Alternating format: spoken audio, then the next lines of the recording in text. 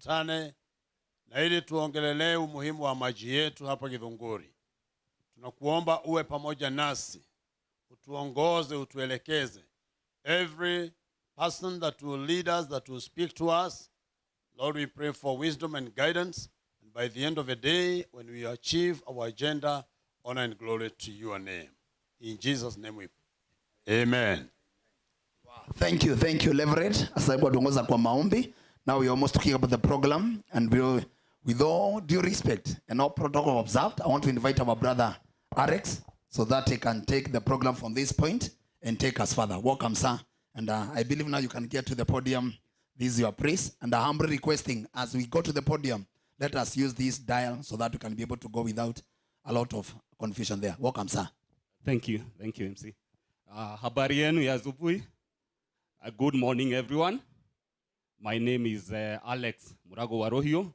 I work here with the Githunguri Water. Tumefurahi sana hii wakati tumewapata hapa nyinyi wote, na ni vizuri tujue venye tumekuja, how we have come, and I want to recognize the presence of our stakeholders within us. We'll recognize the presence of the Danida team. The Danida team, you can just wave. You have a time to talk. We have a team from, I would also like to recognize, do we have the area chiefs? The chiefs? Chiefs? Okay. Village elders? Thank you. Public health? Public health? Thank you. Any representation from water organization? Water projects present? Thank you so much. Schools representation? Schools representation? Thank you. Thank you, Morim. Thank you. Okay. Municipal manager? Municipal manager? Okay. Any banks representation? Institution representation? Institution representation? People with disabilities? People with disability, asanteni sana. I know you arrived here very early. Multi-dwelling units? The flats within our area? The commercial buildings? Thank you. We also like to recognize the presence of our board of directors. Thank you so much. Also, the presence of our regulator, or WASLAB, within the area. They are the referee for the day. The area OCS. Area OCS. Okay, thank you so much. Also, I'll go to the wards. If you just know your ward, you can just put your hand up. Githunguri ward representation. Githunguri ward representation. Githunguri ward representation. Thank you. Gewa ward. Gewa ward. Gewa ward. Asanteni sana. We have Komodhai. Komodhai ward. Komodhai ward. Okay, thank you. Githega. Githega ward. Githega ward. Thank you so much. Ikino ward. Ikino. Asanteni sana na waona mmekuja. Nyandoma. Nyandoma ward. Thank you. Thank you. I can see a hand rising up. And also Kamboro ward. Kamboro ward. Thank you. Thank you so much. Any police commander within the area? Thank you. Thank you so much. And this is your day.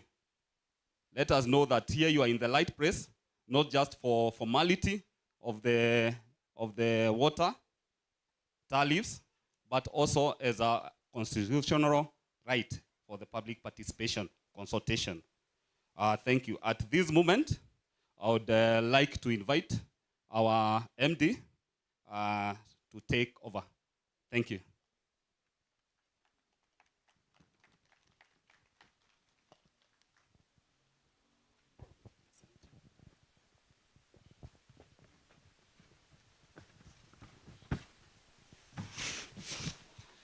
Good morning, ladies and gentlemen. Habari ya asubuhi.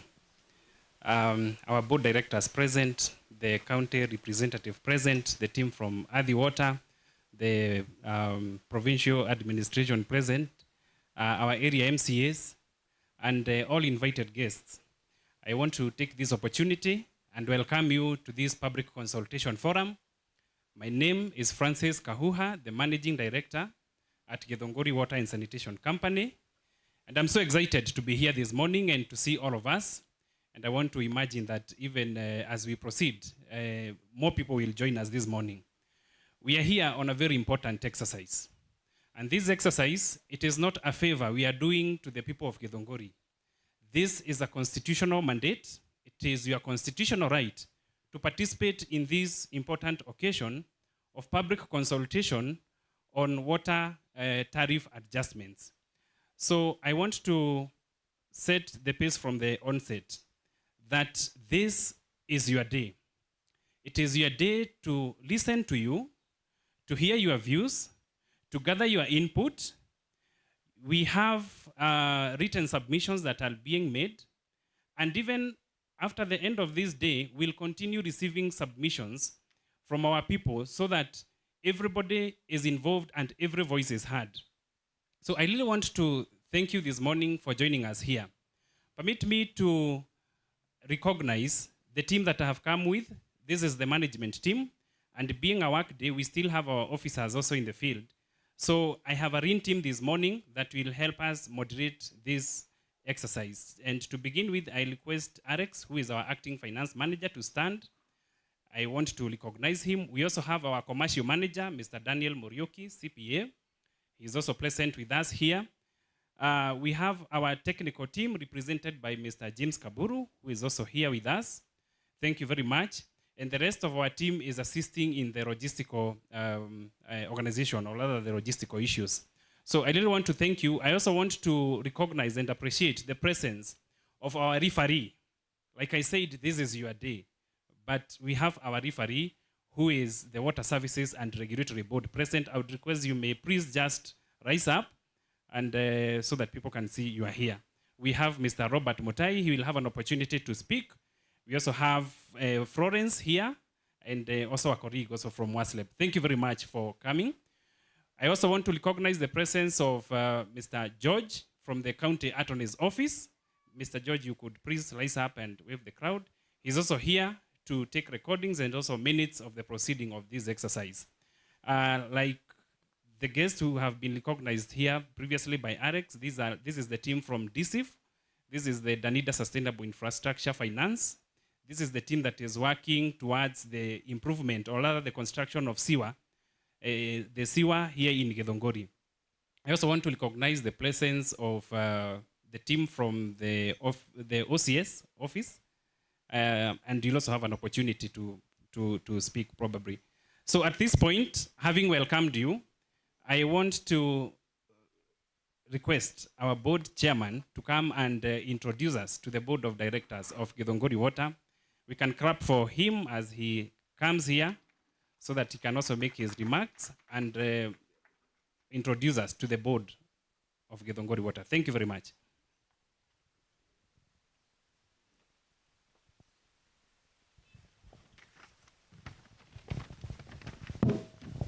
Thank you very much, our MD, Githunguri Water Company. Our guest today, the CEO, WASLEB, Adi Water representative, representative from the county government, the CEC, charge of water, or his representative. The members of the board, whom I'm going to introduce, who are with us here. The MD, our MD. Then we have the chiefs and assistant chiefs who are here, and also the members of the sub-county security team. Before I proceed, I would like to introduce our members, board of directors, Githunguri Water Company, who are with us here. I would kindly request them to stand up. We have Grace.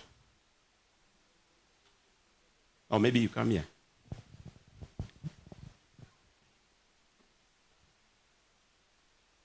We have Grace, who is one of our directors. Then we have Peter Wangaruro, he's also one of our directors. We have 3 independent directors. The other one is on his way coming, Director G.N. Kangara. He will join us later. Okay, get seated, please.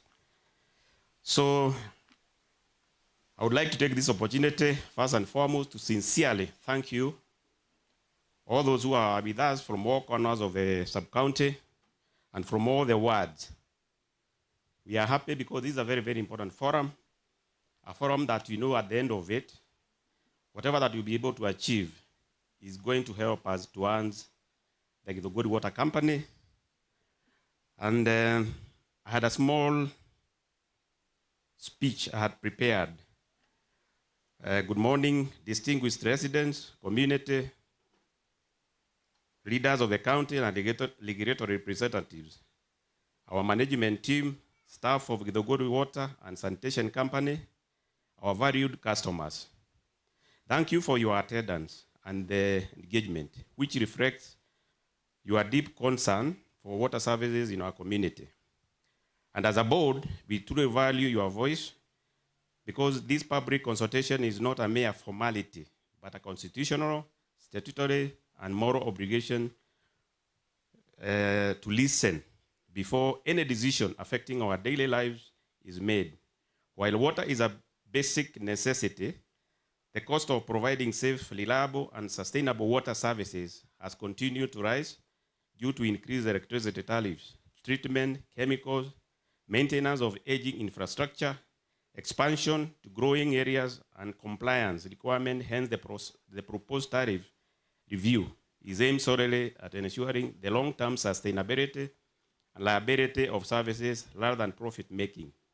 We are, however, fully aware of the prevailing economic pressures on household and business, and we therefore commit to transparency in explaining the basis of the proposed review, fairness and equity in the tariff structure, with the due consideration to vulnerable consumers and clear linkage between any tariff adjustment and tangible improvement in service delivery, including liability, water quality, and customer care.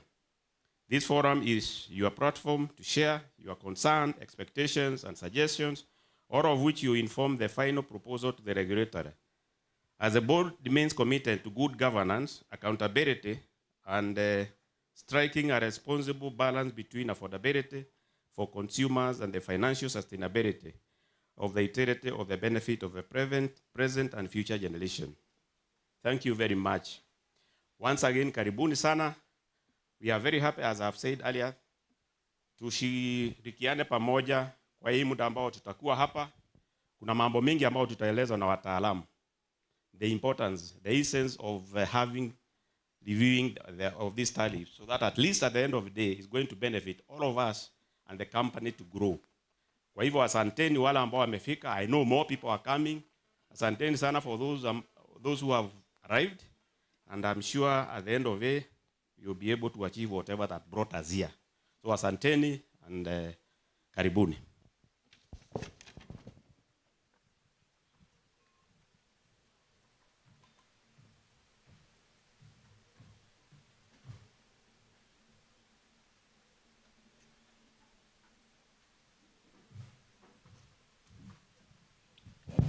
Good, thank you. Thank you, Chairman, for that very elaborate and good introduction, and even for the speech. We really want to thank you. And I would request that all those who are not settled to please come to the tent so that we can move together. As you can see, we had said this exercise will start at exactly 10 a.m. and we are right on time. We want to ensure that we are fair to all of us, including those who arrived here much earlier. I also want to request, I don't know whether Dr. Justus Kolil is with us here. I want to recognize his presence. I think he hasn't arrived, and we'll be expecting him. He is one of our consultants who have really assisted us in this exercise. I also have not cited the representation from the county. This is the Chief Officer for Water, or the CEC. Do we have the CEC or the Chief Officer? I want to imagine they are on their way because they hadn't sent apologies, but I want to imagine they'll be joining us here. And in their absence, like I said, we are here to talk na tutapunguza hii Kiingereza. Hii Kiingereza mingi tutapunguza ili tuweze kuelewana, si ndio? Hii Kiingereza tupunguze ili tujue what is this constitutional right that we have come to exercise, like I said. And this constitution that we passed in 2010, this is a living document. We are here to operationalize Article 10 of the Constitution, Article 35 and Article 174A of this Constitution, among many others. And this is where we are seeking for public involvement in decision making. In other words, tunasema ya kwamba decisions to do with water, we have to do what we call co-production. Kwa sababu hizi shida ya maji na ya ukosefu wa maji, it is a global issue. So we are bringing it at the community level so that we co-produce solutions. And like I said before I go into the details of it, I would like to recognize the presence of our area MCAs, and I will request the chief MCA, the prefect for this area, to please come and introduce the list of the members of County Assembly present and also make their remarks. Bwana Muhenja, karibu sana. Thank you very much.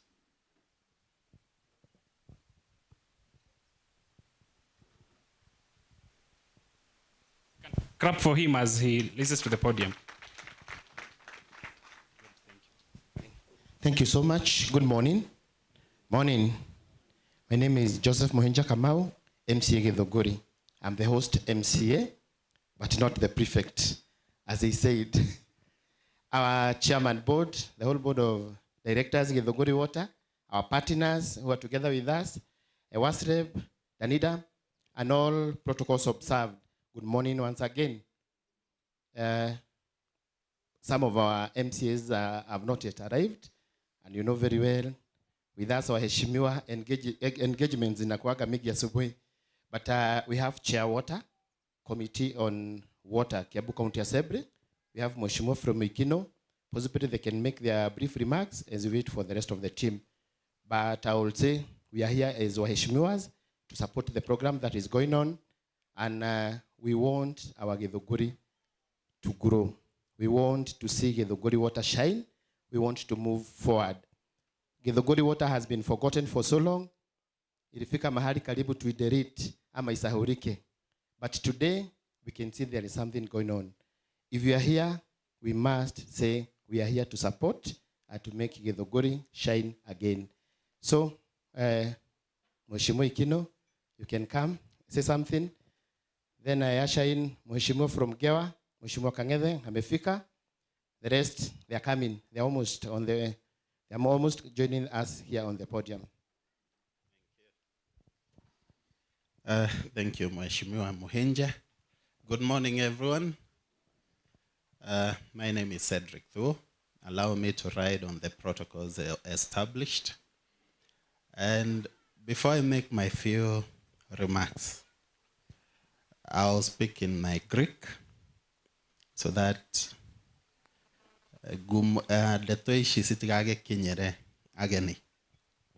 so MD and the board me hamarwa maria troigire makoro masainetwo, because that was do not worry if you do not hear that Greek. Those that understand the Greek already know where I am coming from. Because we had an agreement yesterday ati andu aria matarari wira ni macokete wira. Kiu nikio kirari kindu gia mbere gia twanjie mucemanio wa umuthi. Anwe nyenda nie guthie na utheri. Koguo marwa ma andu acio ni masainetwo makuonania andu acio ni macokirio wira. Kiu nikio ngwenda kwamba kuona itanathie na mbere Alex. Na akorwo ndikuonio nie njerwo na ndire party ya mucemanio uyu. Thank you very much. Permit me to respond it just here. It is true that when we invited the area members of County Assembly, they were concerned that as you have seen, we have a very lean team. we are doing something called, we are in a transition. The company is in a transition. We are bringing in new infrastructure called the SIMA. And now we have been taking stock of our staff, looking at their skills and aligning them properly to where they should actually belong. The request from the area MCAs was, sometime last year, we had a huge number of our staff whom their contracts of employment expired. They want them back to the company so that we can continue having conversations. I want to reassure you here, Cedric, in front of these people, that this morning I spoke to the legal officer from the county. She is preparing the letters, and the letters will be brought for signing, and those people will be back to work. And they are people from our community, so we know them, and they will be back. So I can reassure you that. Thank you very much. Thank you, Bwana MD. I thought I was kind of securing this information for our people, but he's put it before everyone. So that is okay. So kama watu wetu wamerudishwa kazi, si tunaweza endelea na mkutano. So situpigie makofi MD na watu wake. Because for us, as representatives of the people, we will feel when any one of us is somehow shortchanged. And that is why we were very clear to the MD and the board that before anything today, those people must be put back to work. Najua hiyo imefanyika. Si mmeona sisi ni watu wa nguvu. Mmeona huwa tunawatetea. Tuendelee kuwatetea. So for me, I'm here to say that we are here to support. Because honestly, looking at the journey from 2014 to now, so many things have changed. The price of bread, as I was saying yesterday, was not the price of bread today, isn't it? But before we do anything, and as much as we are supporting, let us think of the customer base. Let us expand our consumer base, because that is most important. Let us think of the infrastructure. Let us think of those that we were talking about, the people that are working. Let us think of the technical team. And then, slowly by slowly, we shall get there. Githunguri Water can be one of the best companies in Kenya. We have the capacity. Actually, hakuna place yenye iko na maji mingi kutushinda sisi. Yet we are giving Nairobi water, and our people are still suffering ati hatuna maji. We would want, by the time we leave here, because I know we'll be brief, we are going back to the assembly. Today we were going back to the assembly after recess. But before we go, we would also want to have reassurance that where there is no water reconnected back until now, that by the time we leave here today, there shall be a date on when those reconnections will have happened. I think for that, yangu ni machache, niite sasa brother yangu mdogo, aendelee na yale tulikuwa tunaongea. Tupigie makofi mheshimiwa Kang'ethe akija hapa. Asanteni, Mungu awabariki. Okay. The MD, the directors, stakeholders, wananchi wa Githunguri, hamjambo. Tugeithanie yoguo. Asante sana. For me, I'll choose to dwell in our local language, since I think the stakeholders understand more local than the English we're using. Sindio? Kanate adu agai. Iteti guo. Tuwekera taito athie bunge niguo tukwaria ki. Kanate ya. Ira ni turare na mucemanio kuria senior members na bodi eno. Na mucemanio ne turare na guira urare mucemanio wa kwaririria mathina ma mai ma wodi cigana. Wodi cigana. Gĩikaro gĩkĩ kĩ haha ti gĩakwa na MD na board na stakeholders. Gĩikaro gĩkĩ nĩ kĩa we ũranyua maĩ na niĩ na Wairimu wakwa na Gĩtaũ nĩ tondũ wa rũciũ na ũmũthĩ. Nĩ mwandaũkwo? Niĩ ngwĩciria MD hĩndĩ ĩrĩa kuoya podium ĩno akohe mũndũ ũrafektirwo nĩ maĩ wodi ciothe nĩ Kang'ethe. Ithenge wati ũravumire mũno nĩ kũhingwo maĩ nĩ Nairobi Water. For the first time, I came to understand that we owe Nairobi Water 220 million. Debt that backdates way back from 2007. Dio kana muranyita oguo. Thirĩ wa way back 2007. Then in 2007, we had no tariffs to negotiate to know that this bulky water supply from Nairobi Water was sold at this amount. Dio kana muranyita tutiamenyaga turenderio mai bia cigana. O rimwe hindi ria twaimire wathi water tuoka mai matuika devolved moka Githunguri. Kambuni ito yatigirwo itari na kindu kingimenyitirira na ikoretwo ina mathire mwaka nonge kuma 2007 320 million thaisi andu aya me negative 320 million. Dio kana muranyita haria turi ati mena mathina handu hotonga ni mathina mena mo 320. In short, the company is running into losses amounting to 320 million. My dear people from Githunguri, andu agai nitogirwo kwirana ma no ni njenda ngari ma haha tire kambuni tuwe nayo ni nguo tuoka haha we are in ICU. This is a baby, we are in ICU. It is almost dying. Sawa sawa tuoka gwika atia gukiria. I don't know, dio kana mwakoro ni mwako mwero kambuni yanyu rego tabia cigana mutiretwo MD andu a merema kambuni ino yaya kambuni ino yaya ri yagirirwo ni mahuthiro mayo ni milioni 7 ati milioni cigana no Alex rego tabia cigana ukawire andu rugama haha uyu niwe tigai gukuithia uria murigo uka out of milioni 7 milioni 3 nicio cioekaga. Mishara ne milioni 2. Ni mwada ukwado wa Ngai. So we collect 3 million, we pay salaries 2 million, we remain with 1 million. So 1 million we are expected to pay the debt of 220. Is it reasonable? Ni nyuado wa Ngai. No kuhotekeke. You are the stakeholders, you own the company. Is it possible? No. So we are in ICU, we need to figure out how to get from ICU, sindio, tukitoka mpaka tutoke kwa hospitali. That is possible. We have agreed on this tariff. No ni kindu kimwe gigutuma hetukie tariff ino ni kindu giki kimwe.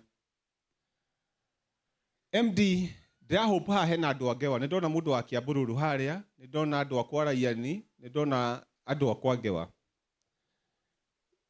Ngewa ina offtake ina muferethi ugerete haria Raiani ugoka kwa maiko gathi nginya Ngenia. As we negotiate today, I'm aware the Athi Water ni makinyire guku andu Athi Water or they are on the way. Nairobi Water, where is Nairobi Water? They have not hawajafika. Please, the stakeholders, when they are here, umane mic, give them the mic to talk to these people. Because I tend to feel we operate from different forums. We have Nairobi Water there having conditions, you have Athi Water having conditions, then you have Githunguri Water. We are serving the same people. We are here to deliver a service. Githeti gwa andu Ngai. Inyo githeti mai murenda. Ni murenda githungu giki kiingi haha. Githeti mai. Githungu giki gutiri undu gikamuteithia utare na mai gwaku.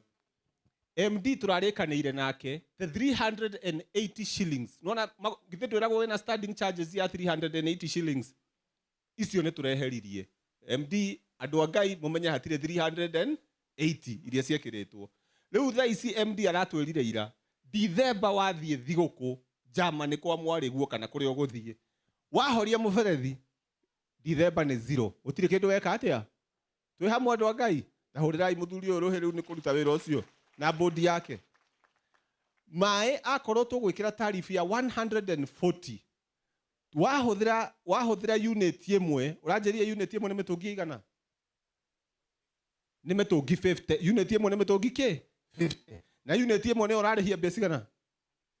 Ni urarihia ciringi igana ria 40. Andu Ngai githire sawa. Mitungi 50 igana ria 40. No ni nyenda ngahuthia tutige gutira tukiari ugo ici turaria haha nyingi citari na maguru. Itheti guo 140 shillings for 50 jerrycans ya liter 20. Mitungi 50 nĩ hega hau ng'ombe ĩnyuaga mĩtũngi 2 mũthenya ũguo ĩkorwo wĩna ng'ombe ĩmwe 2 times 30 nĩ mĩtũngi igana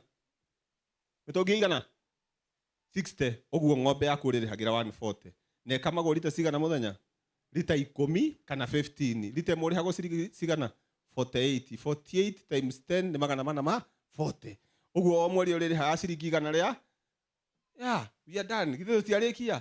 Is it simple? Nĩ ndamũhũthĩria gwĩthamba mũndũ ethambaga na mũtũngi ũmwe githĩ tiguo. So ũngĩoya 140 divide by 20 ni pesa ngapi? Mtungi moja ni pesa ngapi hapo MD?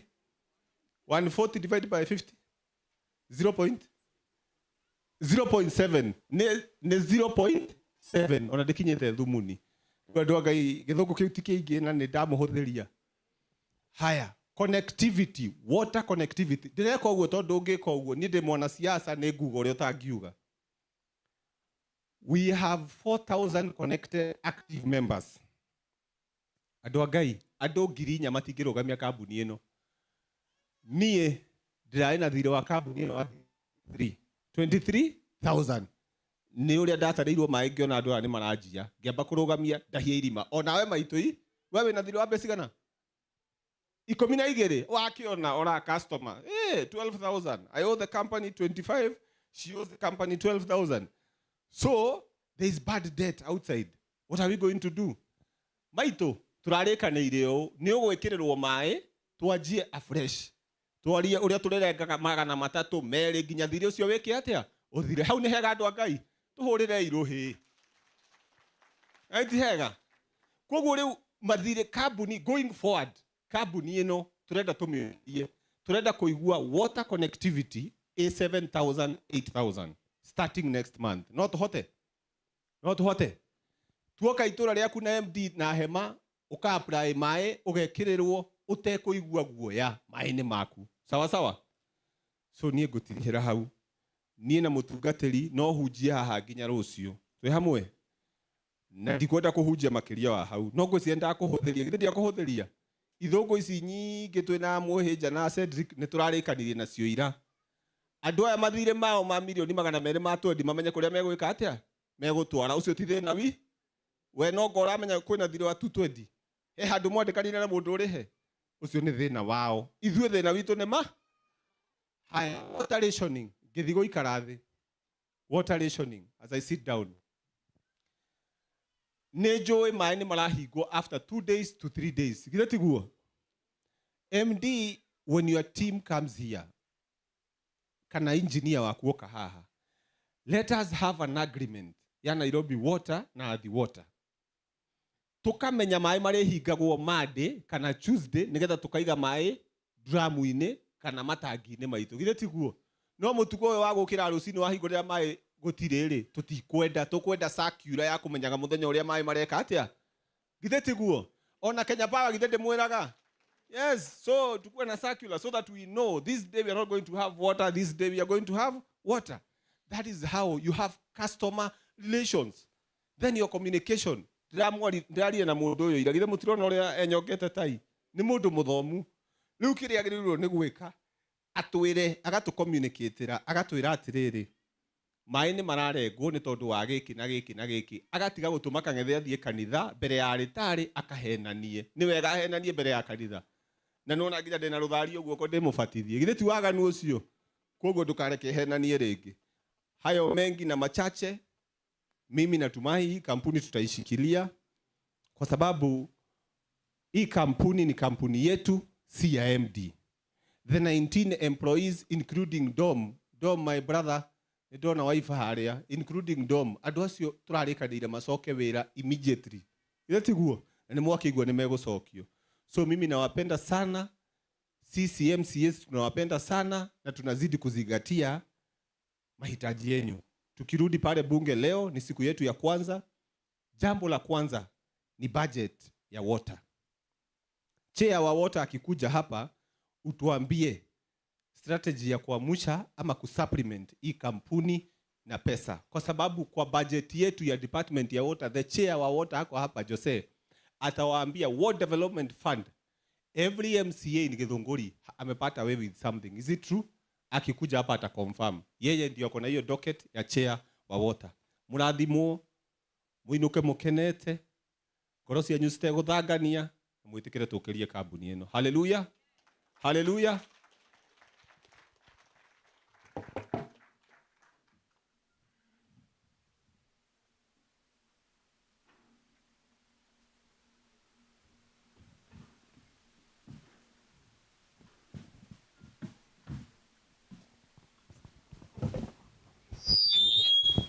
Good morning. Okay, tusalimiane hivi. Asante. Siku ya leo tumekuja hapa juu ya tariff. Na kama venye Mheshimiwa Kang'ethi amesema, ni vizuri juu tuwajulishe nyinyi wote wakaaji wa Githunguri, na kuna wale warari pia wanasaviwa na Githunguri water. Tuwajulishe venye tariff inaenda.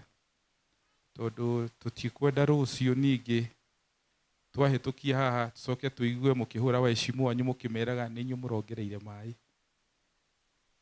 Thaa ici no mwage kumenya kana mai ni mongerere, todo ti tariff igakorwo implemented rucio, itachukua like 3 months, then hapo ndo mtaanza kuona impact ya hiyo tariff.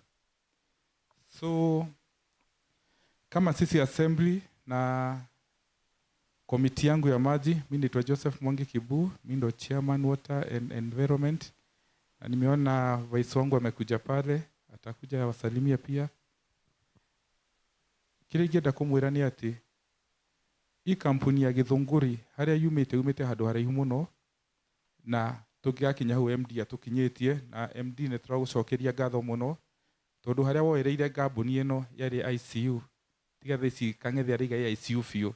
I think umejaribu sana, na nituramenya going forward ni uratwara kampuni ino handu. Kuria bunge ni tumuhetukirie miferethi, twina floka, kwina boreholes cirathi na mbere kwenjwo guku, na nituramenya cigukorwo cigiteithia andu a Githunguri. No kiuria kinene andu aitu a Githunguri kiria tureyuria ni atiriri, tondu athi water ni atuhingira mai wa Srebwe hau na mai maimaga guku gwitu kene ithu tutangimahingira mai mai guthi kuria kwa mukuona atia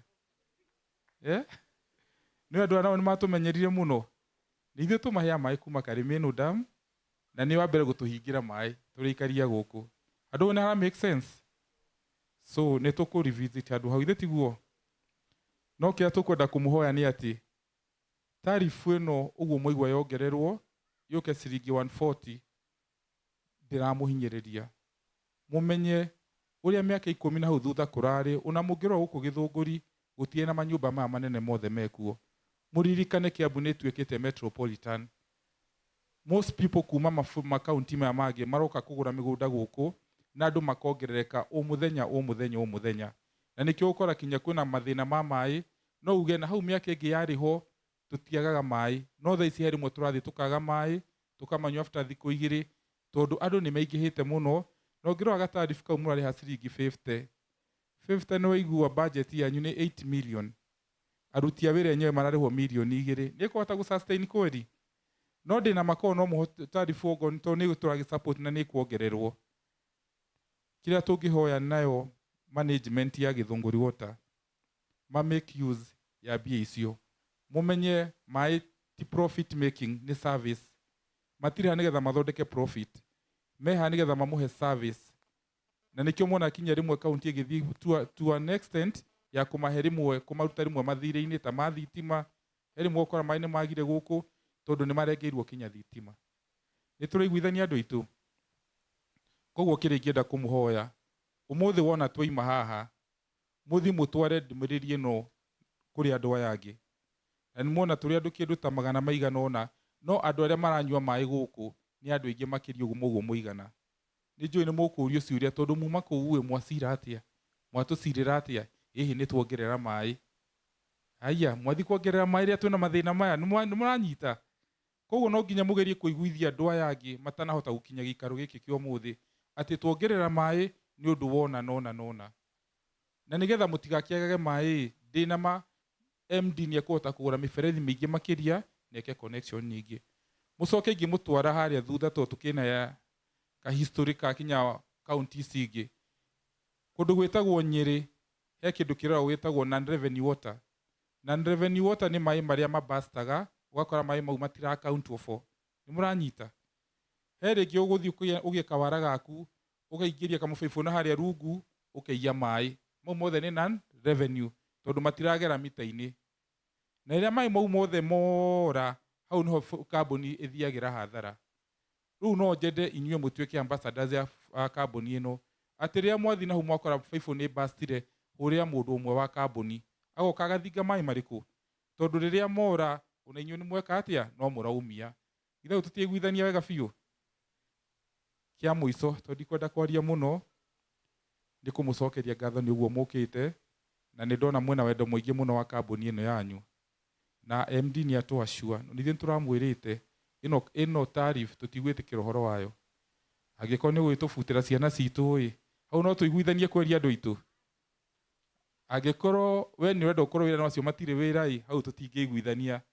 No MD ũrĩa aratũtarĩirie tũrona nĩma mũndũ ũyũ ndambĩte kũmabuta nĩ mĩbango athondekaga ũrĩa mekũhota gwĩka atĩa angĩhota kũruta wĩra tondũ nake arakĩrĩ mũgeni ithe tiguo na tondũ nĩiga nĩ ekũmacokia ndina mandũ acio nao mona macoka no MD mũndũ agĩkorwo ndakĩrĩ na mĩtugo wĩra-inĩ nĩakĩambaga gũbutwo ithe tiguo kana agakĩigwo kando tondũ naguo andũ nĩ maragĩbatara service.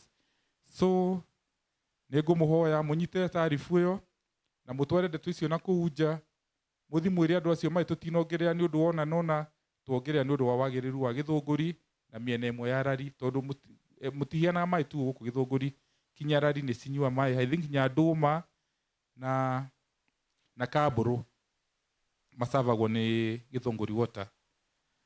Koguo ngũmwĩra Ngai wa mũrathime na tondũ vice wakwa ha okay make remarks yake then you will just give back to the area MCA.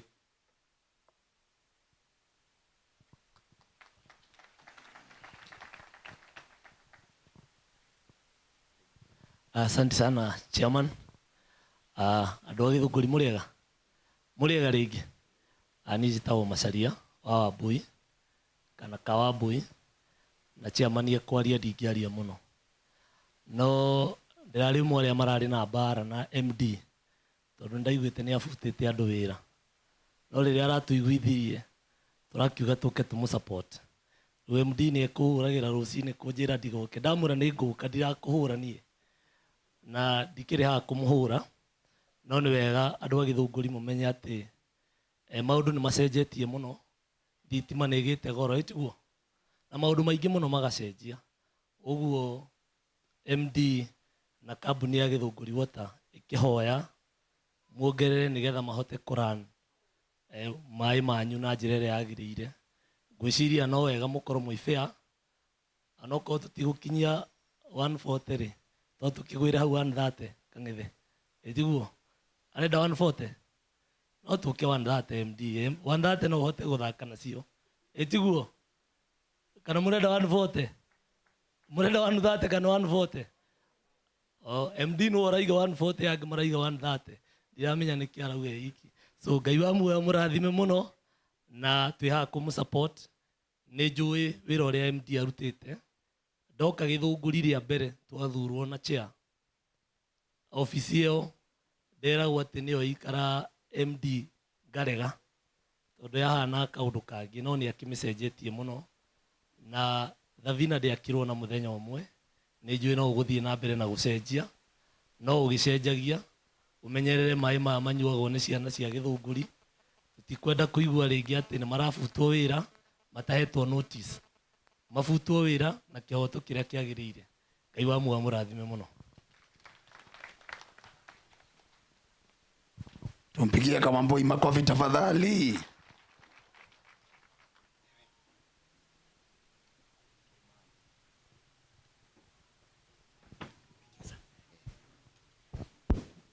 Thank you so much, Mheshimiwa.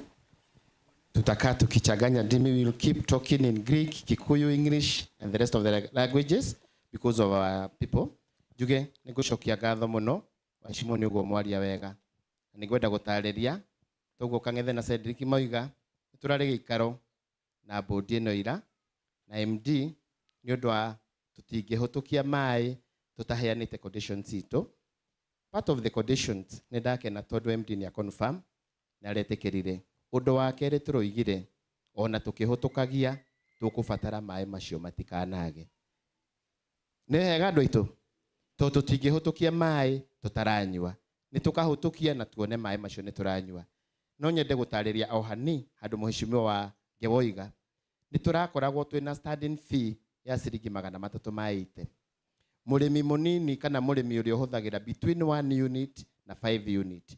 Ngĩaria ũhoro wa 5 unit ndĩroiga lita 5,000 ũngĩkorwo wĩna itangi gwaku rĩa lita 3,000 na rĩngĩ rĩa 2,000 na within 1 month lita icio 5,000 nĩ irakũigana.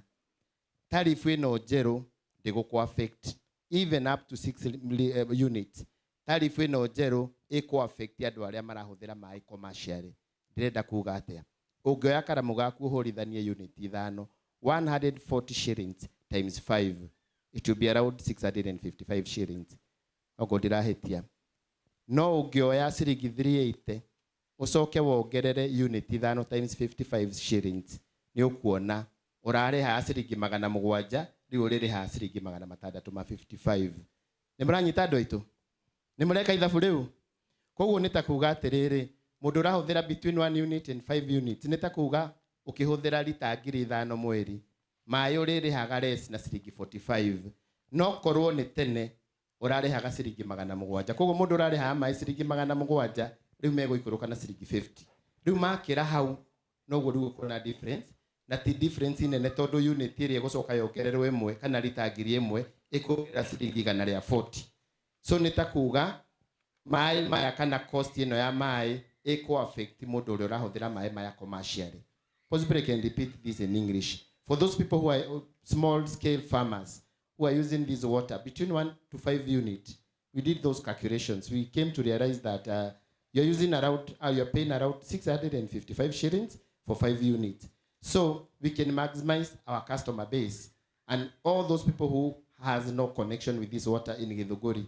We make it from possibly 2,500 to around even 7,000 farmers, so that at least we can be able to have a wider customer base. Githunguri water negetha realize profit no gũcokerwo guo na Gĩkũyũ no mũhaka muongerere andũ kuma andũ arĩa mwĩnao 2,500 kana 4,000 arĩa marĩ ho tũkinye around 7,000.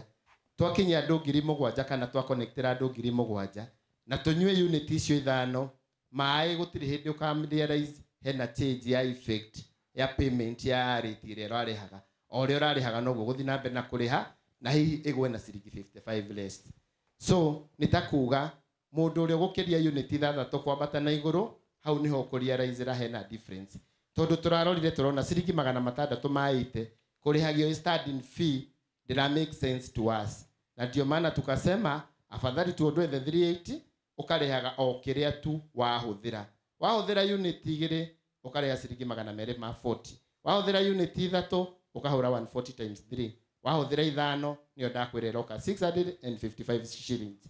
So to mean tũgĩsupport idea ĩno ona ithuĩ no tũrekĩte mathabu maitũ tondũ population ĩrĩa nene ĩrahũthĩra maĩ Githunguri na arĩa angĩ marahũthĩra maĩ mũndũ ũtakĩrĩtie ng'ombe 5 ndũkũhũthĩra makĩria ma unit 5. Koguo gĩka ithabu rĩaku wega maĩ ũrĩrĩha o ũrĩa ũrarĩhaga. No to ũguo mwerwo Githunguri nĩ tuĩkĩte cosmopolitan. We have companies here iria produce na nĩ marabatara maĩ. Twĩna andũ me commercial kana marahũthĩra nyũmba cia gũkombora na nĩ mararĩhio maĩ acio nĩ mekũhũthĩra unit 10 kwambata na igũrũ. So difference ĩgũkĩra mũndũ ũrahũthĩra kuma unit 7 unit 10. Koguo nawe harĩa rĩu ũgakinya unit 7 rĩ nĩ kuga nawe nĩ biacara ũrahũra kana hihi no kĩrĩ na ng'ombe makĩria 10 kana 20 na nĩ make sense. Ũngĩkorwo tũkuongerera mbeca icio ciringi 100 kana 200 harĩ cost all together ĩteithie gũkĩria Githunguri water rĩ ona kaba tukiongerere. So board, the chair and the board plus the MD, you have a tall order here because we must deliver to our people of Githunguri. Thĩna ũrĩa twĩnaguo mũnene mũno, our partners wasreben at the water. Githunguri we use water like nobody's business. We need the water more. Not even possibly I can talk of like possibly 20 to 30,000 households. We can manage to have that water, but that water we don't have. Today we're here with our partners.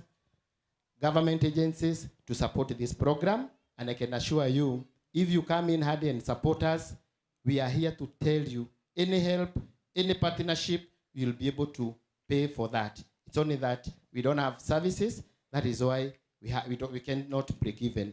But once we break even, we can do so much. The NIDA team, Githunguri is a town. I'm affected because I'm in Githunguri town. I would like to tell you this. Githunguri, here at times we take raw sewer, and it is very dangerous to our health. Because part of the people who have commercial buildings here, they don't have anywhere to direct their sewer. That is why we need sewer line, and it is urgent. We need it like yesterday. We are here to tell you, once we get the sewer, Githunguri will be able to grow. Because even more companies that want to come and work or possibly have their companies in Githunguri production companies, they cannot come. One, because we don't have water. The second thing, because they don't have anywhere to direct their sewer system. So once we get the sewer line, Githunguri commercially, and in terms of industrial, it will be able to grow and it will be able to go very far. But without it, it will be very dangerous, even to the residents of Githunguri. Because that is the danger that is roaming. I live this side, place called Keria, the east side of Githunguri. That is where all the raw sewer is directed. The coming 1, 2, 3, 4, 5 years, God forbid, we might come to realize they will be having so many cancerous diseases just because of the effect of that, the danger of having the raw sewer go to the drains or go to the river direct. So we would like the national government, add the water, the NIDA team, WASREB, and any other partner who is around to support us to get the sewer system in Githunguri, because we cannot live like this in a ward, in a town that is growing. So with that one, I believe we will work together with the team and Githunguri Water. We support it, and we have that sewer system. Because I know very well once we manage that, even with water and everything else, even our people will be able to commercialize. To mean, andũ aitũ nĩ mekũhota kũrĩma na maĩ, tũngĩ-support tũtũnengerwo maĩ marĩa maroneka 24/7. Possibly we will have a presentation, I believe, from WASREB and at the water of how we will be able to attain this, where we will be able to get our water on daily basis. Because my brother Kang'ethe talked of rationing. Me, I'm not for rationing. Let us get water 24/7. Because if I can accommodate and if I can pay for that water, why should we not get it? If I'm able to pay, like for example, I am a farmer. I have 5 cows. If I can manage to get milk and pay for that water, why deny me that water? Why do I have to go and look for another supplement? Ndirathiĩ kwenja irima rĩa maĩ nĩkĩ ũngĩkorwo Githunguri Water no ĩhote kũni sustain na maĩ na ndĩna ng'ombe 5 iria ngũhota kũrĩha kana iria ndendia iria kũrĩa fresher ndĩhotaga kũrĩhĩra maĩ. So the water team, the NIDA team, support us. We are farmers, and we are not just farmers. We are commercial farmers. We are people who are able to pay for that water once it is supplied to us. Because the alternative that we have is a borehole. Borehole or shallow wells, they are not sustainable. And to get that water from that shallow well, at times we use electricity. Electricity is even more expensive than getting water from Githunguri Water. So the alternative is, other than buying water from anywhere else, give us that water, we'll be able to pay for it. Our people who are commercial, they'll be able to commercialize and pay for that water, but sustainability is the key here. Juge na Gikuyu, guthio gitukanagia ruga, juge na Gikuyu wega muno. Gukorwo twina mai niyo solution. Na gukorwo twina mai ma kuigana Githunguri no gutuguteithika. No tutinde tukihereria haha uhoro wa unit ciringi 140. No twaga kunengera andu itu mai on daily basis, 7 days in a week, 24 hours, tutinateithia andu aitu. Tondu hindi ria tutarari na mai turarengerwo mai ni Nairobi Water. Mutungi umwe tu wa mai ngigura ndehero gwakwa ndirauraga ciringi 70. Na kundu kungi ukagura ciringi 50 depending na haria urathi gutahirwo. No korwo mai macio no ureherwo matahirie tapu-ini MD, wirwo mitungi yo 50 ni ciringi 140, na mai macio matikaga. Ona inyu mutigukorwo mugithinika, ona ithu tutigukorwo tugithinika. So ndira tu reason haha twi hamwe, tondu hari hindi tweheragia siasa tukenda kwaria ma. Mundu othe wi Githunguri, na nijui twina andu me guku Githunguri town, na wina mukawa kureherwo mai haku wira-ini ni ukurihio between ciringi 20 na ciringi 50 ungikorwo wi haraya. No mutungi ucio wa mai ungikirirwo tap na wikirirwo mita hau, wero mweri mugima mitungi 50 ori rihagira ciringi 140 for a unit ni ukuhota kuuga njikirira mai ni mekirwo mita na mai macio ni ndimonage matekwaga no gutire kindu gituraga andu a Githunguri ta gukorwo we na tapu gwaku mucii na tapu yo ndire na mai hindi ria we na mai ndungimona hindi ria makwira ni maroka still mai macio matigukorwo me tapu-ini yaku no korwo no ukorwo we na mai macio 24 hours 7 days in a week nira make sense kwirwo ciringi 140 ni ukuriha unit ithano cio kemagana matano tuma 55 na ni tukuhota gukorwo tugisupport Githunguri Water.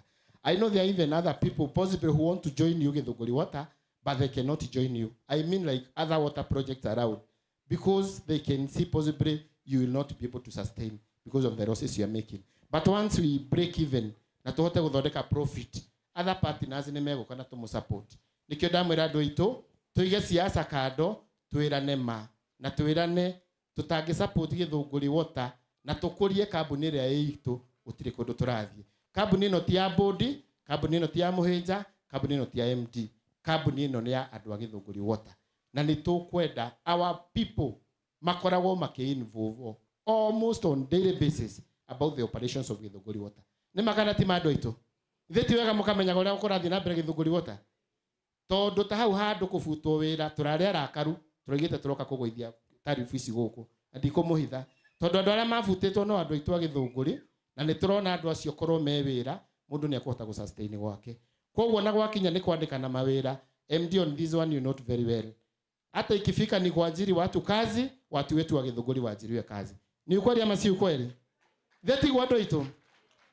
Ongikone ni ndirarihira mai macio ona mundu wa wira reke ime guku. Nigetha ona mbeca ici igakorwo igisakirĩtio guku Githunguri, noguo no gutungihota gukuria economy ya Githunguri. Lakini si kusema hapa tunakuja tunawapatia pesa mnaenda kuchukua watu na huko nje. Hiyo hatutaitikia. We will not support you for that. I know the NIDA project is coming very soon.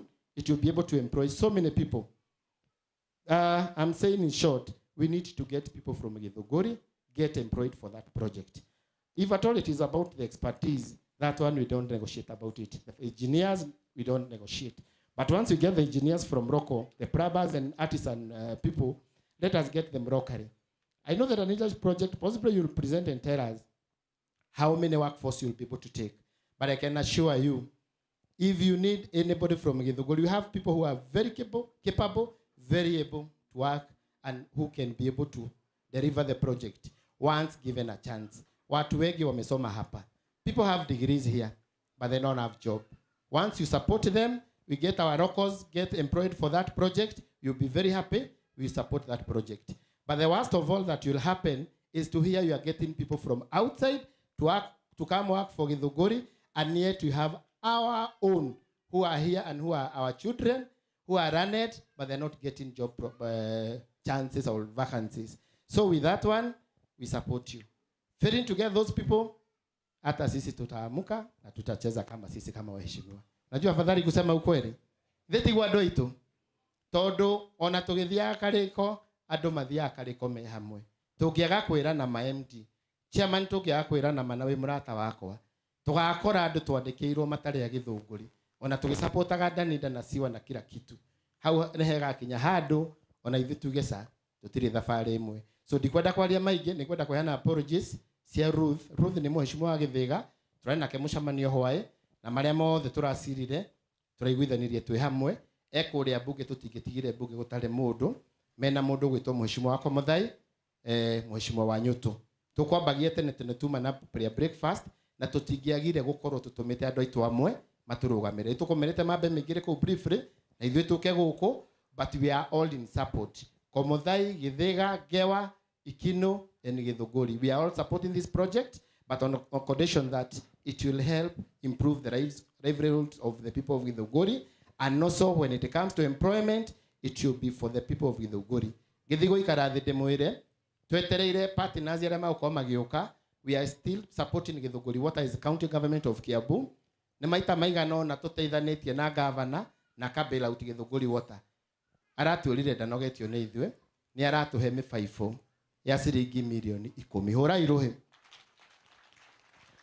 So MD hari oregwatagia ndurahota gukinyira andu acio angi. Ndarugama ha kumwashwa. Governor ni aratuhe mibaibũ ya milioni 10 ya gutambia mai kuria gutarakinyite mai thiini wa Githunguri. Koguo aria matarakihotete gukinyirwo ni mai ma make sure ni moka meyandikithia baibũ icio cioka tumukinyirie mai haria hothe atarahotete gukinya nigetha tuhote guteithia andu aitu. Because I know one thing, the Danida project, once it start, and possibly I would like to hear that from them before we leave, it might take time before we get that water in our taps. But once we do something, it will assist our people as we wait for the main project that is coming.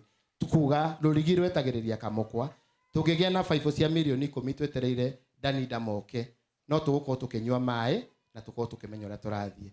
No ri no tukwenda muikare thina Nairobi water tukuga meguko at the water you people you will support us tupate maji siku mingi hata tukigojea maji ya kila siku.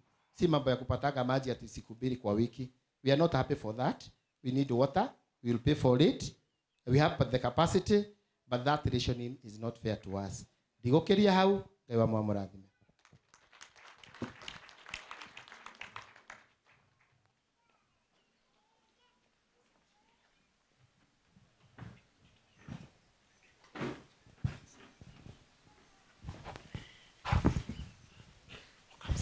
Good. Thank you very much. Tupigie hawa waheshimiwa makofi. Tuwapigie makofi tena na tena.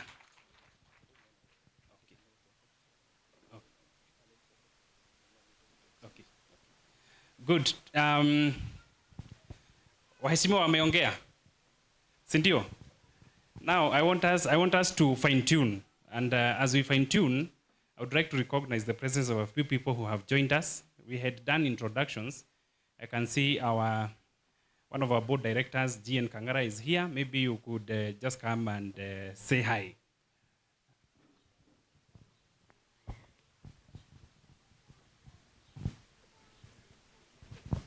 Just say hi.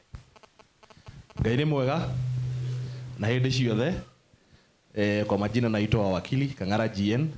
I'm a director here at Githunguri Water, and we have come a long way. We have initiated this process of the tariff review na tunaomba to support, because we need to really support this company. Because from where we have come and where we are headed, we must support this water tariff for the company to be a going concern. Kana mutu yoguo. We are here and we really appreciate, and we are hoping that the tariff review process will be successful and we shall scale the services of water provision to all our community members. God bless you, and I look forward to a successful engagement. Mbarikiwe. Good, thank you very much. Asante sana. I've also seen a representation from the county. Engineer Kerera is here. He has just walked in. I'll request, let him cool down, and then he'll say hi as well and tell us what he has come with. I just want to rebut or to mention what our honorable members have said. And I'm really very, very grateful for the comments that they've made. Na nijugirio muthiti muthenya wa Githungu itiguo. Ndrenda kwaria Gikuyu na nigetha tuhote kuiguithania na ningutariria. I will explain it to our colleagues here. Aheshimiwa waitu ni maria wega muno na ni macira. Andu aitu a Githunguri tutiri twahatwo kugia na forum. Ona amwe nyu maranyona rita ria mbere umuthi. Ni uhoro wa ma. Mundu uranyona rita ria mbere umuthi waiguo kwa iguru. You see they are quite a number. Meaning tutihotete gukorwo tugicemania na inyui na ni wega mukamenyaga andu aya maramuhe utungata ri nia na philosophy yao ya utongoria ri ihana atia nigetha tuhote guteithania. Nyambiririe na muheshimiwa Cedric atwiririe atiriri ati kambuni ya Githunguri ya mai ni ikoretwo na mathiri mokite meiganiriire thiro cio ti wa thirikari ino irokire this time round county government ni thire wa tene wanjiriirio na ku 2012 ukoretwo ukite weiganiriire koguo ti ati ni thire wa muthenya umwe kana wa county government hindi ino irathurirwo hau ni turanyitana na njuge atiriri njokere muheshimiwa Cedric uria oigire muheshimiwa Cedric go summarize uria waririe na kiugo kimwe. Muheshimiwa Cedric aririe uhoro wa accountability ati no nginya tukorwo turi accountable kuri andu aitu itiguo ati wona inywe mwetikiria mwauga ni twetikira tarifu ino tuhetukie na ithuĩ tũrĩ ta management na Githunguri Water tutwike accountable kuri andu aitu itiguo. Muheshimiwa Kang'ethe oigire atiriri ati we araiguire for the first time na ciarirwo guku ngewa guku ati ni hingo araiguire ni kuri mathiri ma Nairobi Water. No uraiguire horo wa mathiri macio muthenya rita ria mbere kihinda giki ithe ti hingo turaiguire horo wa mathiri no turaiguire niki tondu nituhingurite mirango na tugatuika transparent. This company, it is a public water company. Twanyitanira ti kambuni private, koguo ti kambuni ya mundu. Kambuni ino ni kambuni ya public na ni kambuni ya muingi. Na kambuni ino ndithondeketwo nigetha ihote kuheana guthondeka faida. It is wholly owned by the county government of Kiambu. And its sole purpose is to deliver water to the residents of Githunguri and the Roarari. That is Kamburu and Nyandoma. Not only county government took you, we are saying that we are delivering excellence. We are expanding possibilities and delivering excellence. Mheshimiwa Kangethe, I summarize your input by the word transparency, that we need to be transparent. Na nikio twina regulators yitu haha. Umuthi ungihingura Githunguri Water website, ni ukuona ati ni turi na mathabu maitu maria mekagwo maroragwo ni Auditor General na reports citu ciothe cia WASREB.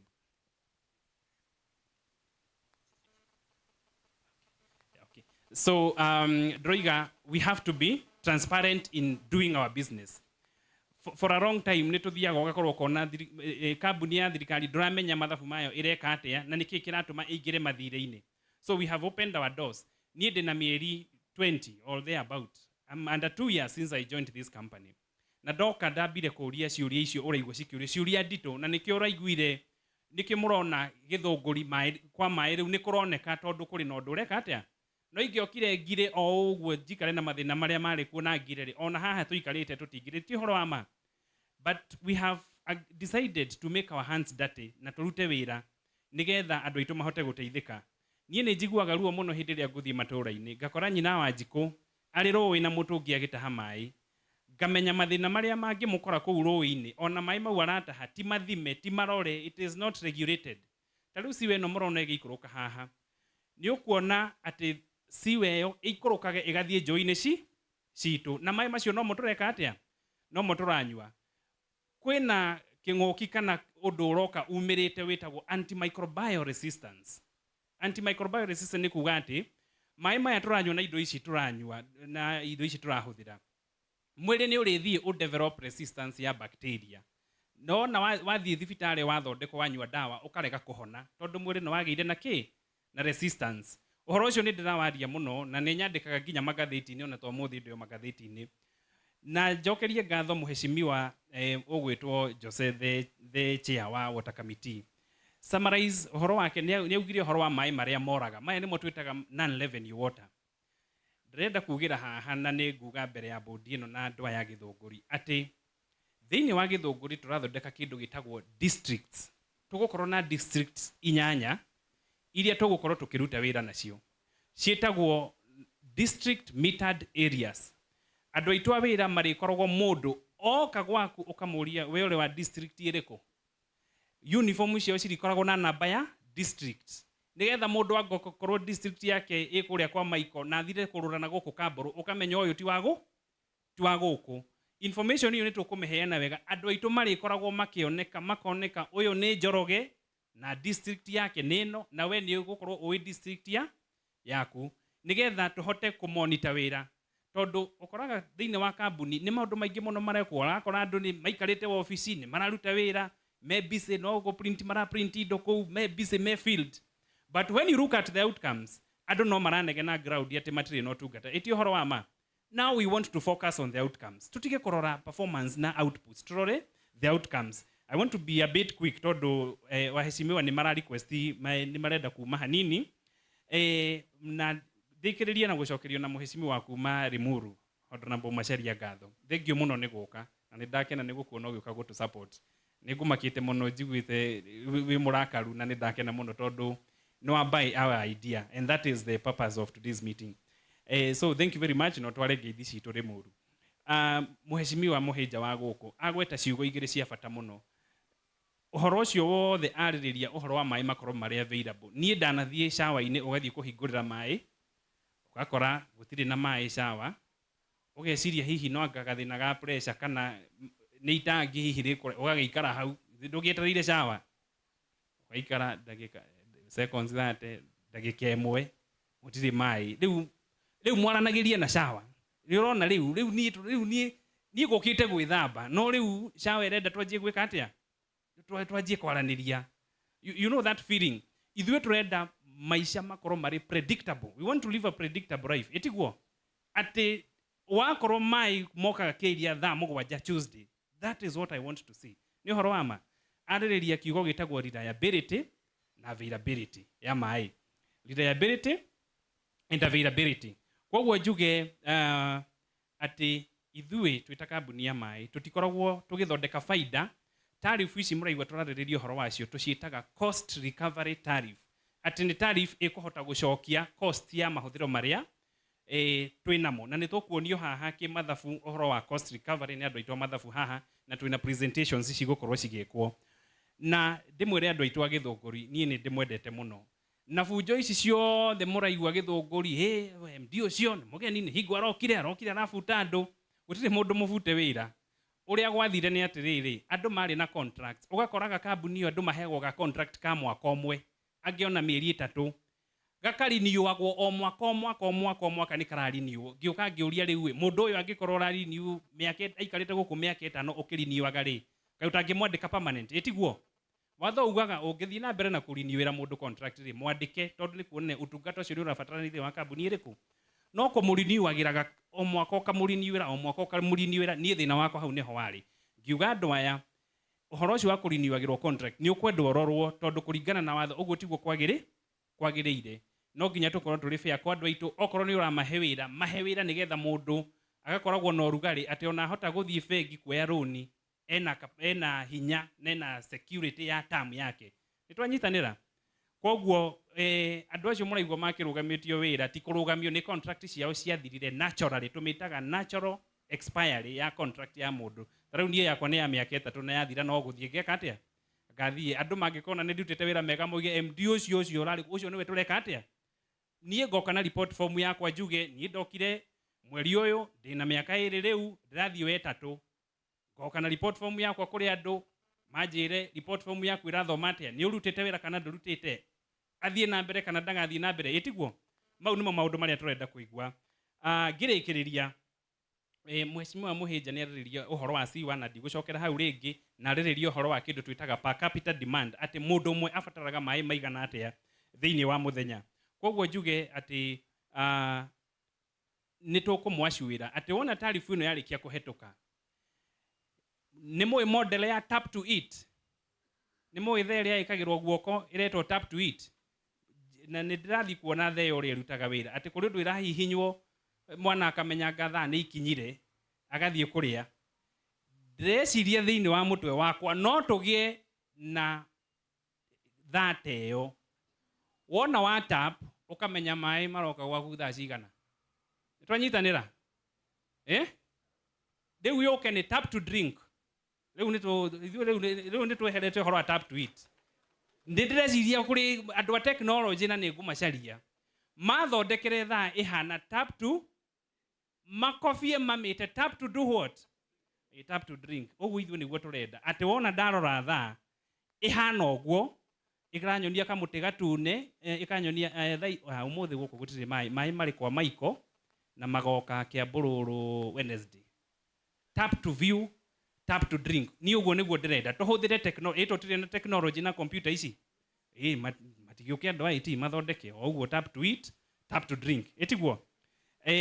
Na tondũ heshima itũ nĩ marenda gũthiĩ nĩ ngũma request moke haha nĩgetha na bodi itũ tũhũrwo mbica ĩmwe na mũtwĩtĩkĩrie tu nĩgetha tũmohore.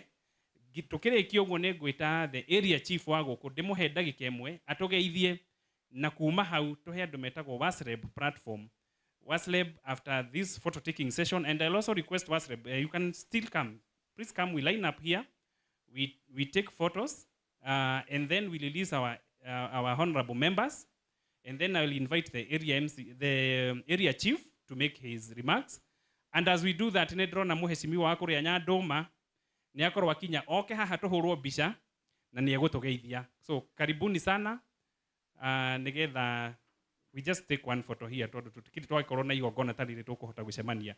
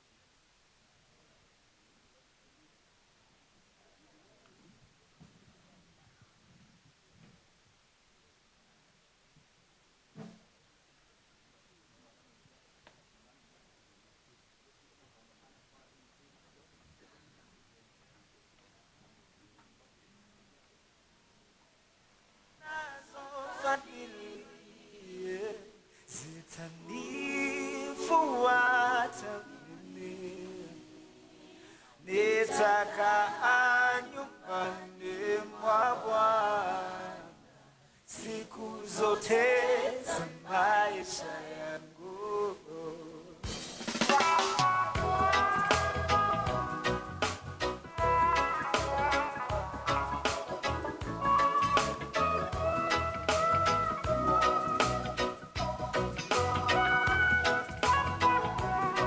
Nipitapo bondeni la mauti, uniachika wewe. Good, thank you. Nituma hurray makofi ya we clap for them. Asante sana. Dread,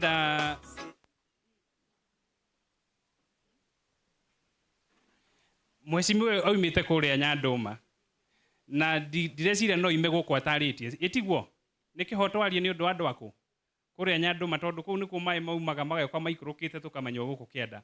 So as she settles down, I request the area chief to just come and say hi to the people and also help us recognize who is present here. Na tukue wafupi sana kwa maneno because we need now to get into the presentations. Then we give it to Asleb next. So welcome, Bwana Chief. Karibu sana. Thank you, sir. Riding on the protocols of the day, the directors of this water, the board, the MCAs, na wananchi watukufu. God is good, and all the time. If you have no issue with your right hand, can you say hi to me or tell God thank you? Happy 2026. I'm a man of few words, because the moment I tried to look for your vote, you were not able to give me. So I will not look for vote. God has given me the vote of security. The point here is only one, because I've heard what the MCAs have said. And you know, elected leaders are the voice of the, yeah? Are the voice of? Haya. Turetha kindu gitagwo mai reliable na mai safe. Mimi nikikua tulikuwa tunaenda na mkate kwa mto Keiria. Na unakula mkate na unakunywa maji na unaoga. And you are still good to go. Kwaja we kihigite na thurwari ya thiini ukaigwa horo ucio mwega muno. Today we no longer have safe rivers where you can drink and even wash. So I partner in you because Githunguri is growing at a growing rate. And soon and very soon we are going to open the hospital, which will attract 300 clients per day who will need to eat, who will also need to excrete. And for your information, your body is over 75% water. So you need good water so that you will not be going to hospital so many times. The issue is safe and reliable water. Toma more the mega. Pale kwa stage kuna gari inaitwa Mwengeo. Inaweza kukulipisha 8 kwenda Nairobi, lakini itatumia masaa mawili. Kuna ingine inaitwa Shukishabeba vile vile. Lakini ukitaka kwenda haraka utaenda kwa haya kai moi. Ekayo ne shibu mwega ati uratongoria andu mara Githungu. Uguthie kwi ngari yandikitwa. Koguo ha hena mai safe na reliable na ni Mo Express na he mai ma Mwengeo. Tona mairi mari huaga githe to mai. Ona maya magutahata yu ni ndiraharirie mukawa haria kantini kwaga mai. Mai ndiraguraga mitungi 50 ni ngiri. Na ho haria ithabu rikarehe magana mana. Kuo ngathie hathara ya matandatu to ni ngurire mai. We are looking for safe water. Korwo we na andu 5 na ng'ombe 5. Urani ndi mai ma mbeca nyingi muno. Mangikorwo ti mai meguguteithia. To wanywa mai moru ni ugunidi guthie kugura ndawa. Koguo cheap is expensive. Gao people, can you stand and show by hand? Gewa vehicle chief, Gewa chief, stand up and say this. Daniel Waiharo is the chief Gewa. We are working together very closely. Chief Keiria na Kanjai, Lusembudia, amesimamia Keiria na Kanjai. Nimeona Keibabu. Keibabu, Mr. Juguna. Nimeona Muthuri Mugikuyu, unene wa Ikino sublocation. Any other Ngao? I want to say we are together team. DCC is in another meeting. As we have another meeting like this one tomorrow for leaders and sub-county security team. So because I know you are a leader and you are invited, you are welcome. Kwa macio maingĩ njuge atiriri, you have done well by bringing the elected leaders on board, because there is the difference between politics and reality in development. The point here is reality in the way. Tariu we no witikire kuria na ndigagithukia to biashara twa street no witikire kuria cabaci ya street oro uguo tondu ihureirio rukungu rwina giko koguo ukumigura kibao na maundu ta macio then yes Chief Gemwa Simama Dominic, thank you and representing the OCS, of course Rico is here, Inspector Chief.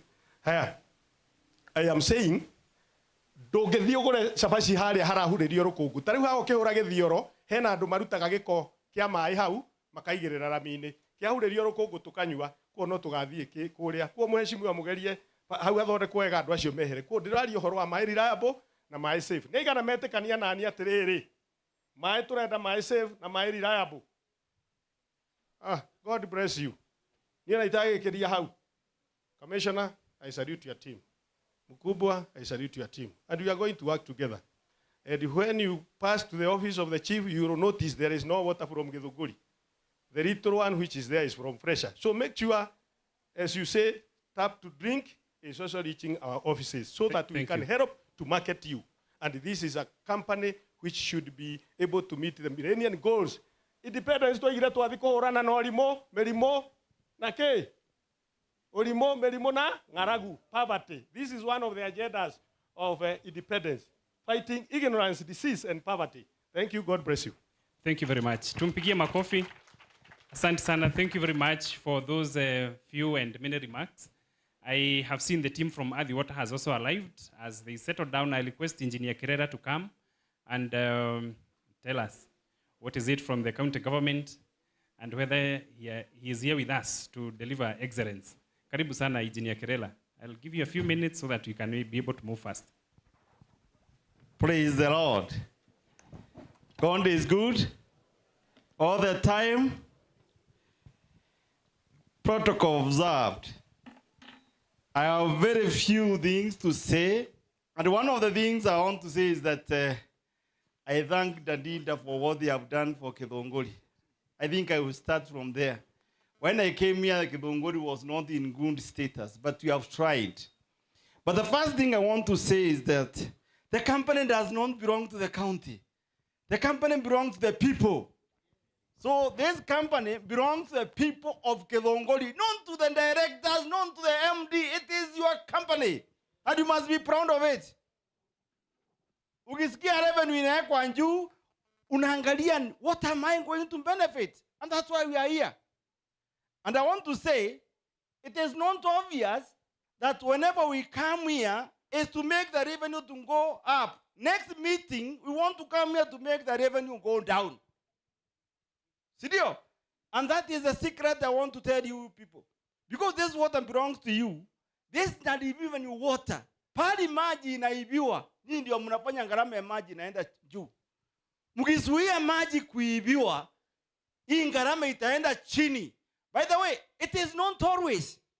Kwa sababu hii si company ya kuweka profit. Hii ni company ya kuserve people. When I was employed as a government inspector wa maji. Maji ilikuwa ya serikali. Hakukuwa na companies. Mimi ndio nilikuwa naenda kulipiza maji na mimi ndio nilikuwa naweka prices. Paki today si hivyo. Maji ni yenu. Na nafurahia chief bila amesema. Lazima in fact chief, all the chiefs, I love you all. Kwa sababu ya kuja hii mkutano. Unajua ni kwa nini? Hii maji ni yenu. This is a social thing. Na lazima itritiwe as social. Lazima maji itunzwe na wananchi. Na wananchi wapewe heshima yao.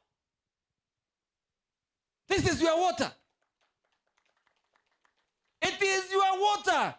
Ukiona nikikuja na gari hapa, ati narani hapa napewa kila kitu, mimi natoka Meru.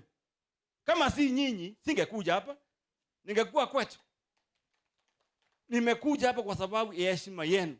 You are the people who have employed me to be here. I'm the director. I cannot be called a director without you. Na lazima watu waangaliwe.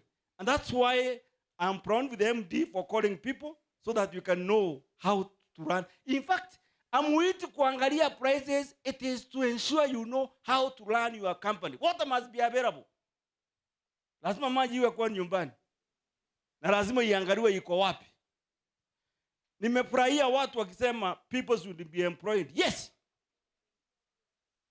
Watu waajiriwe. Si watoke Meru wakuja run Githunguri, watoke Githunguri, run Githunguri. And that's what we said in a meeting. I was in the board meeting, and that's what we said. Lazima company iangalie watu. Lakini nyinyi ile kitu iko na shinda hapa Githunguri, amwangalie maji yenu. Mnafikiri maji ni MD. Ndio tunakuja hapa kuona kama gharama itaenda juu. Mimi nataka nikiingia next time kama Mungu atanipatia uwezo niwe hapa. I'm about to retire. Kama nitapewa uwezo niwe hapa, niingie nione mkutano wa kuteremsha maji chini. The other thing, we have been told we will be giving you pipes for 10 million, and I think we will consider more for the benefit of Githunguri.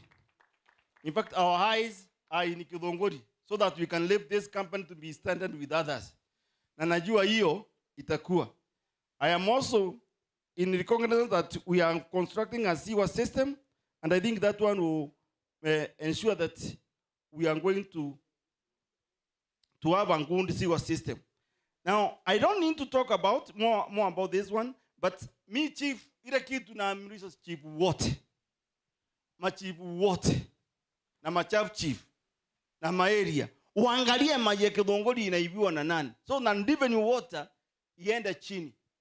Ndio watu wapate maji. Lazima tujue hiyo maji inaenda wapi. Kwa hiyo mengi nampenda nyinyi wote. Na Mungu ambariki. Nimemwambia jina yangu. Naitwa Engineer Kirera. Thank you very much. Tupigie engineer makofi. Thank you, engineer. Asante sana. Thank you. He is the director of water in the county government, and with his representation here, you can see we have the presence of the county government. And thank you, engineer, for confirming to us that we are in this journey together to deliver what? To deliver excellence, isn't it? Hapa Githunguri tunasema we are flowing forward together, right? So at this point, we are now getting into the presentations, and I will give Wasleb some more time. That is why I'm not calling them now. I want to exhaust the leaders who are here. We have the area MCA for Nyandoma. Please come and say hi to the people and tell us what is your position on this. Karibu sana. Tumpigie makofi anapokuja hapa. Thank you very much, our MD, Githunguri Water. And good morning, everyone. Morning. Sorry, I was a bit late. Kule mashinani, unajua ukishachaguliwa. Sasa mimi naona ni mama. Sasa mimi ni mama kila mtu. Kuna culverts tunaweka kule, kuna kazi kiasi, but better late than never. So, nimewasalimu wote, MD and plus your team na stakeholder wote. Nimewasalimu sana huu mwaka mpya. Unajua sasa nilikataa kuongea kwa nini MD? Si unajua mimi nimekuwa vita na wewe. Vita kali tena sana. Manake sasa siasa ya maji hapa Githunguri, and I mean Githunguri ward and Komodhai the rest. Sasa siasa ya maji pale kwetu ni a bit different. Manake maji inatoka ward yangu. You know? Sasa wakisikia maji inataka kuongezwa tariff nini, nakwambia wanaamka na viti. Wanaamka, wanasema hapana. And you know the reason why? NMD, you'll be my topic today because shida ikipatikana pale ya maji, mimi nakupigia simu kuzinataka utatue wewe. And that's the reason you're there. And thank you very much, engineer, kwa sababu amesema maji si ya Githunguri. Maji ni yetu sisi wananchi. In fact, Githunguri si company, ni sisi wenyeji wa hapa. Na unajua sisi hatujakuwa tukikunywa hii maji. In fact, I can tell you Nyandoma ward, I think tunakunywa a very small percentage. Chief, sinaona uko hapo. Hiyo percentage imefika 10 aki. Tuongee tu ukweli. Less than 10. Imagine. So you can imagine wakisikia maji hawajakuwa wakikunywa na inataka kuongezwa tariff. You can imagine I'm in hot soup also. So, but I know you've reduced the standing charge. That is a step ahead. And yeah, for me, in my ward, this is quite a contentious issue. Sasa maji tutakunywa ama hatuyanywi? Hilo ndilo swali bado. Na unajua, I still have an issue. Manake hata maji kifunguliwa saa hii, kuna zile connection points, maji inatiririka. Maji haiendi kwa nyumba za watu watumie, inamwagika. So mpaka nashangaa, hao watu tunakuja kutetea warudi kazi. Tafadhali, si mwende kakos kidogo, at least, I don't know, there's an issue in Nyandoma. Maji inashinda ikimwagika, chief, throughout. Mkifungulia kule forest, inashinda ikimwagika, pale Gatamayo. So there's an issue, either with the connection or the people who are connecting, hawa connect vizuri. Hiyo pia ni shida ingine kubwa sana. Sasa, mi sitaongea sana. Manake pia nimeona my colleague amefika from Komodhai ward. Alikuwa amechelewa kama mimi. Na umesikia bado tunakimbia pale bunge na bado tunazidi kuwahudumia. Nyinyi ndio mlitupia hii kazi. Sisi si wadosi, nyinyi ndio wadosi. You're the people who tell us what to do. That's why we are representing you. Sawa sawa. Hata nimeona assistant chief wetu pale tena. Okay. That's okay. Endelea. Nyandoma tuko hapa. Tuko. Ofisi zetu za maji, they were vacated from Kagwe. Yes. We do not have anywhere we can take our concerns. And it's a great concern, actually. Yes. And nimekuambia Nyandoma kuna mashida. MD is very much aware. Na aliniambia they are working on something that our offices zita resume na zitarudi pale operation. Maybe you'll mention that.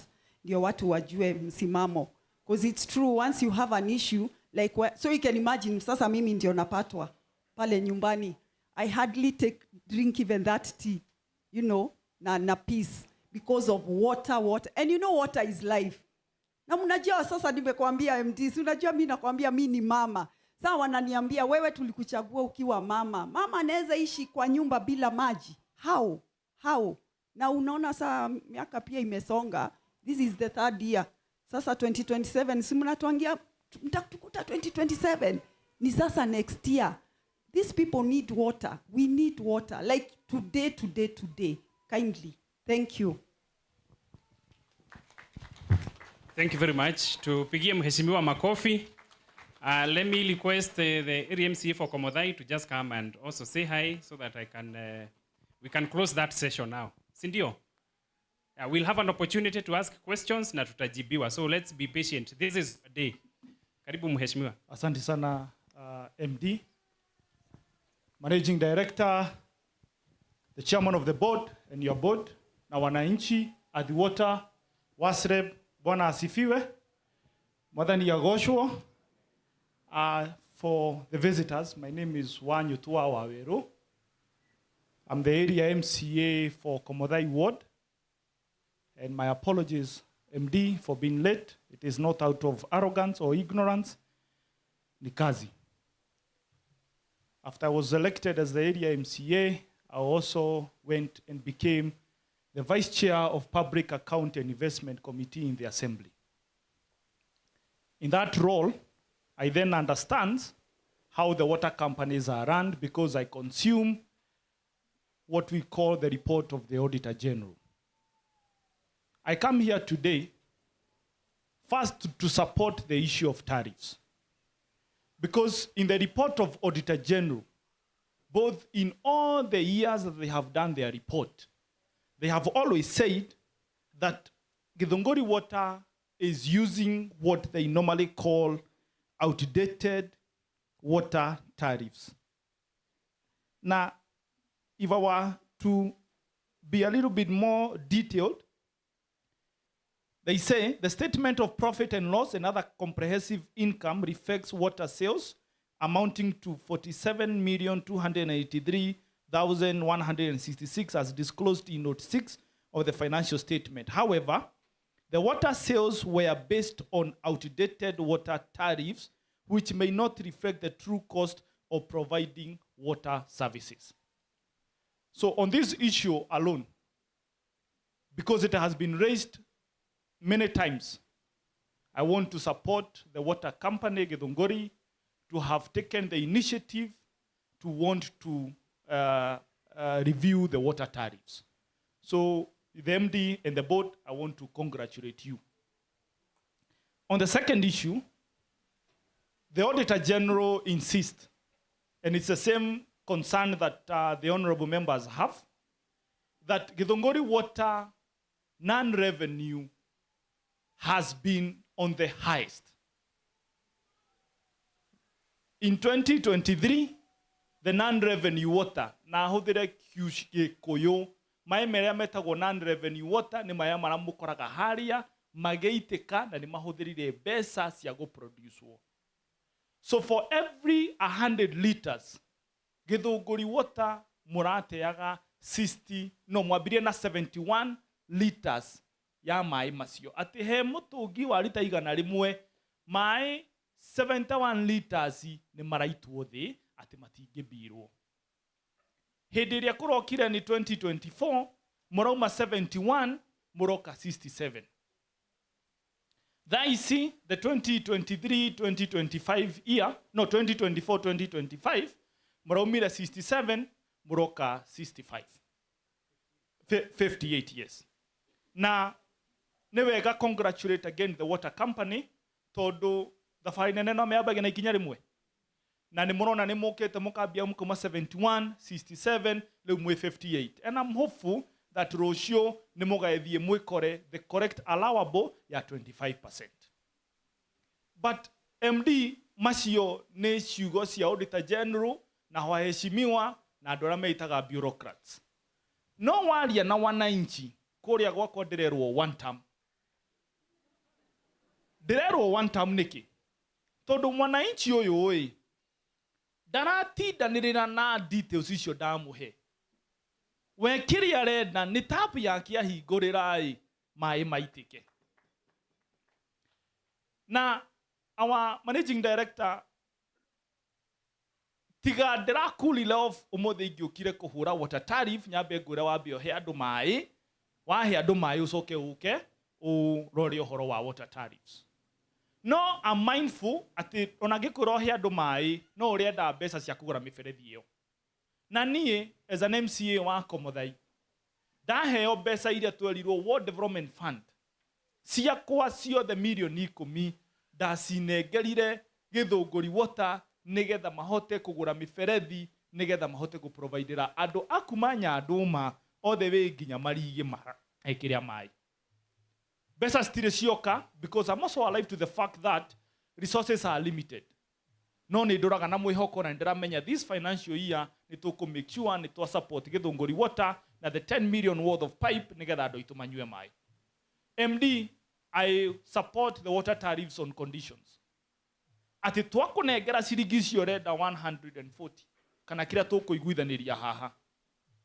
MD ugikarega kuhe andu mai in 6 months before andu majirite one term when ugakorwo yu one term ya mbere.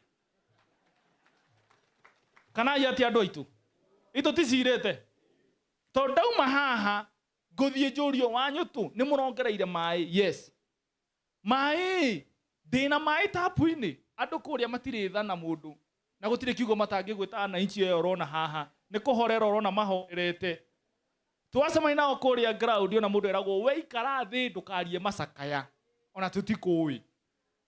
So on 6 months na ngutara kumagio muthi andu aitu maga mai macio raigwa tuki debate na mona wa Njiko makia Meru. I kid you not ni ngakorwo ndi wa mbere kumobilize andu wa bebe uthie turehe andu angi to the managing board. You are very committed and thrown an initiative yanyu ona inyue kamenya gacira ka tukageria MD no ko na nyu tukamugeria nigetha ithuĩ tugikinya 2027 andu makinjira anyiruke ndimwire ndakaya andu aria matuthinagia ni mambire makiinukai twi hamwe. Na that is the true honest of the people's feeling aria me haha. Gutire mundu ngerega kuriha mai no mai makoro me tapu-ini. Undu wa keri inconsistencies. No he mai, no rahe mai rita rimwe mweri. Na no roka kure habi biru. Ai ne kucokeria ngatho tono wauga at standing charge gutiukorwo kwina standing charge anymore. Na how I congratulate you. Kyoguo horo wa 380 ati mundu nyure mai na atanyure mai ati no nginya arihe uhoro ucio nduriho. No nawe andu magithie haria mai ti to ne moto thengeri standing charge mutugatuheaga mai mweri rita rimwe. Mukageragia gutuhe mai consistently tondu andu aya mena mbeca na ni arimi na ni marenda mai. Fata kiria marenda ni good services. Kana yati andu aitu. So nie to cut the long story short, no ndire gwitaga bunge ngurie kana no rahuthira mathabu ma kambuni no wega no menye kuri tutigukuiguagira tha nawe waruta wira mwega o uria ndakwira no improve it. We are going to support you. May God bless you all na asanteni sana. Good, thank you very much. Thank you mheshimiwa. Mheshimiwa shone asira. Ni asira wega. Mheshimiwa Cieri ni mauga wega na ni moiga mheshimiwa Nyanduma akiuga thina wa kwao ni andu anini muno marona mai no horo wa mai guitikanga na ni motoreta non revenue water. Mheshimiwa tanoka ni gukoretwo ndoiga twaima haha ni turathie ni tuthondekete districts inyanya. O mundu ni arikoragwo akimenya ari district iriku na andu aria marutaga wira thini wa district iyo ni ariku na ofisi ya district iyo iha nigetha mundu ahote kuona tungata kuringana uria kwagiriire na wona handu mai magitika ukona gwa kuripota na ihenya. Nitwanyitanira thank you muno mheshimiwa wanyu ona ni undu wa gutuonia mathabu ma Auditor General na hau niho njugire horo wa transparency na accountability yukagira ni andu a Githunguri undu uria ingimwira ndoiga ona ndininite miaka iri Githunguri no ni uraigwa acimu makiuga ati ni marona kwina ugaruruku ni horo wama na ithu ikaria Githunguri. No, you can bear me witness. Atiri wonane turamenya ni kuri kambuni itawo Githunguri Water. Some of us could be hearing about this company for the first time. Ni horo wama.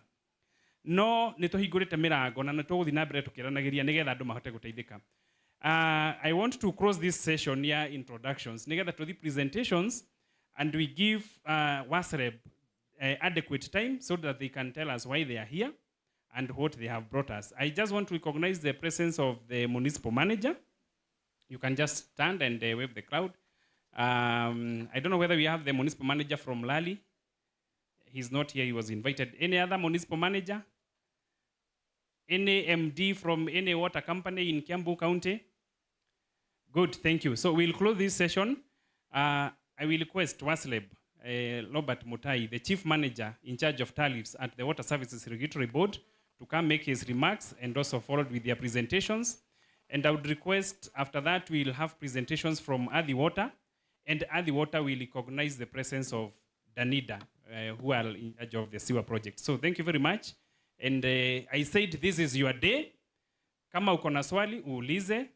Kuna vijikaratasi zinazungushwa, unaweza pia andika kama hautapata nafasi ya kupata microphone. Hizo maswali zote tunazichukua. So please, WASLEB, tell us about the tariff review process. Tulianza lini? Because it has taken me 1 year kupanga hii siku ya leo. 1 year. On 28th December 2024, ndio niliandika barua ya kwanza ya kusema shida moja ya Githunguri, kwanza hii 380 itoke, hii meter length ya 50 bob itoke, tuweke minimum ya 140 tukiendelea. So he will let us know so that we can move forward. So thank you very much and karibu sana. All right. Tumpigie makofi MD. Kwa majina ama nianzie Kifaransa. Nimesikia watu wanapenda Kifaransa. Huko nyuma tunaweza ongea Kifaransa?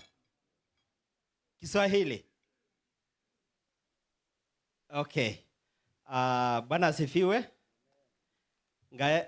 Mwathani agoshwo. Mwathani agoshwo renge.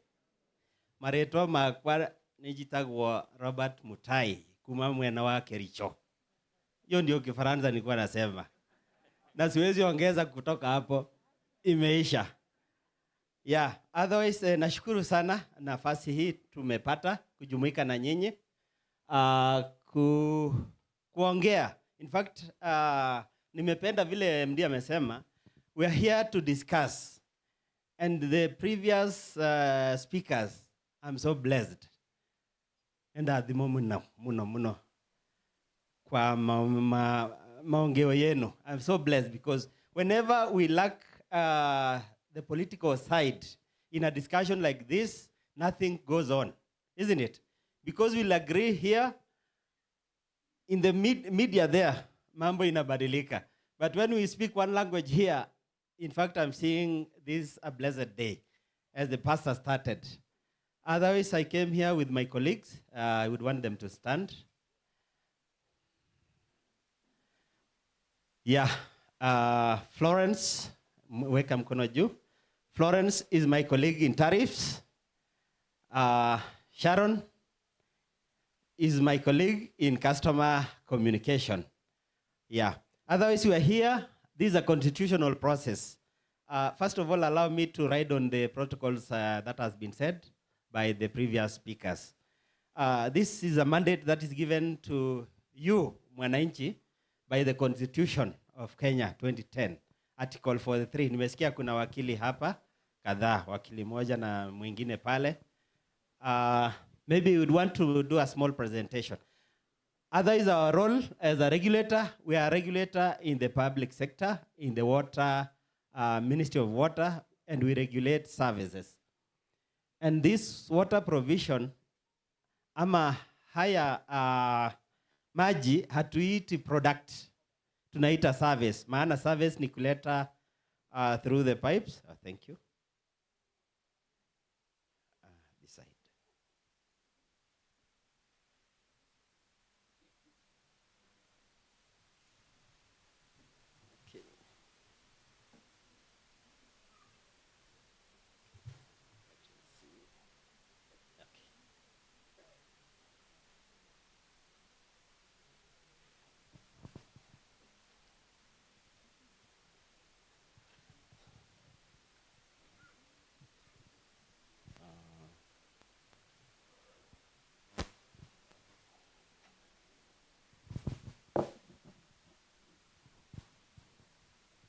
Okay, there's a problem. There's a problem. Otherwise, because of time, MD amesema this exercise started 1 year ago. It started 1 year ago, 2024. And as our role as a regulator, we have over 10 roles kama regulator. But we are given one which is called basic, or the primary responsibility of a regulator is to protect the interest and rights of the consumer. Kwa hivyo, tukiwa hapa, we are here on the side of the consumer. We are here on the sides of the consumer. And tukiona this banner, this is what is telling about our responsibility as WASREB and in the protection of our consumers, you. So in regulating this tariff, we license this company so that they are recognized by law. They cannot operate without an operation license. And I'm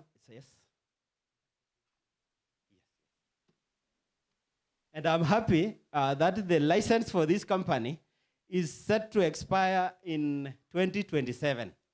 Others would have had two ceremonies here to celebrate their license and also to provide with the tariff. This process takes a minimum of 6 months if everything is okay. And the basics of it is the green light from the county government. You've heard this water service provision is a right and it is a responsibility of the county government. Therefore, without the support of the county government, this company cannot run, cannot operate. Isn't it? So we request for a no objection from the county government that they have given a blessing to this company to operate, to give services to the constituents of Githunguri in this case. So thank you for the support of the county government, the county assembly as well. We are so blessed that you have supported this company. Therefore, in the presentation we would make, and I think there's no problem. If there's trouble, we don't have a problem. This day is not even ours as a regulator. This day is for the company to discuss with the customers. Because I've heard the MD was asking whether there's a customer who has met this company for the first time. And I saw some hands there. Which means there's a lot the company has to do. If you look at your desks, there's an advertisement we have placed on your desks there. This advertisement was done on MyGov on 20th January 2026. And it was giving you an opportunity to engage with the company before we reach a culmination of a day like this. Therefore, we asked the company, let us not wait for an opportunity to come and meet in a function like this. Start engaging these customers on the ward level. Yeah, so we gave the company 30 days. 30 days within which to engage customers in their ward levels, in their zonal level, so that they take these services and even communication close to the people. And among our standards here is trying to devolve even their operations so that someone doesn't have to travel all the way to their head office. We have zonal offices where it is very close to the people they are serving. So therefore, like our chief, I've had chief is asking for an office, which means her access to your services is still far. And it is among our consumer empowerment here, where you empower a consumer by giving information. You don't empower anybody without information, isn't it? Therefore, among our roles here in protecting your rights as a consumer is to improve the water services. And the first one is the efficiency water services. And in efficiency, we have affordability and justified tariff like today. And in our protection of the consumer, we weigh between affordability, a tariff that can be afforded by you, and also sustainability, so that this company operates sustainably. That is, they meet their costs, so that they are not overburdened as well. So we balance the two. Where it is not possible, where the tariff is so expensive, then we resort to public support through the county assembly. Yeah. So therefore, the tariff that we're going to present to you today, unfortunately, I know the our members of county assembly have already preempted. That was to be a closing ceremony. Already, you know, we are presenting a tariff for 145 shillings. So let me not then beat about the bush. We are presenting to you a tariff for 145 shillings today. And we are asking you to give us your way forward. As we present this tariff to you, how do we serve you better? How do we serve you better and ensuring that you are protected? Therefore, within our mandate as WASREP, we also give them the conditions. The license and tariff is accompanied by conditions which they should meet. And we do also a follow-up of these conditions on an annual basis. And for instance, one of the conditions is they improve the water coverage, which means they extend the services to people who are not yet met. Currently, surprisingly, this company is all at 10% water coverage of 250, is it around 255,000 population? 10%. 10% is around 30,000. Then who are you serving the rest of 220,000 consumers? Who is serving? Which means this tariff, we have given them the conditions within 5 years, they should have gotten to the next available consumer, which means they're expanding their services from 11%. I know they'll present, will give you where they are to get within the next 5 years. The other condition is the quality of water services they are giving you. We also give them the conditions and the standards. We have standards which we give the water service providers. Among them, we are serving around 95 water service providers whom we regulate as WASREB, and they are spread all over Kenya. We are lucky here. Our service provider is accessing natural sources of water. There are water service providers in places like Manera or northern Turkana. Can you imagine? Those people do not have even those sources of water we are talking about that we are fetching. Then how do we charge them? You find the tariff there is asking for almost 1,300, which is not affordable. Then it means the county government is bearing the whole of that burden of giving these services. So as we continue the discussion today, these are the things consumers are going to be asking these water service providers going forward. And I am happy, I think in their social platform, they are trying to communicate to you how they are improving these services. Yeah, and among even the benchmarks you have given them is where there is not sufficient water, like Githunguri, they give a rationing program. And a rationing program, in this case in our standard, is to be maintained, such that if a resident at Kamodai is to be getting this water on Thursday, we maintain it is so predetermined. It should be Thursday. Not that someone goes and gets something, isn't it? You know the stuff. Yeah? I used to work in a water supply in Odaya. And sometimes when the staff whom we were working with wanted to get some meat, he goes and turns the spindle. There's a spindle where you close the valve, which is going to a DMA. Then you open to somebody else who is having a butchery, and there you will get meat. So in this case, we said they tabulate the rationing program and put them in their platform, the website, so that each customer knows when they are being served, when they are supposed to be served. And those ones we also come and ask you in your clinics. Sometimes you would want to come with this company to your clinics, localize the clinics, then we hear your complaints or even your appreciation on their services. Yeah, so in our protection policy, we are balancing the social and commercial concerns. Social is you have the right for water services.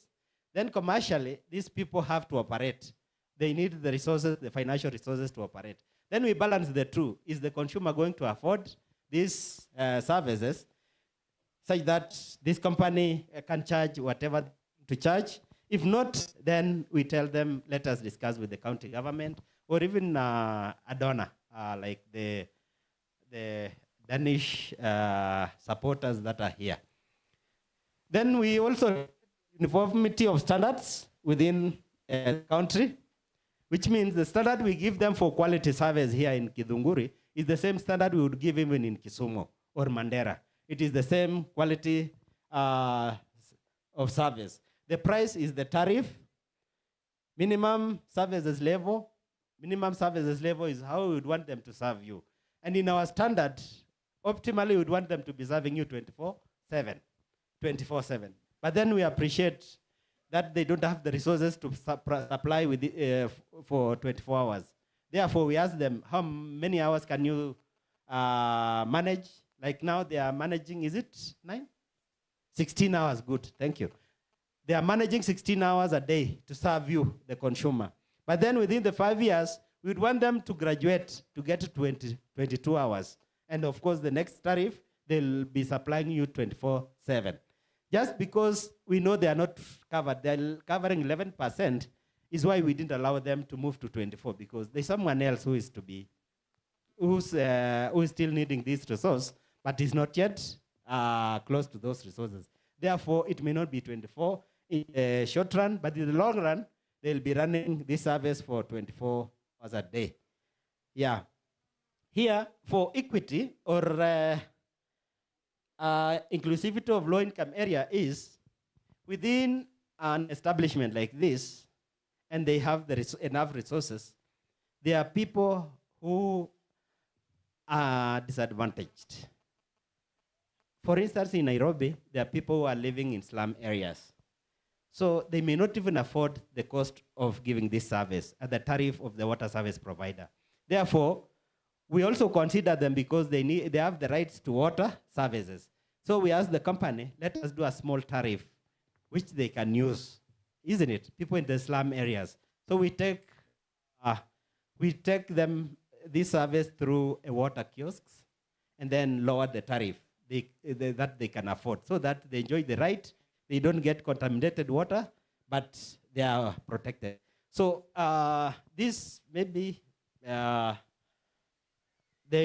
categorize. They'll still want to categorize their consumers. But I know consumers in Githunguri, me being one of your customers, actually, I didn't mention, I'm one of your customers. I buy this one, this fresher milk. I buy them. I also buy cows from these customers here. I know they are also dairy farmers. I'm also your customer. So the economic environment may not be similar to the people who are living in slums. It is different. But then within here, we ask them also, you can get to know whose customers should we get through subsidized tariff. But then in balancing that equity then, as the member of County Assembly had said, the cost of producing this water generally is weighted. And it was asking for over 345 shillings to provide 1 cubic meter of service. 345. But then, because there's 1 to 6, it's no longer 0 to 5, as we were saying, the 1 to 6 consumer, we believe they are using it for basic use. Kupika, kuoga, isn't it? And if we sell them at 345 shillings, which the tariff is asking, they will not afford and will deny them the right to service. Then what did we say? Let us cross-subsidize. The person who is using it for commercial purposes, the other person who is using to irrigate his flowers should pay extra coin, so that to subsidize this rate to come to 140 from 345. You will see the cost of production, they'll show you. It's asking over 345 shillings. But then we ask that person who is using more water to subsidize this person. That's why we are starting the tariff at 145, just to protect your right to water services. Yeah. Then consumer empowerment is like today, provided by the Constitution. We want you to get information. We ensure that the companies have opened their websites and they post relevant information in the website so that you don't struggle to get information. Yeah. And by extension, we have also asked them to open WhatsApp, isn't it? You heard them say they have now created 8 district metered areas. So within the 8, to advance the service level and the communication platform, you open a WhatsApp group to customers within that district metered area, so that it becomes very easy. They don't have to struggle even to go to your website. Let them access in the WhatsApp group that you're closing. There is interruption of water today in that district metered area. It becomes very easy to communicate to the consumers. So we give them the platform to expand the level of communication, to go as close as possible to the consumers, and to give them right information. Don't hide any information. That's why they have published the financial statements with the queries they are having. They have also published this tariff that they are proposing, and also they published the tariff that has been with them for the last 10 years, or 15 years. I think this tariff we are reviewing after the last 10 years. So they also had that published in the website. They also published the rationing program in the website, which means you are going to be seeing your rationing program in the website. Yeah. Then the last one, sustainability of water services, is we want this service to be available tomorrow. It's only we don't enjoy today, but also let it be guaranteed of enjoyment tomorrow. Therefore, why we are giving them a budget through this tariff is to improve the services, as well as maybe up their game. Right away, I know the population I talked of around 55,000. But remember, in 10 years, this population will not be 255. Will be what? Maybe 300 or 500. Again, the services we are enjoying today as a consequence of Githunguri, someone else paid for it 10 years ago. That is why we have these pipes running today. Though we are saying it's not sufficient, but someone else paid for it. Therefore, this tariff, you're not paying even for enjoyment now, but you're even paying for your future generation. You're paying for your future children. Therefore, this is an incremental service level until we get 100%. So when you are at 100%, then, like someone asked, I think it was director from the county engineer, he said we must not always review this tariff up. And it is true. We also agree as WASREP that this tariff must not always be going up. Once you are 100% coverage of your population, why should you increase the tariff? And yet you're getting the efficiency. So what we do, we ask them then, because you're not letting this company to earn profits. This is not a profit earning company. The shilling you pay is for extension of your services. Then once they're at 100% of their service area, then they don't have the credibility of adding the tariff. We only reduce the tariff because this tariff is only to cover the cost, the operation costs. So something else which I would want to say is during our review of tariff, there are costs which we call non-justifiable costs. For that matter, if they present a cost which is not basic or which is not used to expand these services, to give these services, we say this is not admissible. Therefore, any luxurious cost related to the company, we disallow so that we don't charge Wanjiku for the cost which is not necessarily necessary for their services. Unfortunately, then the NRW, which we talked about at 60 what? I think it was 63? 58 now. All right. 58. We have paid for it.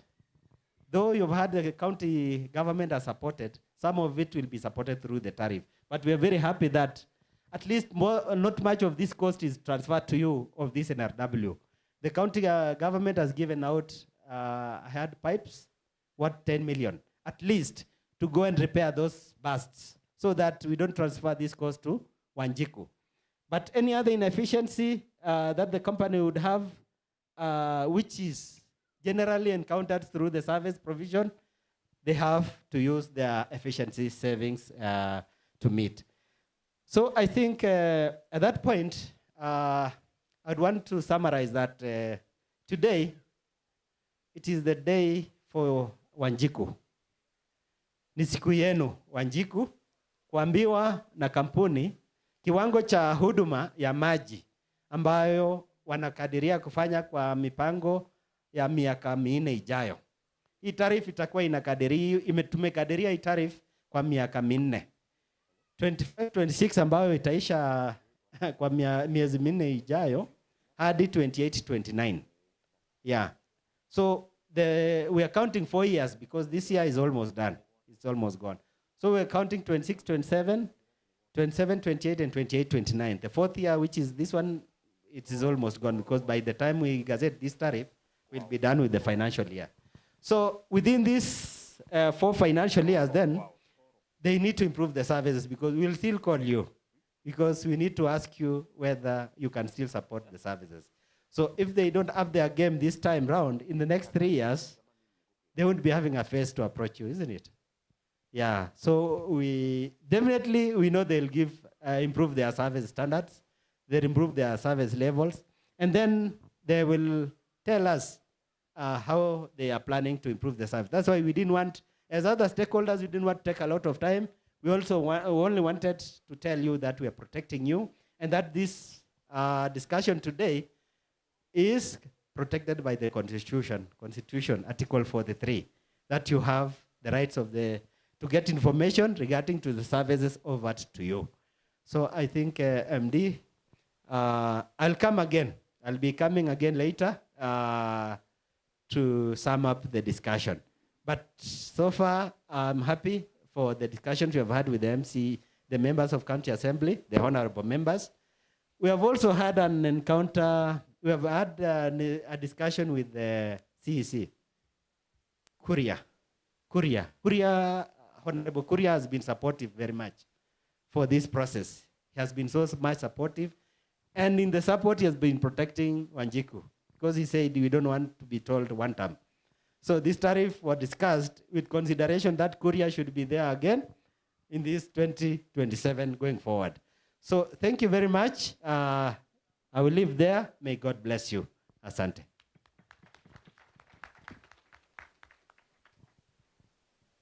Yeah, so I think we can improve the presentation because the company need to project the presentation. I've had trouble connecting mine.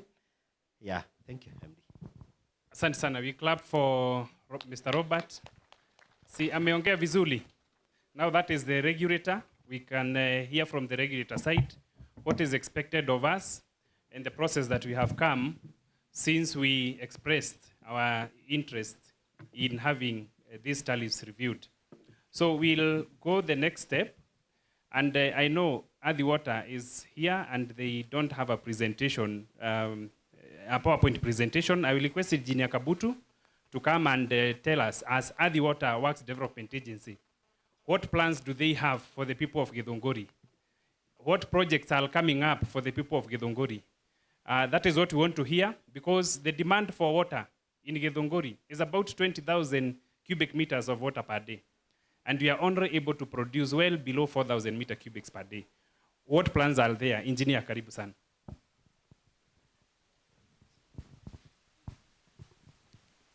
Thank you very much, MD. Good afternoon. All protocol observed. My name is Peter Kabutu. I'm an engineer from Adi Waterworks Development Agency. I did not come alone. I'll ask Melanie, engineer, just to say hi. And okay.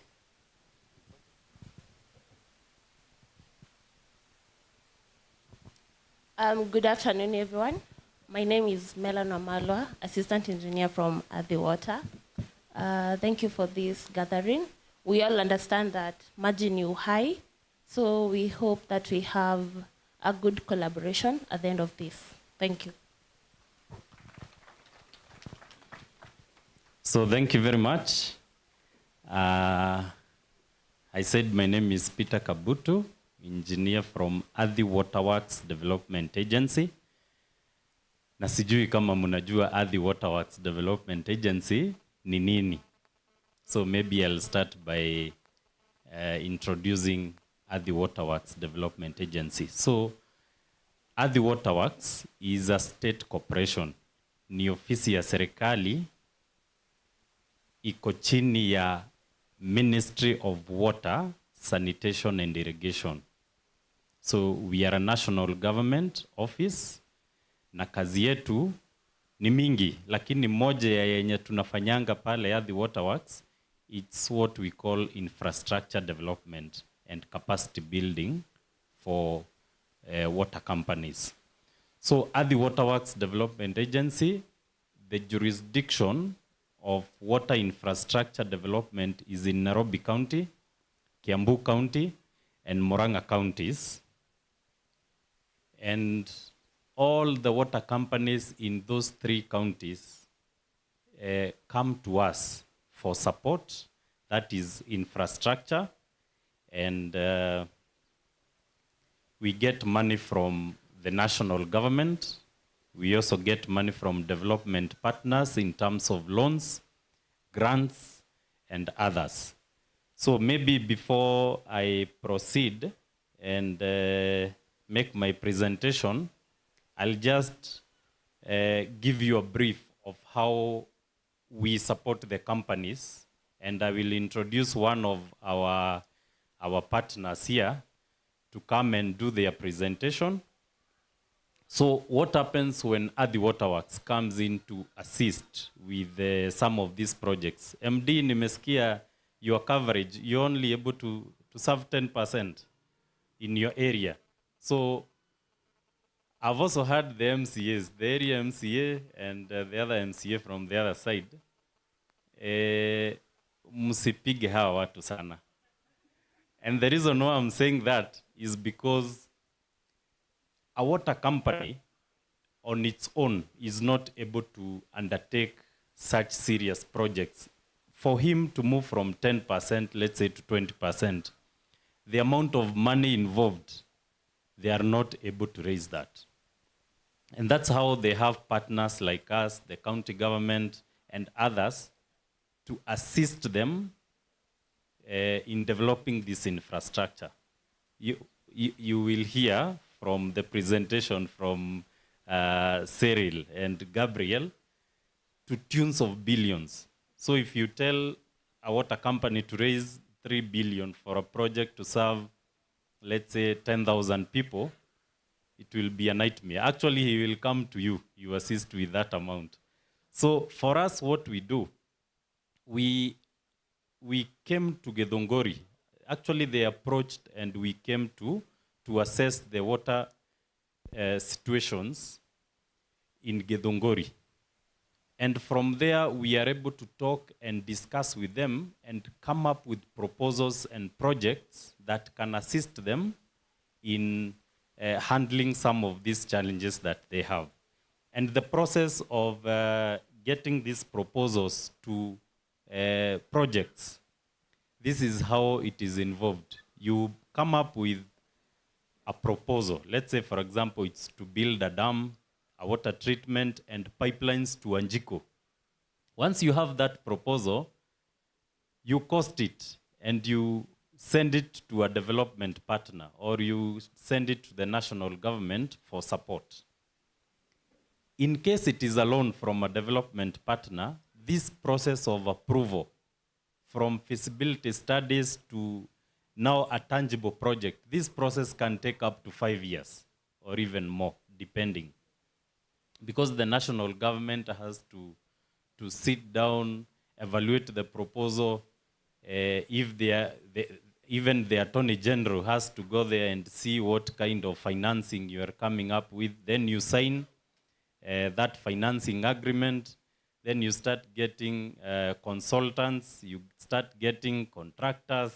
The work starts, depending with what kind of work, it might even take 3 years before the project is complete. So one of the projects that I know MD is Anafurahia, that is about to start, we call it the Thika Githunguri Water and Sanitation Project. And this is a project that will be assisting 2 water companies here in Kiambu County. One will be Thika Water, we call it Tiwasco, and the other one is Githunguri Water, to tunes of billions. I think it will be more than, the 2 projects might cost more than almost 30 billion. And the component for Githunguri, because I don't want to talk much, I will be introducing Gabriel to come and give a presentation of that project. And Cyril, you are welcome. Just come and take this chance to introduce before I proceed. Yes.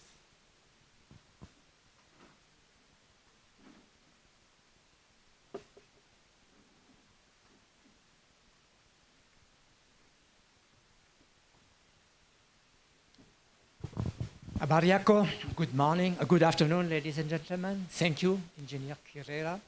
I will just explain you briefly the project that Engineer Kirera was speaking about. So this is a project for Tiwasco and Giwasco. It should start in the first quarter of 2027, next year, subject to, of course, the signing of the contract between Ati Water and the selected construction company. Kabutu, yeah, sorry. Sorry for the name, Engineer Kabutu. I'm Gabriel Regalé. I'm the team leader of the technical assistance of DANIDA, the Danish International Development Agency, which will fund this project. This project has 2 components. The major part is a loan, which has been agreed in principle by the government of Kenya, which now needs to be signed between the 2 parties, the Danish government and the Kenyan government. It should be in the next few weeks. And there is a grant for the technical assistance, which I represent. So we have started to work in Githunguri in June 23, but really, because there was some difficulties here, as you know, we have started with a new managing director, MD Munune, in January 24. And I have to say that we have witnessed a great progress, maybe not you necessarily in the supply of water, but in terms of putting the company in order because it was very problematic. So now, as you know, we faced many challenges. I don't want to come back because you know you have been witnessing them, huge debts, increasing expenditures because the tariff is low, lack of revenues, and a lot of non-revenue water, commercial, illegal connection, and technical leaks and bursts that you witness every day. So now our role is to help the company in 6 areas in order for the company to be ready when the construction will start. The management of the company, improving quantity, quality of the staff, operation maintenance, which is one of the biggest issues, finance, human resources, customer service, and information technology, IT. So since 24, we are helping with the capacity development in these 6 areas in order for the company to comply with what WASREP presented you, these 6 areas to improve, because that's the mandate of the company, which has been regulated by WASREP, and they need to stick to that. We will continue with this capacity development because, as you understand, if the company is not ready, there will be construction, and then if the company is not ready, the infrastructure will fall down. So it's very important that the company be in a situation in terms of human resources, in terms of all the skills which are necessary. For the moment, what we do is called non-regrets improvement, which is improving the non-revenue water, improving the quality of the human resources in terms of technical skills, competence, and to deal with the illegal connection, the leaks and the bursts that you witness. But starting from September 26, we will move to train the people in the new technology. And let me just summarize what you can expect in terms of construction. So there will be, in terms of water, there will be a new water treatment plant for Githunguri. There will be 80 kilometers of new pipes, supply pipes for the water. There will be a new sewerage system. This is completely new because you have no sewerage, no sewer system here in Githunguri. So the new project will provide you with a wastewater treatment plant, with a new sewage system, about 27 kilometers of sewers, mostly here in the CBD area, pumping system, and automated system in order for the system to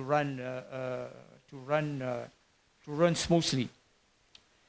In terms of new connection, both for water and sewage, there will be about 7,300 new connection.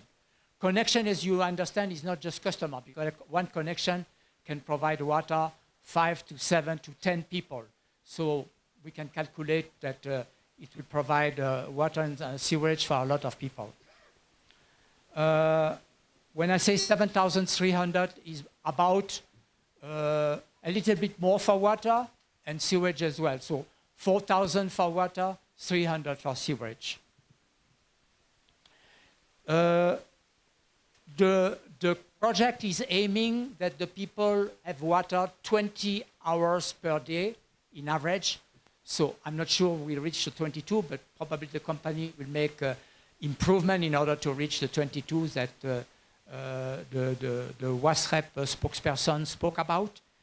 And the construction should start the first quarter of 27. In principle, they say 2 years, but we all know that water systems construction takes more. So let's say between 2 and 3 years.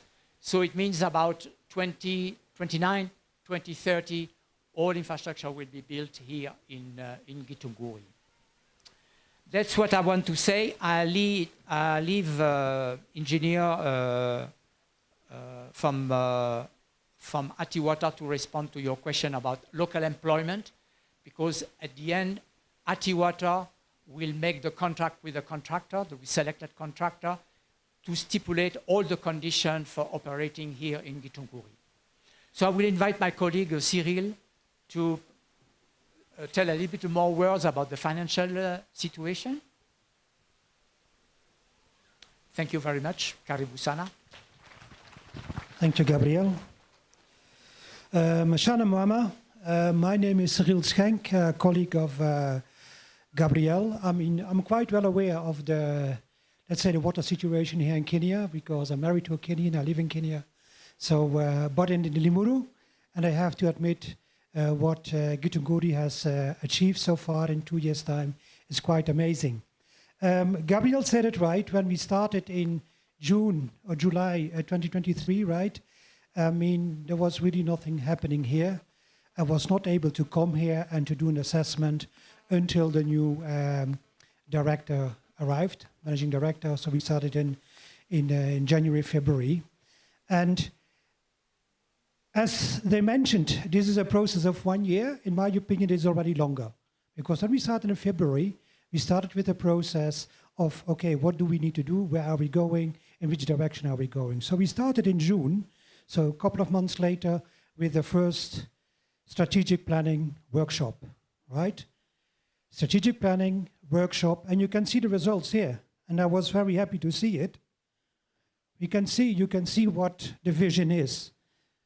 The vision of Githunguri, Kiwasco, is to be the #1 water service provider of Kiambu County.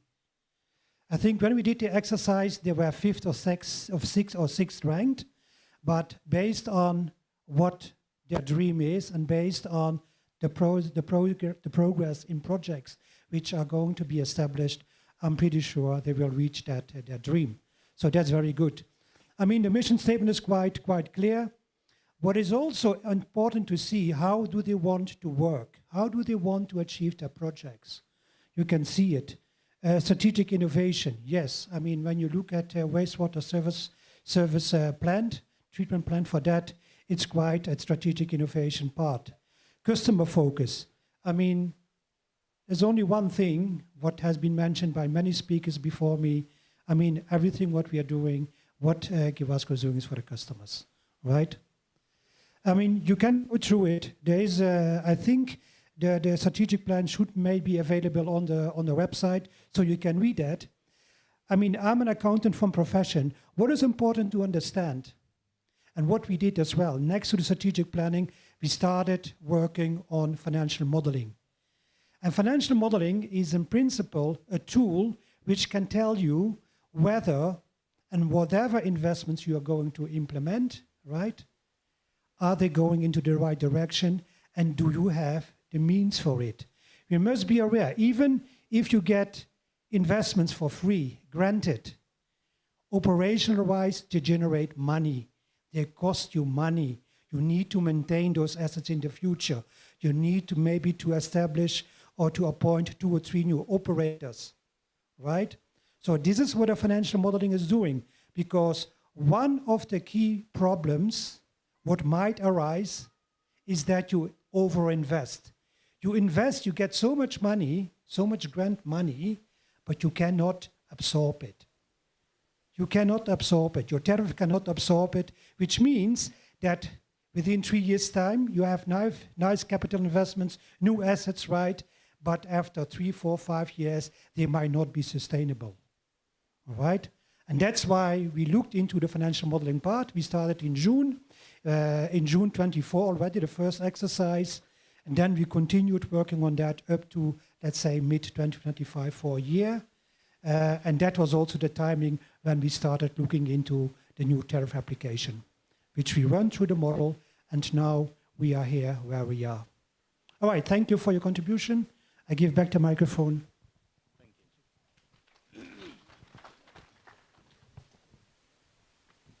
So thank you, Gabriel and Cyril, for that.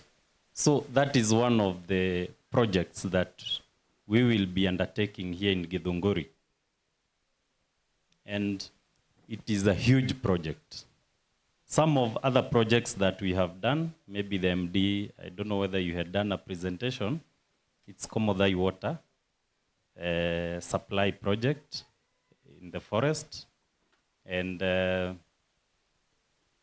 And we will be improving it so that it has more water.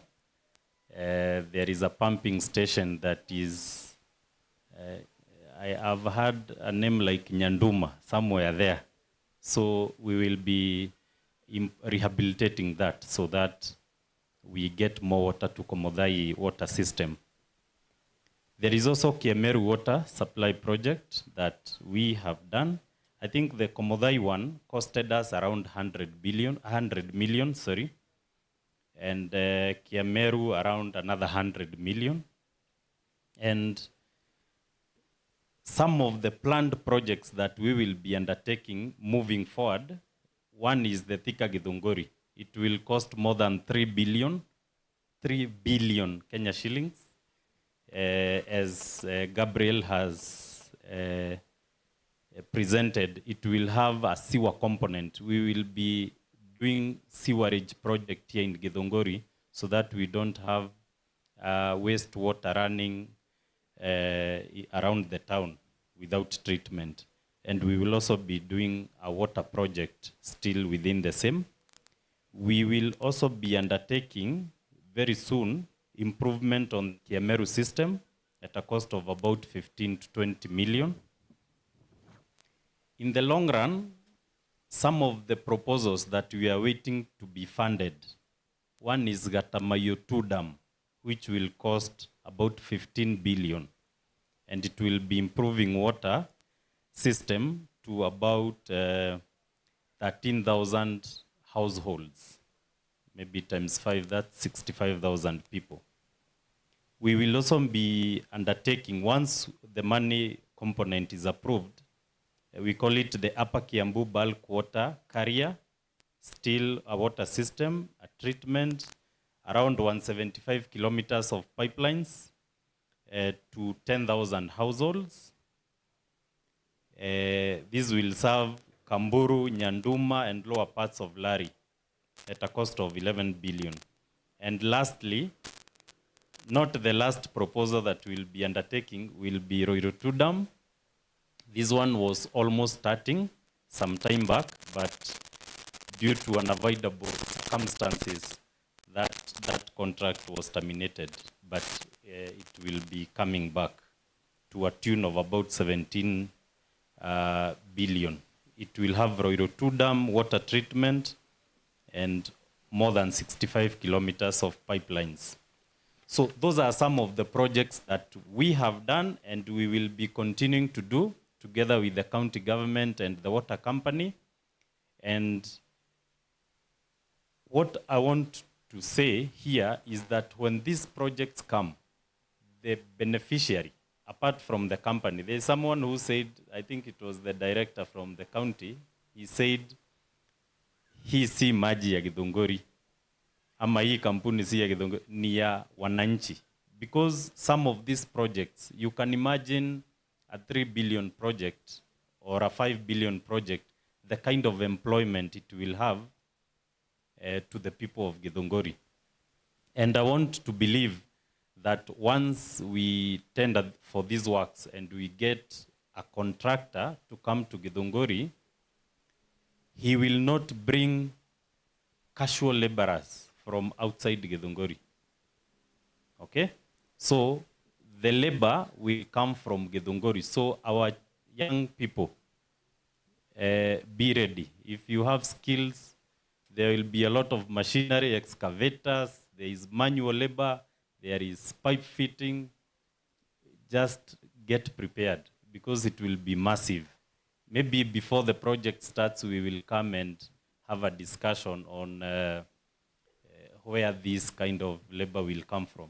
So I know that is something that the people of Githunguri will enjoy. And that includes, once you get the job, of course, mfuko inakuwa mzuri, si ndio? So I think the people of Githunguri will be benefiting more. Now, coming to tariff review, why do companies review tariffs? I think Wasreb has explained it well. The only component I will touch on is some of these loans that we take as the national government need to be repaid. And there is a time the president said, kama ni maji, kama loan imechukuliwa ya maji, maji ilipe hiyo loan, si ndio? So some of this loan, we will be asking Githunguri Water to assist the government to pay for the loan. And that's why that small component inawekangwa kidogo tu. Kwa hiyo tariff, part of that amount, it might be going towards the repayment of this loan, maybe for the next 30 years. So it's not something utafeel sana.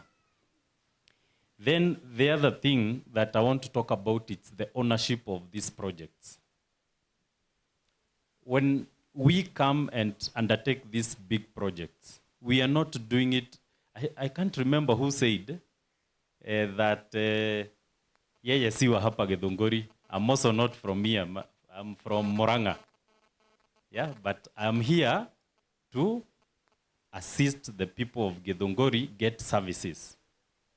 Once we bring all this money to Githunguri, sisi tutarudi makwetu.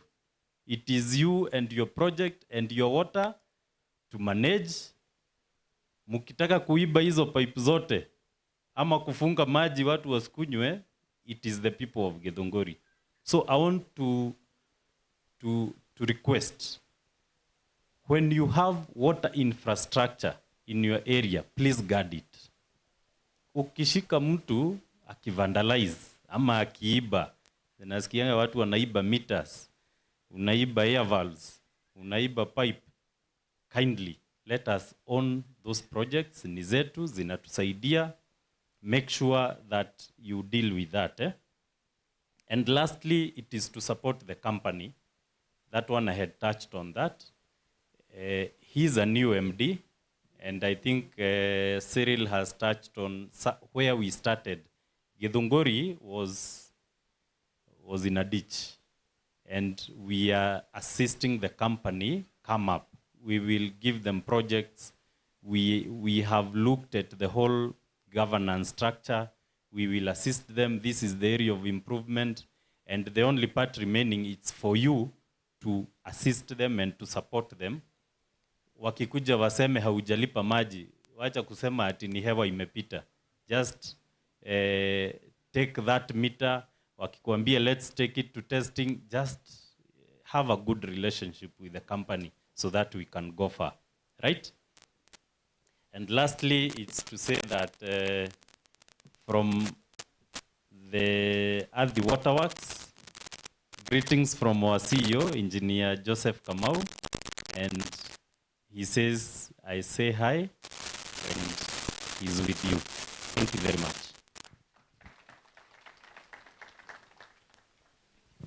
Thank you, Engineer. We clap for Engineer again. See, tumesikia hayo maneno. I know we have taken time. From our program, we had dedicated by 1 p.m. we should be done, and we want to keep time. Mimi ni mtu wa masaa. Okay? So, tumepokea salamu bwana CEO, pia peleka salamu zetu ukirudi. Vile tumesikia kutoka kwa huyu engineer in 2020, before I joined this company, like they said, it was it. And when we came to the board,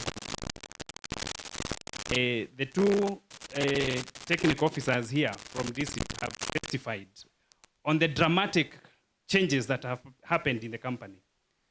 Hii kampuni unakuja leo unapata gate, unaingilia hapa, kesho imebadilishwa iko pande hii. We are doing dramatic changes in the company so that people can enjoy services.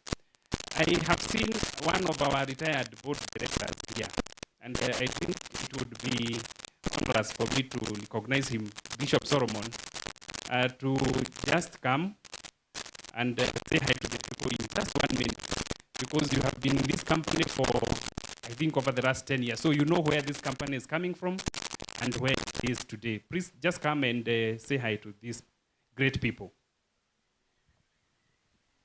We clap for Bishop Solomon. Good afternoon. I belong to you people because I was born here. I was educated here, but I went to other places, and now I'm back. Over the last 10 years, now I've been retired from this company for 1 year. I have served in this company. And I want to attest that there were very, very many challenges. I'm so happy that new things are coming up. And we are getting a lot of promises. Now that I'm no longer in the board, I'm an advocate on what is going on within the company. But I will not talk like a government officer. I will talk like a citizen. You have promised so much for a chairman and the management. Let us see the results. Let us see the billions you are talking about. The 3-point-something billions. The 100 billion, and the 15 billion for this place. Let us see the impact. There may be so much promise, and we are not fearing to pay for this water. The Githunguri people are ready to pay for the water.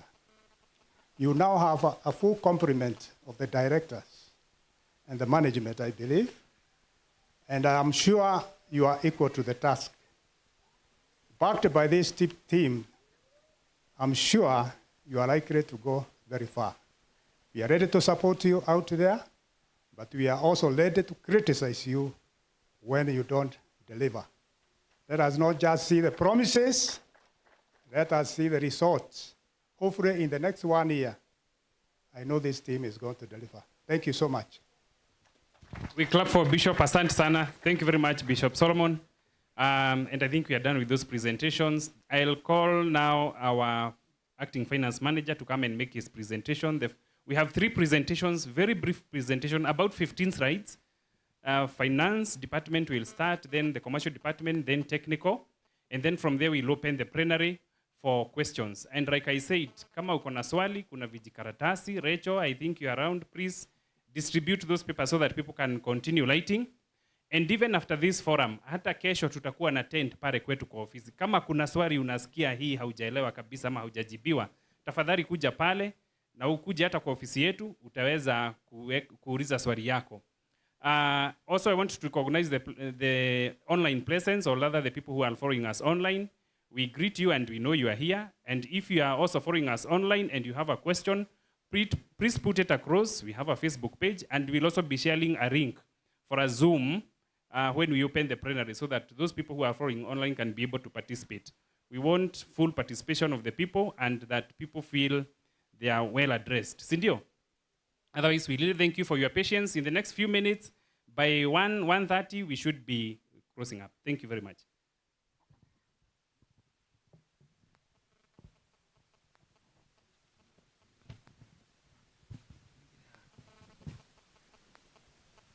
Thank you, Francis.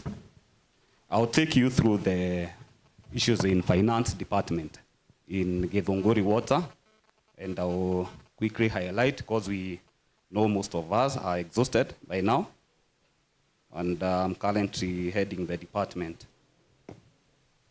The role of the finance department in Githunguri is financial planning through budgeting, forecasting, and financial modeling, accounting and bookkeeping, cash flow management, cost control, regulatory and stakeholders reporting, and risk management.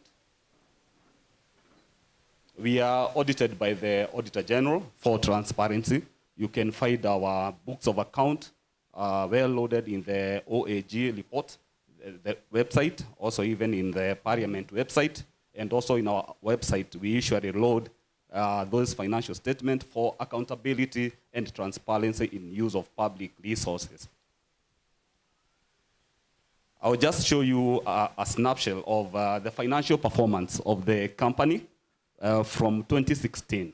You can see the total revenues versus the total cost and how they are behaving. You can see the total revenues from 2016-2017 were allowed 43 with an 84% coverage. That is how much we are able to cover our cost, and up to 2025.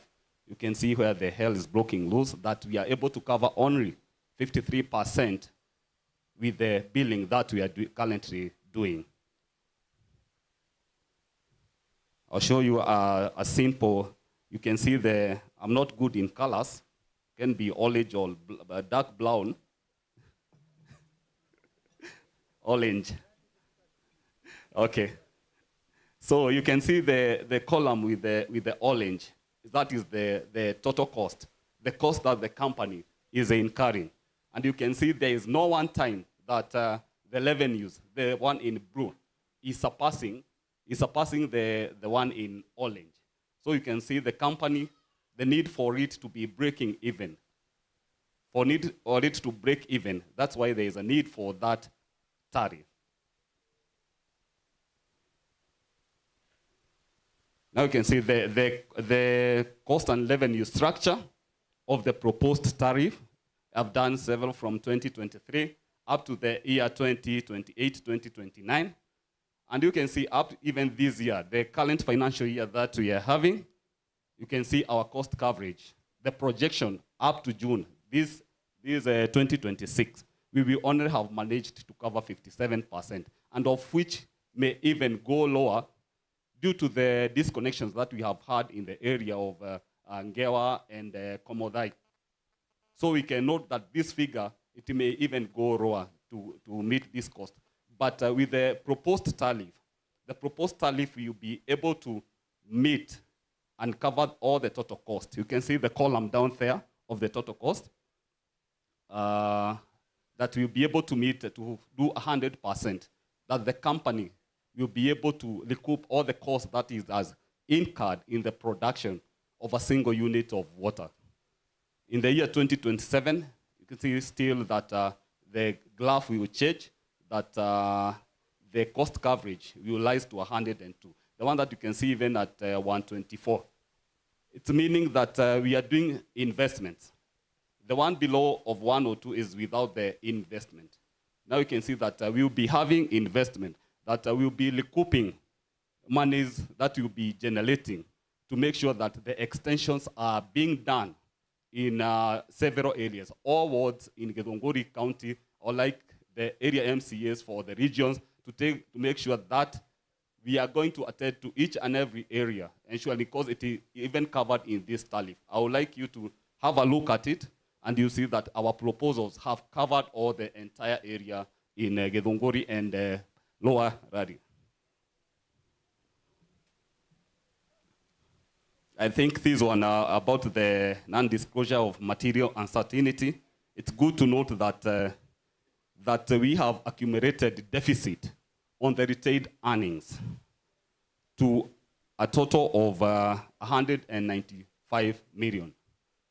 So if we have accountants or you are running a business and this is what you are generating year in, year out, it means you have a negative balance sheet. That balance sheet is not even sustainable.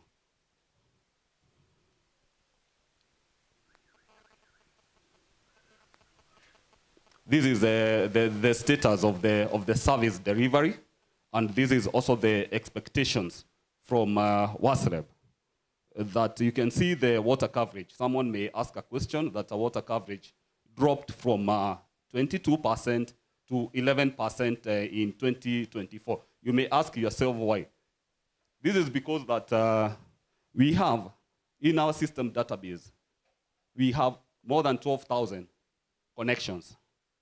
But most of these connections, some of them were disconnected, maybe via the load networks that were being done at the Mau Mau area, especially in area of Komodai, Nyadoma, that area. More than 3,000 customers. We were not able to get to no more get water. And also we did a customer identification survey to ensure that we know who we are supplying water to, not having just figures in our database that you have 12,000 connections. And when you ask someone, where are those 12,000 connections? Some have left this world, some are dead water projects, especially like those water projects have left a big gap in this organization. It's good to note that when I was growing up as a small boy in our area at Gadanje, we had a project called the Gadanje project. And that area had a debt to Nairobi Water of more than 30 million. You go to area like Davine in Kwamaiko, you get that area, had a debt of 25 million to Nairobi Water. You go to Keiria, hapa kwa mheshimiwa, had a debt of more than 11 million. The area which is not giving us a lot of problems in those debts, it's Nyandoma, because at least they have gravity water system. Because the other water we get from Nairobi Water. More than 50% of the water that we are using here, especially on the lower side of Githunguri, it comes from Nairobi Water. You can see the water quality standards. The water quality standards, we usually do a monthly water quality test. And we report to WASLEB on the status of our water. And I can confirm here that if you fail to do so as an organization, that you fail to do the water quality test, you are going to be fined. You are liable to penalties. So we cannot allow a resident in Githunguri. When you see the issues, I wish the MOH or the people from the public health are here. You can see the status of the waterborne diseases, maybe in the hospital. The Githunguri Water may become liable because it's the one licensed. It's good to take that. Githunguri Water is the one licensed to supply water in Githunguri and part of Ruarari. You can see we are in standard of the personnel expenditure. I won't explain so much that we are within the sector benchmark. Because the sector benchmark is for a company is between 30 to 35. We are at 29%. The maintenance, this is where Muhesh from Nyandoma was saying that pipes are leaking out there. But if you don't have resources to undertake these repairs, you don't have that massive resources. And you can see from our books how the company is making losses. So it means that you don't have pipes to do those repairs on the ground. The issue of investment, this one will start from this year 2025, 2026, and it is a requirement that we have to do this investment as we had indicated to WASLEB when we are doing the tariff application. You can see the non-revenue water.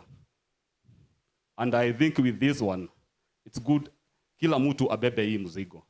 Maji yenye inapotea. Maji yenye inapotea. Maji yenye inamwagika ovyo ovyo. Your neighbor anakunywa maji na unajua, lakini sababu wa ujirani mwema, hutaki kusikika wewe ni mbaya, unasema tu wacha tu akunywe, haikuhusu. But it will come to affect you when we are doing this revision of tariff. Because you have to bear some of this cost. So hapa tusaidiane, sababu tunaingia mpaka ground. Sasa ukiingia ground, napata maji kwa customer iko kwa bedroom. Nitaingia kwa bedroom ya customer honestly. Before realizing even the water imewekewa kwa bedroom. So hapa tusaidiane. Let us have good community policing. We have elders here, the community policing leaders. I acknowledge and I acknowledge you. The hours of supply that we need to increase from the current that we are serving, it allowed 14 hours to 18 if we have this investment on board. And the issue of the staff per 1,000 connection. You may wonder sometimes that you may hear that we don't have some of our staffs, but it's also, if Mutai can explain where they got these guidelines from, because you have to get the number of people that will work optimally for the delivery of services in Githunguri. Because you have to have allowed six staff per 1,000 connections. That is the requirement in regard to the size of our company. The metering ratios are there and the collection efficiency. You can see, yes, we are trying to collect these amounts, but not in totality, because not every month in, month out, all the amount of money will be paid. And it's good to note that in Githunguri area, Githunguri and Ruarari, that we have a staggering debt. Pesa yenye iko na nyinyi allowed 96 million unpaid. So some of these things, it's good to talk the hard truth. That these amounts should be limited. These amounts should be limited.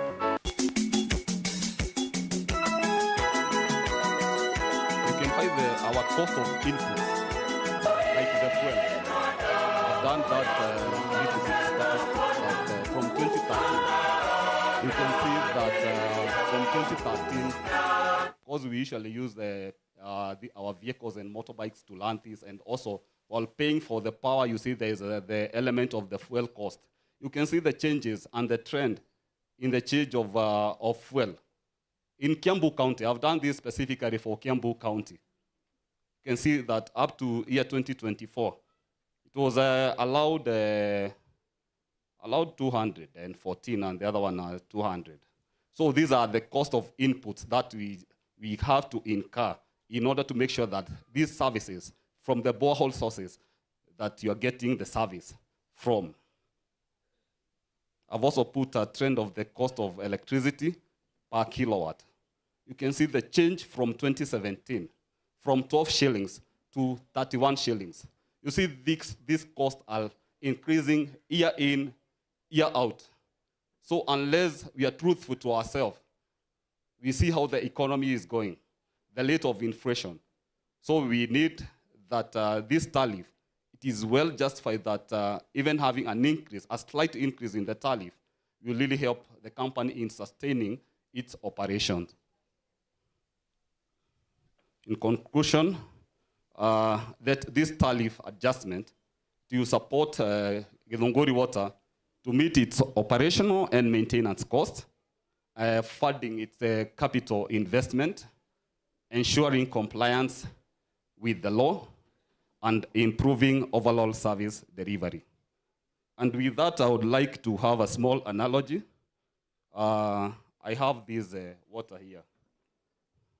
Hii water haijaandikwa kampuni yoyote, mtu asinipige, nimeweka hii ni Githunguri water. This is Githunguri water.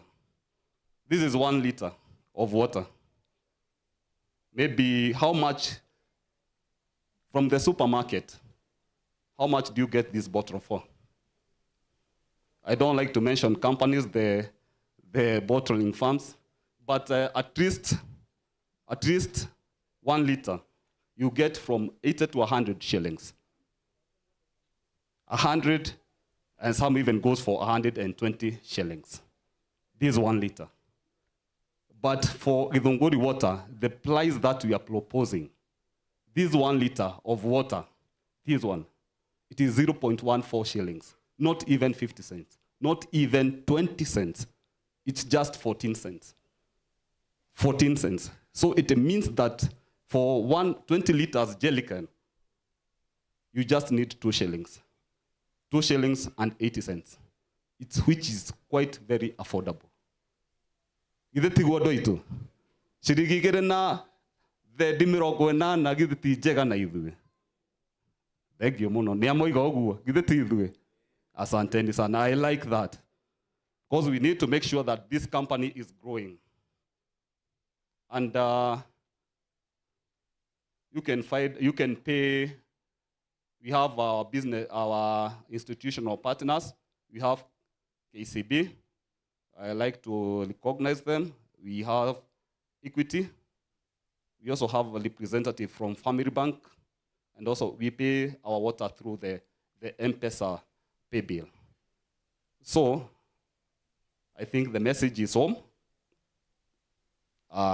2 shilling and 80 cents. Hiyo ukienda nyumbani hata mtu akikuuliza mwere mae ni shilingi igere na thendi mirongo inana. And thank you for having me. Asanteni.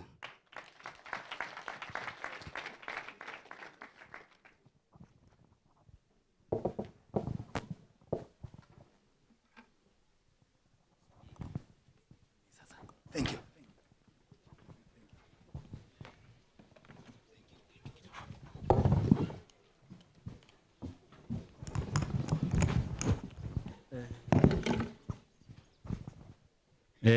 Good afternoon, everyone.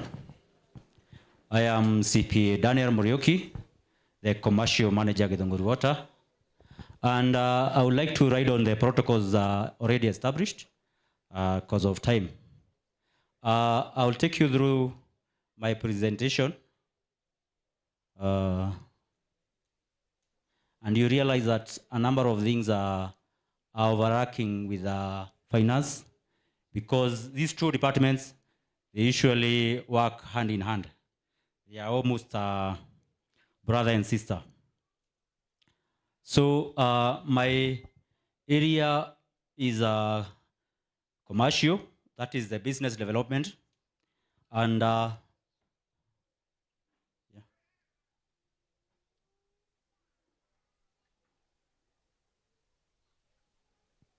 okay. I'm not quite very good in that. No, I'm charged with contracting for services. That is engaging the customers when they come for new connection, the metering and meter reading, pricing, that is implementing the tariff. It comes under my department, the billing and billing distribution, and the customer service. So those are the 5 key areas. And you realize that when you talk of tariff, it hits me hard because right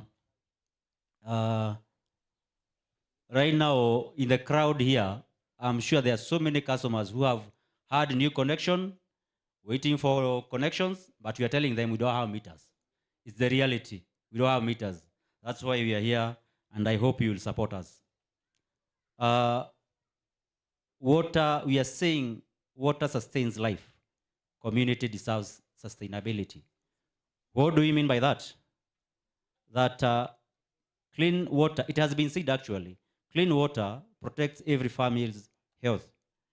When sewer is flowing all over in Githunguri, it affects our family health. Reliable supply supports schools and businesses. I can see principals around here of schools, some of our senior schools around.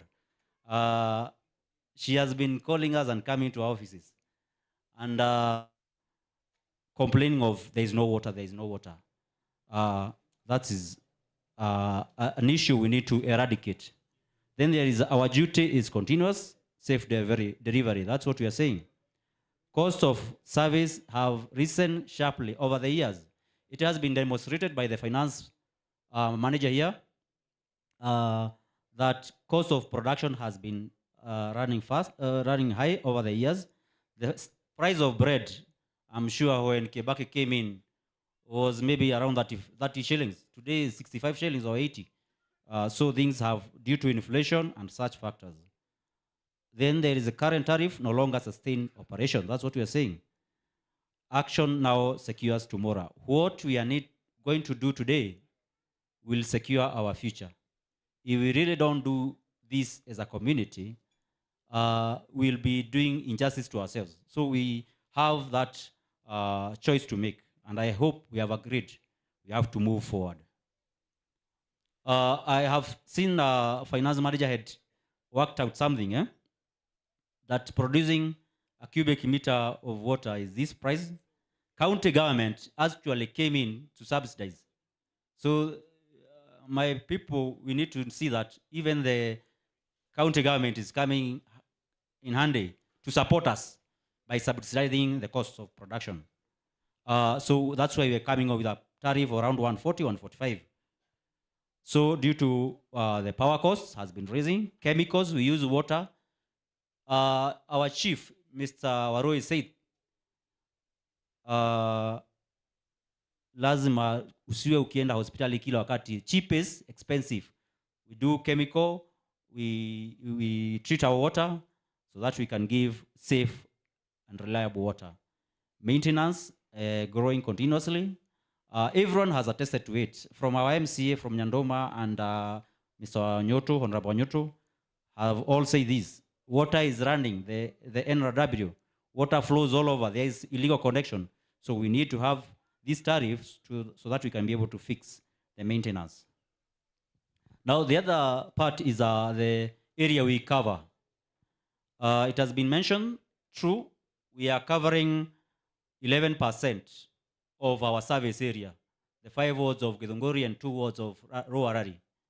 And from the 2019 census, the population was around 197,296 in total. These people, imagine you are only serving 11%. That's roughly 4,000 homesteads. Yet we have around 49,000 homesteads, given an average of around 4 people per homestead. So the whooping 89% is not covered by us. We don't know where they get water, and we should care that they have actually is a mandate given to us to make sure they are covered. So I call upon everyone, we support this. I told you this now is the water production in the year 2024-2025. I'll not give you, we have various sources. We have the boreholes, we have the offtakes, that is the Nairobi water, bulk water, and then there is service water, the one for Kemeru treatment works and Agatamayo. In total, you can see how we've been producing the water, and go down and see that production per day has been averaging 3,800 cubic meters. 3,800 cubic meters. Yet we require around 20,000, a shortfall, whooping shortfall of around almost 16,000 cubic meters. So we need to preserve our area and also improve. So what does tariff adjustment deliver? It delivers better services. We are saying once we get this tariff review, we are going to improve on the reliable water supply hours. It has been said that our supply hours are 16 hours. We should improve this to 20. Gabriel here talked of around 20 hours a day. Even someone else, I think engineer mentioned, need to improve more. So we need to do tariff review so that we can have faster repair, response, network expansion from 11 to around 25%. Someone talked about 7,000, I think Mheshimiwa Muhinja. That will be coming to around 25% of our coverage area. Better customer service, so that when you come to our office, you're able to be attended to well, your complaint registered and addressed on time. Improved water quality. We do tests for the water before we supply to our consumers. So you need to support us. On the flip side of it is, if we do nothing, what does it mean? Nothing risks our water future. So frequent shortages. If we do nothing right now, we'll have frequent shortages, aging broken down infrastructure, rising emergency costs of hospital and all that, reduced water quality, slower expansion, community hardship. Onanide bori kiuria ado itu moko da turore jerereko to improve services kana tuikare haria turi. Thank you. Gwiciria tui hamwe ithuothe.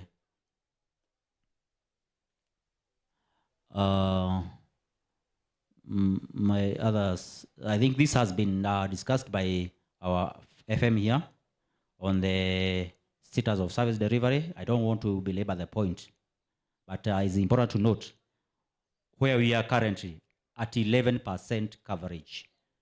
2025-2026, we had projected to move to 13%. We are almost there. The year is almost ending in a few months' time. So that's the projected growth with the new tariff. In running the department, these are the challenges I face daily. One is the lack of consumer meters to connect new applicants. That's a challenge we all share. I'm sure quite a number of you people. And we are saying to unlock this challenge, kindly come support this tariff so that tukipata ukiapply meter inakuwa 14 days. We have done the survey, you get the water. Unreliable water supply due to burst leakages, padding bills, broken down boreholes. Like now I know people from maybe Yadieko, Kenjogu, they don't have water right now. Nikki, boreholes have broken down. Understaffed commercial department, this is an issue maybe I've shared with the relevant bodies or departments and the board also. We are understaffed. I'm very happy, Waheshimiwa, very happy that this has been unlocked. The issue of understaffed commercial department. Over-reliance on robot offtakes, we have mentioned it. If we can be able to get water from Nyando, from Kemeru, run down there, we will be able to reduce the reliability with Nairobi Water. So that's another area I would like you to support us. And I'm also happy because we have 10 million pipe already promised. So this is going to assist us. The other thing is high NRW. Please, our people, Githunguri, Rwanyandoma, Rwaring, support us. Wale watu wameweka maji ya Google huko chini, tafadhali tuwaseme wanatumia maji yetu na hawalipi, wengine wanalima nayo. Let us call them out, please. And also on this issue of NRW, there are so many people who are stealing meters within our localities. I think at this juncture, I will request the security team here to also assist us, eradicate these crooks in our environment. They are messing us. Every day we receive so many complaints of stolen meters in our offices. I think we don't need such people in our area. Justification for tariff review. As it has been mentioned by, I think, a number of speakers here, there is a regulatory compliance, which we've not done. So actually we are in contravention of law for the last over 10 years. Otherwise it's supposed to be done every 3 years and also. Increase in the cost of inputs, electricities and chemicals. I think at this juncture also, I would call upon how we can improve on solar systems to reduce on the electricity and all that. Need to have cost recovery and cross-subsidization tariff, which is able, what we are proposing, able to cover our operational costs. Reduce reliance on grants and subsidies. When we are able to do this, we will be able to make decisions because we will be able to have enough money, not relying on others. It actually is good manners that we are able to run organization profitably, or we are able to break even. Reduce reliance on bulk water purchase, yes, and increased in revenues from WRA. I think it's important to mention that WRA, Water Resource Authority, has increased the revenues over time. Things have changed from 0.5 to 2.5. So this is also an issue justifying tariff review. And also maybe to go back just a little bit, there is another one which I didn't mention here. When we the previous tariff had not factored in the cost of buying water from Nairobi. So that was actual, and that's why you can see the cost the losses has been accumulating over the years. These are the trends. I think my colleague Alex had shown this. It's, I think, self-explanatory. Prices of petrol, diesel, again, I go back to those years during devolution. This is how where we were. Currently, this is where we are. You can see it has been rising over the years. So we need to look at that. And also the costs of electricity, well put by my colleague. Now, this has also been done by actually, he mentioned of 14 cents. Me, I worked and I got 0.08 cents per liter.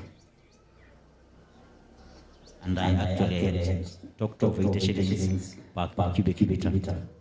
So you can see there is actually, it's like heaven and earth, comparing the Githunguri water and any other water from other sources. There are so many risks, or in terms of health, in terms of cost, there is money. Some people here buy. When we were disconnected at the off-takes, so many people were hurt, really hurt, because someone has kettles, has a number of cows, and buying bowsers of water. It's so expensive. So we can only support this.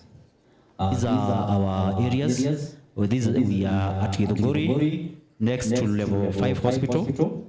And that's our number. Cargo office, I know Mheshimiwa complained. Yes, it's true, but we are coming back. At the Roine office also, we are coming back. It was strategically opened at the Roine so that we can be able to handle that area, which is somehow less underserved. And also we have the email and the Facebook. So in conclusion, tariff adjustment will support UASCO in meeting operational and maintenance costs, as improving sustainability, funding its capital investment, ensuring compliance in law, and improving overall service delivery. It has been mentioned, this pay bill, I know a number of you know it, is 905, 900. Maybe someone in the crowd can start paying the bill we sent the other day. And so that you can be able to reduce the debt as you have said it. So that's my presentation, and I hope we are all in agreement. Thank you very much.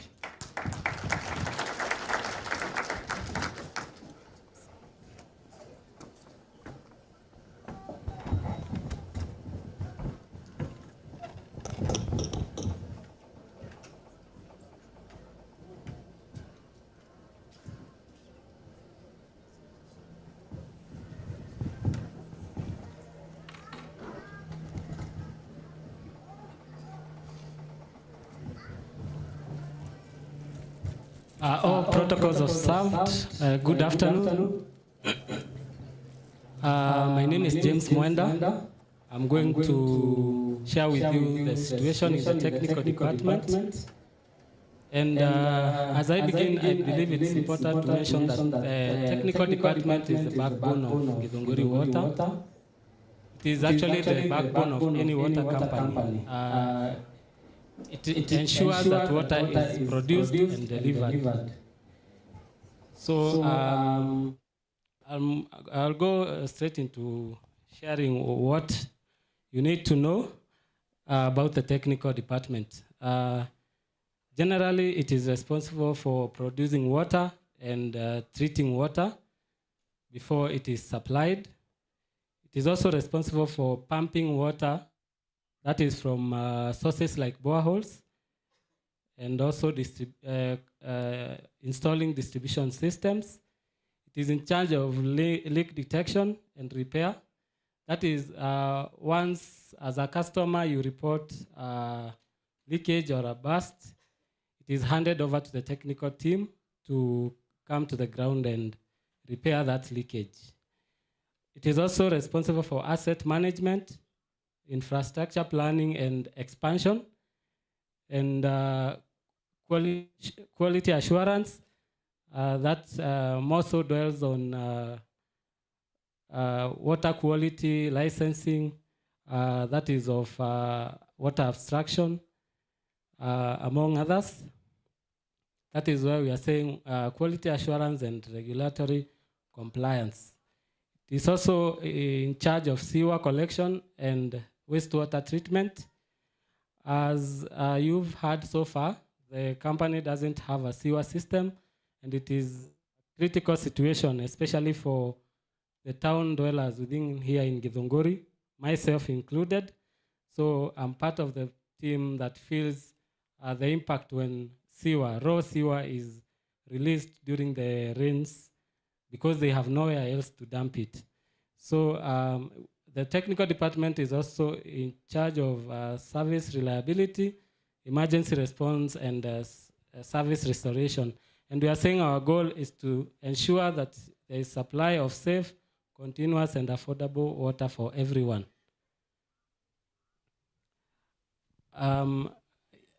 As you can see, this is a map of our coverage area, and you can see the upper part where we have a forest on the right, and that is where Muhesh from Nyandoma was saying water is abstracted from their area and supplied downwards.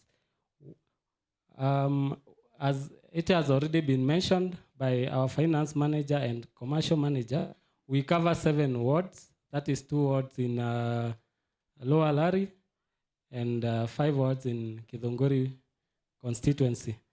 They include Nyandoma, Kamboro, Ngewa, Githiga, Githunguri, and Ikinu.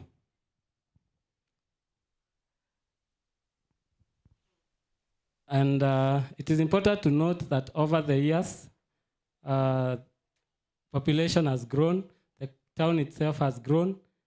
Let me just be honest, myself, I came to Githunguri like less than 2 years ago, and it's clear indication that population has grown. One person extra.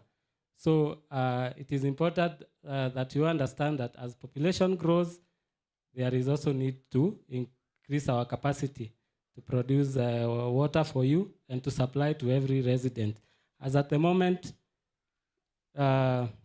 we supply approximately 197,000 residents. And as I've mentioned in Githunguri, Kino, Githiga, Komodhai, Ngewa, Nyandoma, and Kamburu. So we are in dire need of infrastructure improvements and extensions to be able to serve everyone. And that is where the tariff is coming in, as I'm going to share.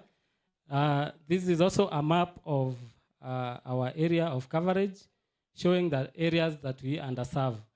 And it would be good that I mentioned that we are aware when customers complain that they have not been served. We know, but now our situation, as the finance manager has mentioned, we need support in terms of finances, and that one would only come through the tariff adjustment.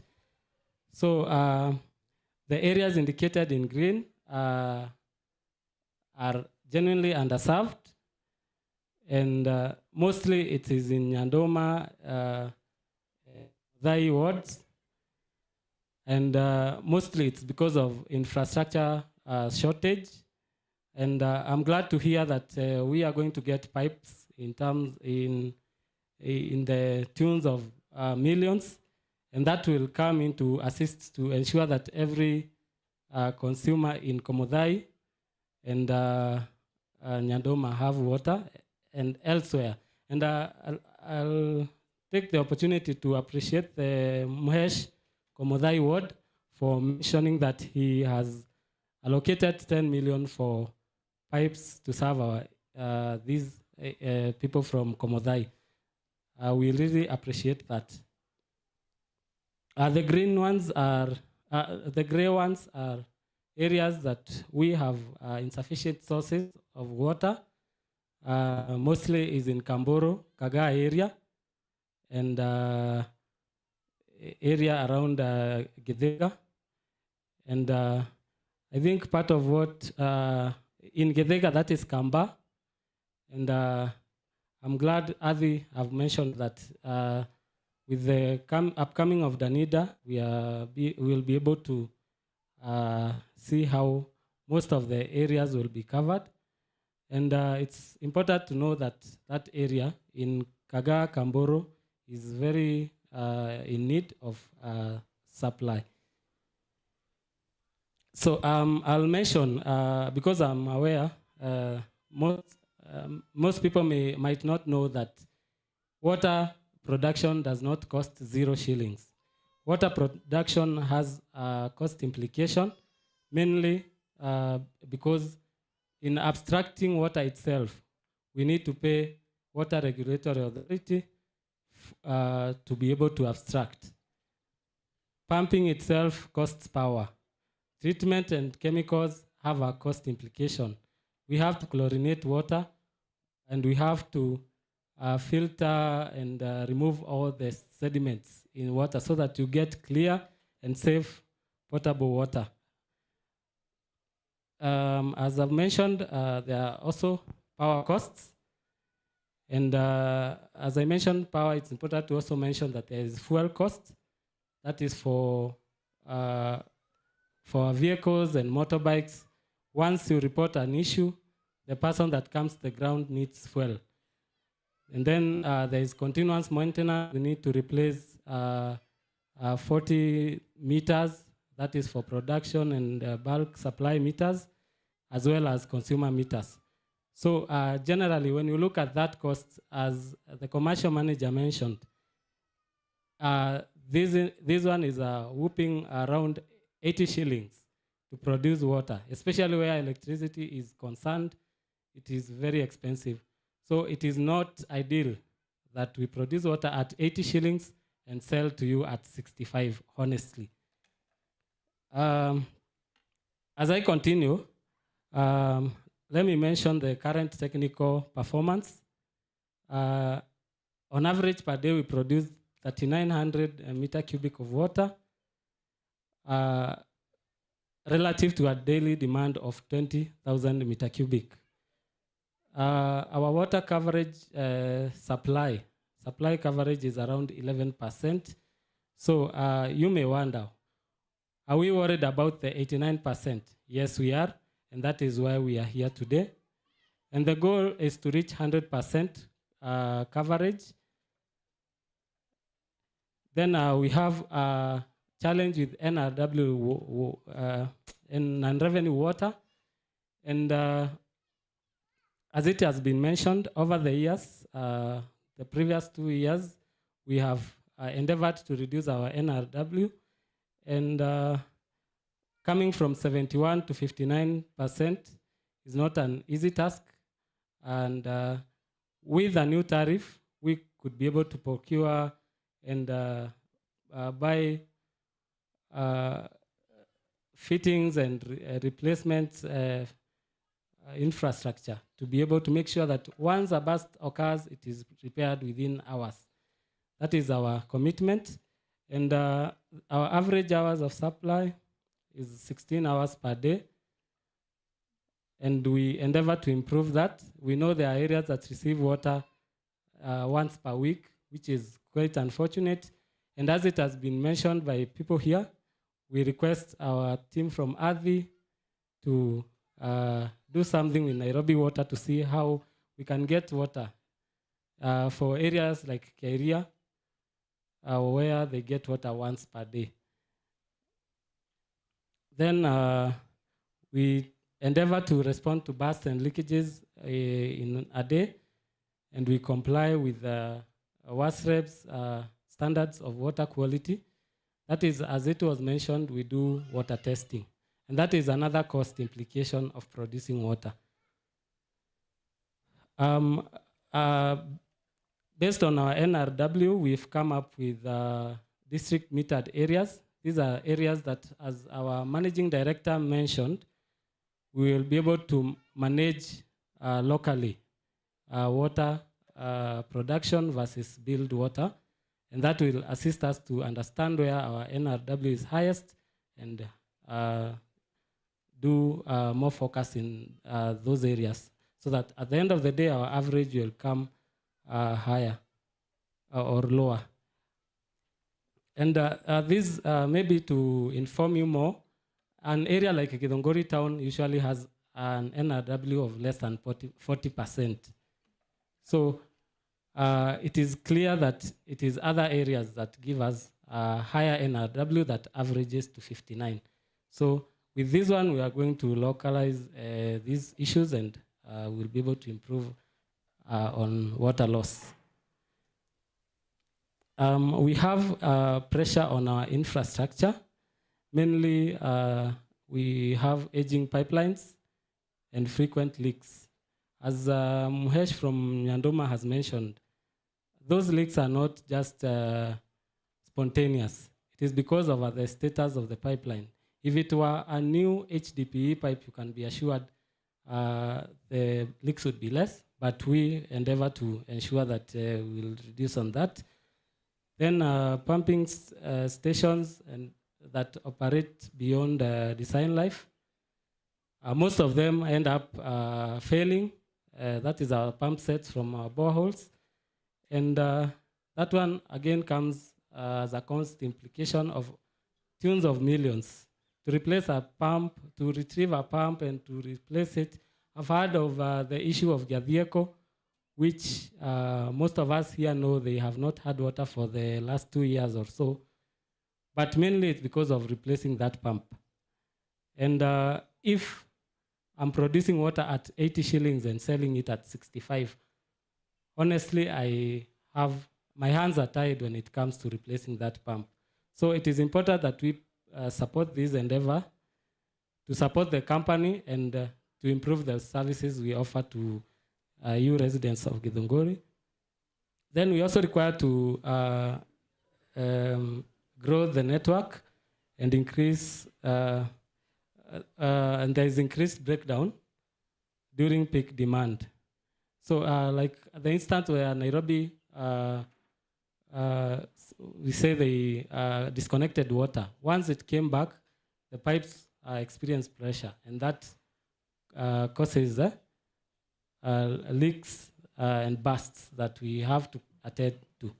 So we are looking forward to sustainable funding, which is essential for system sustainability. As once we have an approved tariff, we promise that the technical department will endeavor to supply water for longer hours. We will have faster response to bursts and failures. We will have replacement of old pipes and pumps, and we will do capital investments on network expansion to unserved areas. As you have seen, the areas I've mentioned that have under service of water. Then we'll also provide water quality and monitoring. And the WASREP team that is here know we have challenges with collecting samples, especially when the revenues are low. We have that challenge, but we endeavor to share those reports every month. We have technical risks if no tariff is approved. This is what will happen. There will be rising system failures. There will be prolonged water outage. There will be increased water loss. There will be higher emergency repair costs, and there will be deteriorating water quality. So infrastructure failure is more expensive than planned maintenance. The core challenges that the department faces include increasing power and treatment costs, aging infrastructure, which requires replacements. We also need, are facing need for system expansion. As you have seen, we are covering only 11% of this area. We need to go to 99 or 100 thereabout. Then we are rising demand pressures, reduced reliability under current funding, and regular compliance requirements. I know someone seated here might say, I reported an issue 3 days ago, it has not been attended. This is the issue. From the section, we will report that there is this issue, but where is the fund? We'll have to wait for the one customer to pay for water, then we attend that issue. But if the tariff were fair, especially to the company, you can be assured that we are focused on ensuring that service delivery happens. Why does the technical sustainability of this company require tariff review? This is because it will allow preventive maintenance instead of crisis repairs. We will endeavor to check on systems that are about to fail and repair them in advance because there is funding, rather than wait for the crisis and then try to run helter-skelter. Then there will be infrastructure renewal. We'll have improved system efficiency. We'll reduce water losses, and we'll ensure to comply with our regulators and other water standards. I know the MD will endeavor on this more, but we are committed to use your funds efficiently. The technical department especially will focus on prioritizing infrastructure repairs. Once you give us your support, we will ensure we have reduced non-revenue water. We have a target of below 25%, which is allowable by the regulators. We will ensure that we improve our operational efficiency, and we will be transparent on project implementations. Just to conclude, the current tariff is genuinely, honestly, it is no longer sufficient to maintain and expand our water infrastructure. The challenges you face at home is because the tariff is not enough. I know many speakers have spoken here, but I think most of them have forgotten to mention that this company last reviewed its tariff in 2014.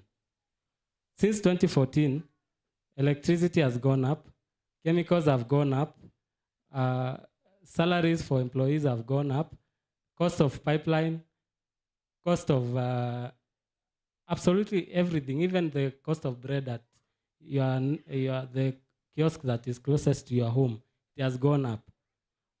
For 14 years, other companies have been renewing their tariff. Githunguri has been left behind. That is why you see the challenges you are seeing today. So a fair adjustment of this tariff for us will ensure we protect the infrastructure, will ensure we are able to improve on reliability, and will ensure safe water quality and secure long-term service. And as I exit, I will mention that please look at the sustainability of Githunguri water. Look at the future. Look at your children and where they will get water. There's a speaker who mentioned here that when they were growing up, water was owned by government. He was the inspector. That is a representative from County Engineer Kirera.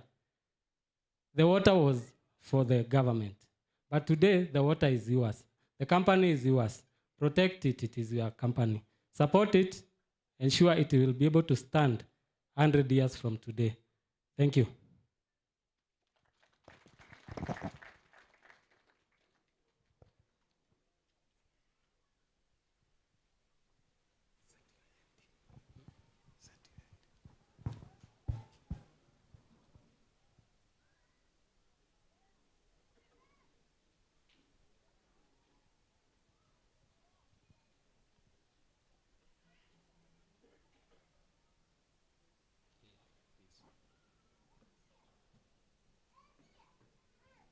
Okay, the other presentation is from the MD. Maybe you mention a few things that okay.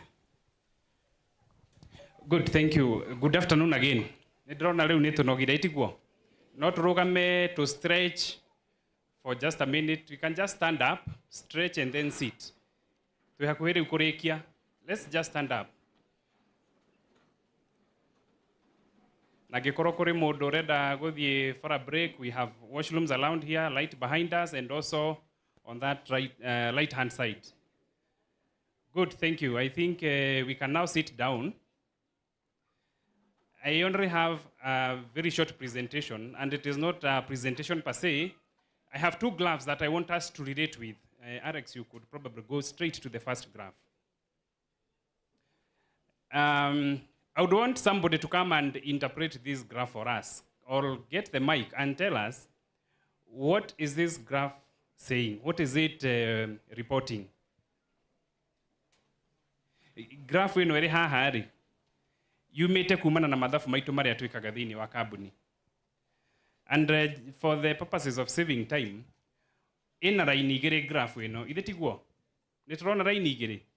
Raini imwe ironania costs, iyo ya green ironania costs cia kambuni, na raini iyo ĩngĩ ya red ironania revenues iria kambuni irogotaga.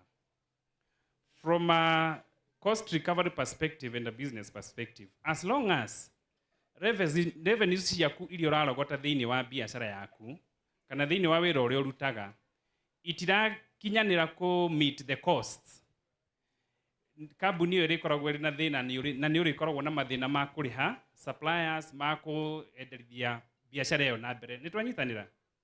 Koguo trend ĩno ĩratuonia atĩrĩrĩ, atĩ tũngĩaga gwĩka ũndũ thaa ici, thĩna ũyũ witũ wa maĩ tũrĩ naguo gũkũ thĩinĩ wa Githunguri ũgũthiĩ na mbere ũkĩongererekaga tondũ gũtirĩ ũndũ tũreka, ĩtiguo? Na nĩkĩo tũkire mũcemanio ũyũ ũmũthĩ nĩgetha tũhote gũcokanĩria na tũranie ciũria nĩgetha tũgĩthiĩ na mbere, tondũ nĩ ũrona graph ĩyo nĩ ĩratuonia mĩaka ya gũthiĩ 2027, 2028. You can see that gap is widening. And that is dangerous. When the gap is widening, it means more challenges going ahead. So what are we required to do? Na nĩkĩo tũrĩ wabici. What is WASREB required to do? What is the management required to do? What is the role of the consumers as well, so that we can cross this gap? The interpretation is, rainino ya red ya revenues for a business that is recovering its costs. no nginya ikorwo iri iguru eno ya green. Hau ni twanyitanira. Let's go now to the next graph. This second graph, we call this a trend. When you look at this trend, this company, we are in the year 2026. If you look at where the year 2026 is, for us to go over, for our revenues to go over the cost, laini yo hau laini cio cihutanagiria, hau niho hetagwo the break-even point. Itiguo twanaigua muno ino biashara yaku ndira break even ni hathara theri guku rek tariu ukorwo ri murimi wa ng'ombe no ukarora uracihura ndawa no andikite andu a wira ni ciakeire kou ciugo no warora iria rire uraruta ritireigana kuri handu aya na igakuhe kanyamu ona ukirutage na ri gicunji gi 10 itiguo. So what we are saying is we need this tariff adjustment nigetha tuhote gukinya hau hetagwo break even point nigetha thina ucio turona ati tungiaga gwika uguo thina ucio ni guthi na mbere ukinenehaga tunyihie thina ucio na nigetha inegene ria mai rithire na nigetha andu mahote kuona mai mathaa ma kuigana ni moigwa departments ni ciatariria challenges iria cikoragwo ciina cio na moka kuri nie mangora ndarora account ndarora bengi ndona tutire na mbeca ngamera reke itwetere riu tugugieterera nginya ri. That is why we are here today. And at this point, drona ni thaa 8 irorete. We'll take a few questions, and we have our moderators here. Pastor Jage, maybe you can rise up with your team. Ni ukurehero microphone hari ori ukarugama ukoria kiuria giaku na please ndimuthaithe kiuria gikorwo kigie uhoro wigie tariff. Nitwanyitanira niturona mathaa maria tuhuthirite na no twende muno kuoya ciuria cianyu ciothe na ni njugire kuri na maratathi twinamo marathiururukio no andike kiuria giaku ni tukuhota gucokia na tungiremwo ni gucokia we'll have a report area tugatuma WASREB. We'll send a report to WASREB on all the questions that were asked and how they were addressed. And to start with, we have one question kiuria kimo kiurio ni muheshimiwa Muhija na ndikwenda kumuriria tondu ndahota kuria jure na ndirenda you ask that question and that question will be responded by Robert from WASREB. And then we'll take a few more questions nigetha tukiuma haha tukorwo turi satisfied na therie tondu horo cio wa bei he mundu anjurie kiurio haha njikarite thi twiga tureheria ciringi 380 ino standing charge irari hagio hau ni twanyitanira ndugucoka kuri ha 380 wona tarifu ino no nginya ithie gazettement tweterere for 21 days gazettement we wait for it wona thiko ici ciarikia guthira to implement he kindu gitagwo implementation we roll it out now wona twame roll out na tugukorwo tu communicate na inywe na ginya na messages cia thimo you will no longer be paying the 380 you will also not be charged for the meter length of 50 shillings riu riri haga ciringi 140 kuma 0 units to 6 units how netwanyitanira so Muhesh and we will be on the floor so it is the question it is relatable with the tariff you get a response and if you're not able to respond to all questions we request that please tuandikirei and even our online community please write to us and we are opening a Zoom link niturahigura Zoom link so that that link we'll share it in the groups around Githunguri somebody can be able to log in and also ask their questions there and participate so I want to also to invite the online community if you have questions we have a Zoom link. That Zoom link will also be sent on our Facebook page as a comment. Please follow that link so that we can be able to take up your question. So please, Muhesh, you can open the floor so that we can move forward. Thank you very much. Thank you, MD. I'll be very fast. The WASREB team, there is this issue of 0 to 5 units. I had talked about it. So I was saying, the 140 shillings per unit that we talked about, and I hope it is 140. You wanted clarity first. It's not 145, it is 140. Yes. I think we need to be very clear. The mutirani to adorolia. Hemo dogo etira 145 handon and the other very specific. It is 140 shillings. The other issue is, because of this transition period, we have that 140, but we want to encourage most of the people to join in and to come be part of Githunguri Water. So we were asking, as waheshimiwa, hiyo swali tulikuwa tumeuliza jana jioni. If you look at Kiambu Water, we have done our research. They are charging 0 to 6 units, 75 shillings. it is discounted, but the actual cost is 135 for Kiabu, or 140, I don't know. You go to Ruiro Water, they are charging 90 shillings for 0 to 6 units, but that is discounted, but it is not the actual cost, it is for a certain period of time. So you are asking, Githunguri, we are transitioning from 55 to 140.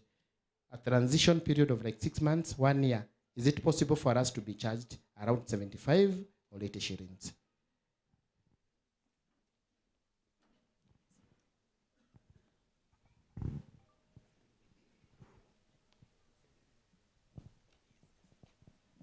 Thank you, Mheshimiwa. I think wacha nisimame hapa ndio nionekane. First of all, tulisema in the protection of interest of consumers, we no longer charge for what they don't consume. Therefore, first of all, we are removing the zero. So if you close your tap and go for holiday in America, stay for 2 months, your tap will not be consuming. Therefore, you will not get any bill. It will be zero. Yeah, that's why we said we pay for what you consume. So communication now is between 1 and 6. That is the baseline tariff we were saying for the ordinary mwananchi. The tariff process, is after public consultation. Of course, there is prior process that has gone on until we reach this end, where we have engaged the county government. Now, after the county government has given us a green light to proceed with the public consultation, culminating into today, because I said, since this public consultation date, we sent this gazette notice on 20th January. And that notice of public consultation, whereby you are supposed to get your feedback, you give your views and get feedback, is to last for 30 days. So today is the 21st date, I think. So we still have another 1 week to give our feedback and to ask for clarification regarding this tariff to end at the 30th day. So after this date, then this tariff will proceed to approval. So after here, the timeline means after this, we get the reports. Of course, we'll get their feedback, the feedback from the public consultation that was done in the zonals. I think they have already done the zonals. Yeah, several zonal meetings. They have the feedback, they have the questions and clarification. Then today, we'll also get the questions and clarify. And then even the subsequent 1 week, we'll still be getting questions and clarification. Then we compile the reports of all those events. Then they come to us, then therefore affirming the process. So after the process, the next level is going for approval at the board level, WASREB board. And this one, WASREB board meets quarterly. Therefore, the tariff public consultations we did up to December have already been approved because the board meeting happened in January to do a quarterly report for the second quarter ending December. Therefore, this one, if we don't call for an extraordinary board meeting, because there's a mandatory meetings, 6 of them, 4 and then 2 extraordinary. So if our board will have a session for extraordinary, this meeting will be, this tariff will be approved in the month of March, because this one is February, we're going to take for this clarification. So it will be approved in the month of March. If then the board will say, no, we don't have to call for an extraordinary meeting, it will be approved in the subsequent board meeting, which would happen in April, to approve for the third quarter reports for WASREB. So if the worst case, let me call it the worst case, I know MD does not like that worst case. He would like this tariff to be approved as soon as possible. But if the worst case scenario happens, then our board will approve it in April. Then after approval, we take it for gazettement. So timeline, if it is approved in early April, gazettement happens immediately. Let's say mid-April or 20th April. Then we give a notice for 30 days to consumers. That is for them to circulate the effect of this tariff, 30 days. So by law, that is the period which we would say is the period for notice, which means this tariff, if all goes well, will be implemented around May. Yeah, May. The bill of May now will apply this new tariff. That is as by law, and it is the guideline. We may not flout that if we will have a report from the MD and the county government. If then the county government says, this tariff, hold it, therefore they will not give us these reports, then we have no option, isn't it? Because the company is the county government. But now, because they want this company to move and implement the projects they have planned for us, they want those people to have the water where there was rationing, then they would want it implemented as soon as possible. And I would beseech you, let us allow them to progress. Because when we suspend the gazettement process, it will affect, it will roll over backwards, of course. It will roll backwards the projects they have planned. So I seek your concurrence, allow us to just go as per that procedure, such that this tariff would be implemented in May, God willing. There's a second question you asked.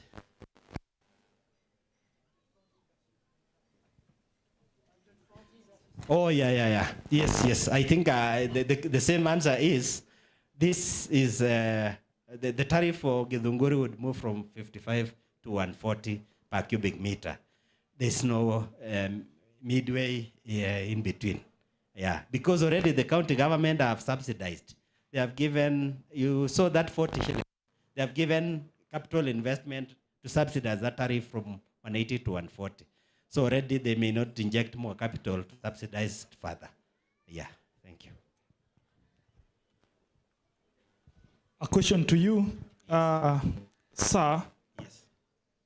Wasreb, I'm served by, Komada is served by Gatondo and Githunguri. So for Gatondo, I've been their representative. If on one side they are being costed differently for one water, whereby the other company and Githunguri also costed differently, how then do you bring up a correspondence that you're being served with the same water? On your question, and that's what the Honorable Muheja is talking about. Gatondo water, what you gazetted, and I'm going to read to you verbatim. Gatondo water, domestic and residential, those who are consuming 1 to 6 cubic meters, the tariff was 107. Those who are consuming from now 7 to 20 cubic meters, the tariff was 115. Those who are consuming 21 to 50 cubic meters, the tariff is 120. Those who are consuming 51 to 100 cubic meters, the tariff is 130, and 100 to 300 cubic meters, the tariff is 140, and anything beyond 300 cubic meters, the tariff is 150. So my question to you, if you then give a flat rate for Githunguri water, why then did you not give a flat rate for Gatondo water? And to those who are consuming there, from the area of Kebichoi, Kegumo, what then would I tell the people who are consuming the side of Gadiroine that they are probably either less privileged or you get the issue, and that is very sensitive. Thank you, sir. Maybe to start with your last question, this tariff is not flat rate. It's only we are talking from the baseline tariff. We call it lifeline tariff, 1 to 6. But those other categories are graduated.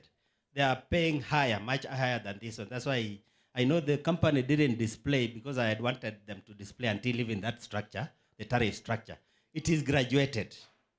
Yeah, that's why I said initially, it is cross-subsidized. That person who is using this water to drink may not pay very much, isn't it?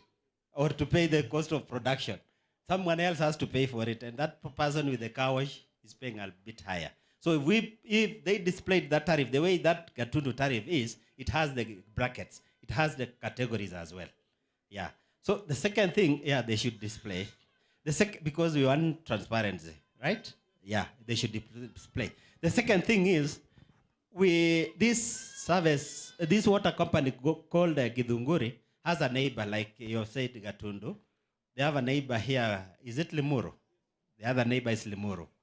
Yeah. So we give them a license. And within the license, we give them something called a service area. So let's say this is the service area for Githunguri. Then here, there's a service area for Limuru. And then here, there's a service area for Gatundu. So what happens is, each one estimates the cost of production. Isn't it? Because if you go deep down the expenditure breakdown, you'll find an MD in Limuru is not earning the way an MD in Gatundu is earning, similarly to Githunguri.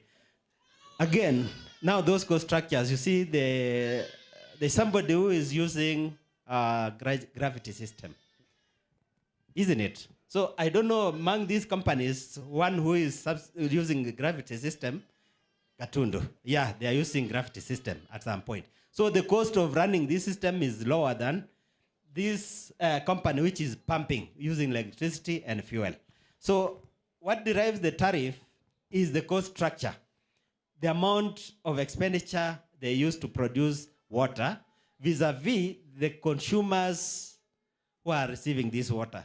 So like this company, they are serving 11%. It means then, by economies of scale, there is a bit high expenditure because it is a few who are getting water currently, who are being charged to pay for the very many people who will get it next year. Similarly, we are enjoying this service, but this service was paid by somebody 10 years ago, who may not be us actually. Could be having our children here whose services were paid by their parents to install those waters, isn't it? Similarly, even as we are paying for someone in the future. So the cost structure is what determines the tariff. It's not arbitrary. They say we need 40 million for salaries, operation 100 million, maintenance 10 million. That is what we will use to cost the tariff. We wait. We call it waiting because we use the consumption of the consumers.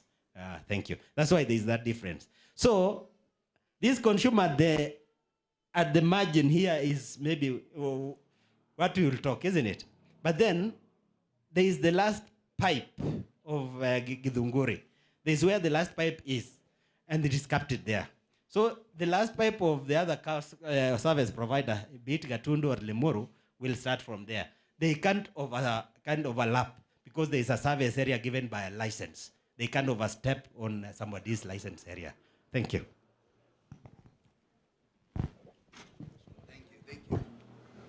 I think DJ wangalia mic zote tafadhali. Let's agree as we move on. We have some few minutes remaining. Maybe some of us are writing some messages. Tunataka kwenda kukamua nini na nini. Can we be observant of time? Tujue ni maswali mangapi, ni watu wangapi tapea, because I know wakati mheshimiwa ameongea, wanaongea mambo ya Githunguri, mambo ya Komothai, mambo ya Ngewa. That means they are handling the questions that inaguza kila area mahali mtu ametoka. So when I see mheshimiwa wa Githunguri ameuliza, mheshimiwa from Komothai ameuliza swali, hiyo ni kumaanisha watu wa Komothai na watu wa Githunguri maswali kulikuwa nayo, now they are being handled. Are we together? So can we agree ili tusikae sana tuulize maswali tutarudia yenye imejibiwa na mengine labda mtu ni vile. How many questions can we agree together as a house? How many questions can we go with so that we can work with the time? Time is very important. 2.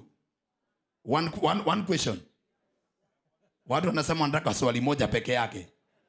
As many as they say aye, as many say nay, I have it. So what I'm going to do, I'm saying 5.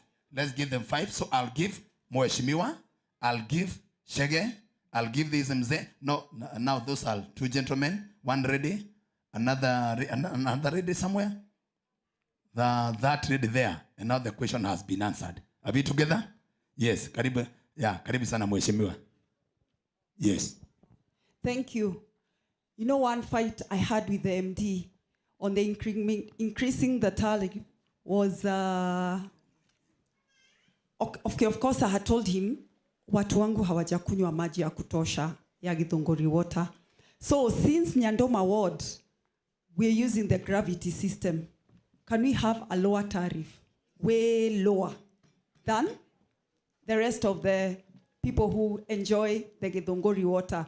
And in the future, neo mundu wothe akoragwo na kioneki Githunguri water, mnaweza fikiria venye mnaweza produce your own electricity.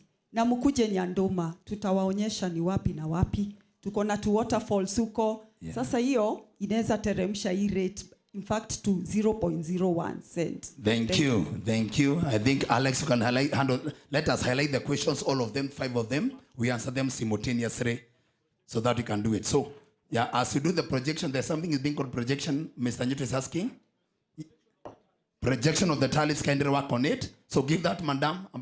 Madam, excuse me. Yeah, give that ready. Then we come to you. But here we are, physically charity social, akonasi.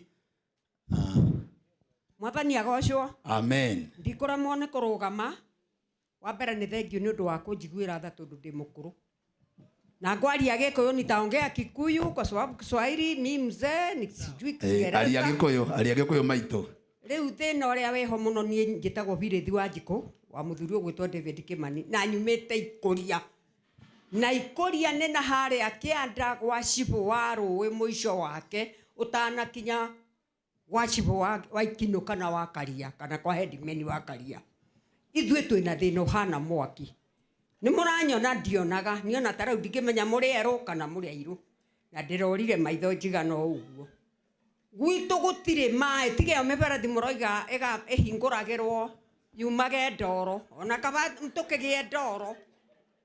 Gwitu tuokire tugikenio ikeno cia maratathi na nguga guo ndekerwo ni Cibu wa Rũĩ na ndekerwo ni muhĩnja tondu ndi kwao. Tukirwo ni tugwikirirwo mai na magiuka na mibarathi meritu muno mitungu muno igiuke kienjerwo buti ithatu na thi ekerorio itherero oriuki mai mabataranitie gutwarwo oriuki tukiohwo waya tukirwo ni tukuruta moka aria marutire tanie tondu mundu njui wakwa water ndakorire mundu etagwo Ngugi ngihara mahiga haria haborithi ngethi kugata mai kemubarathi ndagikiona ni kiarundwo magethi makiringirira kura njira akaria kwa mundu gwitwo wa iguru.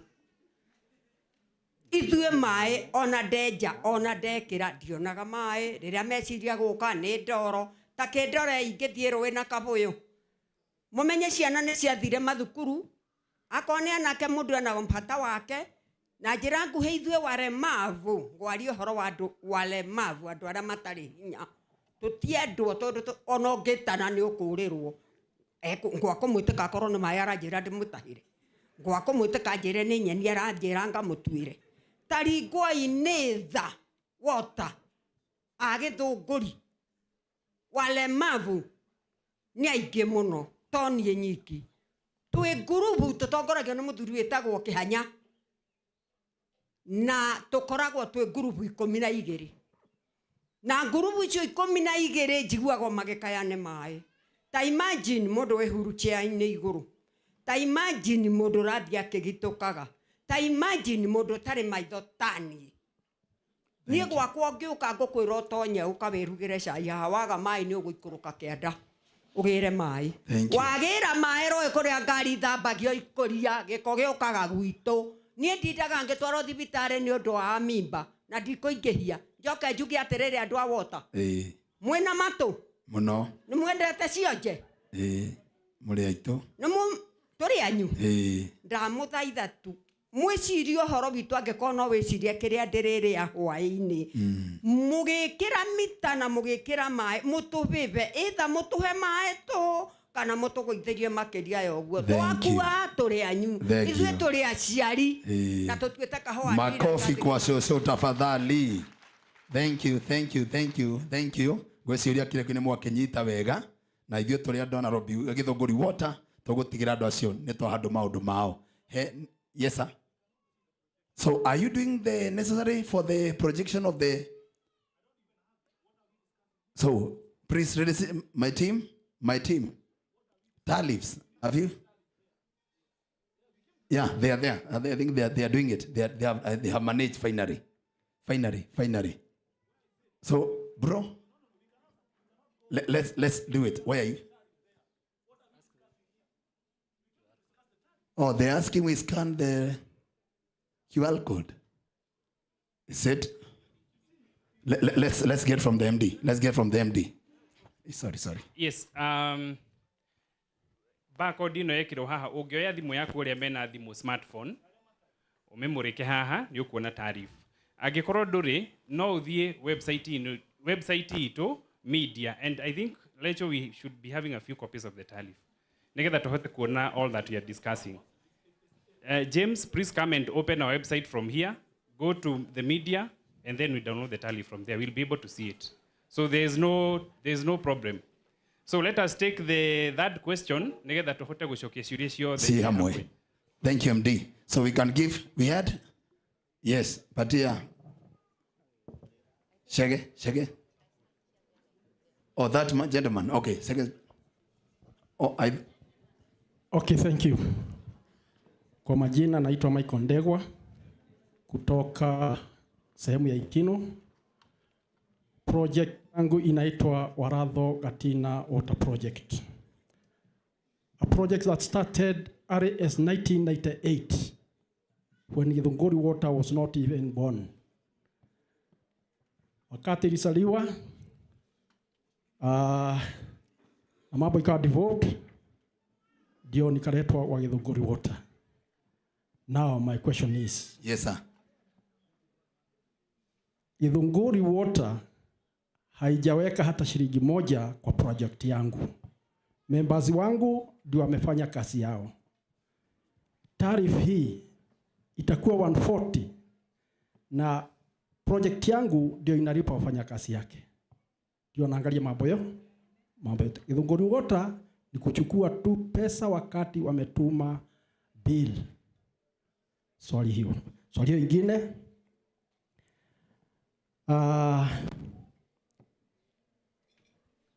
Imetajwa hapa iko watu wanapata maji 1 day per week.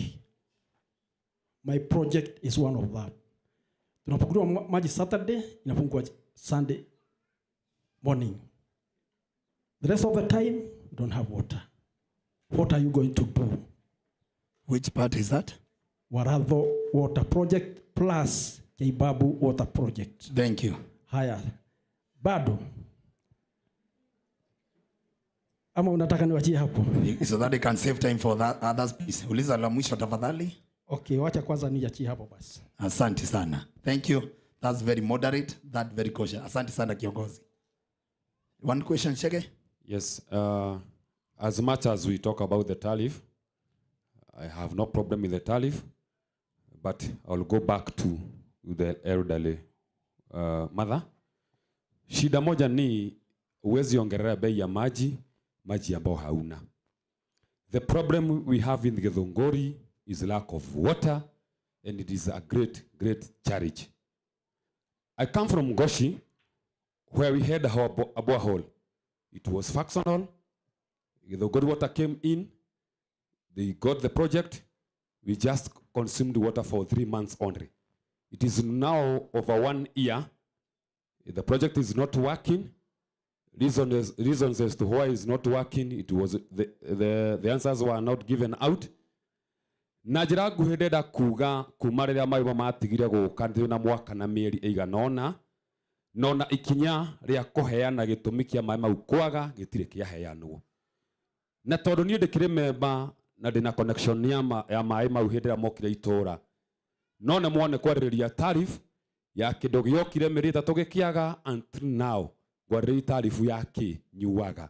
So before we give on about the Tariff, we need water in every homestead. Tondu kwina andu mena connections nio magrateithia kambuni no kwambatira tondu mai ni nguriha no cio ngene kuriha riu tugithiaga hathara twathi hathara tondu kwina andu mekirirwo mai matonaga mai mangirariha mai tukurie kambuni. Thank you. Point noted from Goshi. Thank you. Ya mwisho ili kiongozi aongee maana ni mtu mmoja tu nitapatia. We are done. Let's Cedric, just one question from that side. Share. Allow me to take that one question, then you speak. Madam pale nyuma. Now we are tufunge hiyo sasa maswali. We want to look for the solution. Yes, that ready?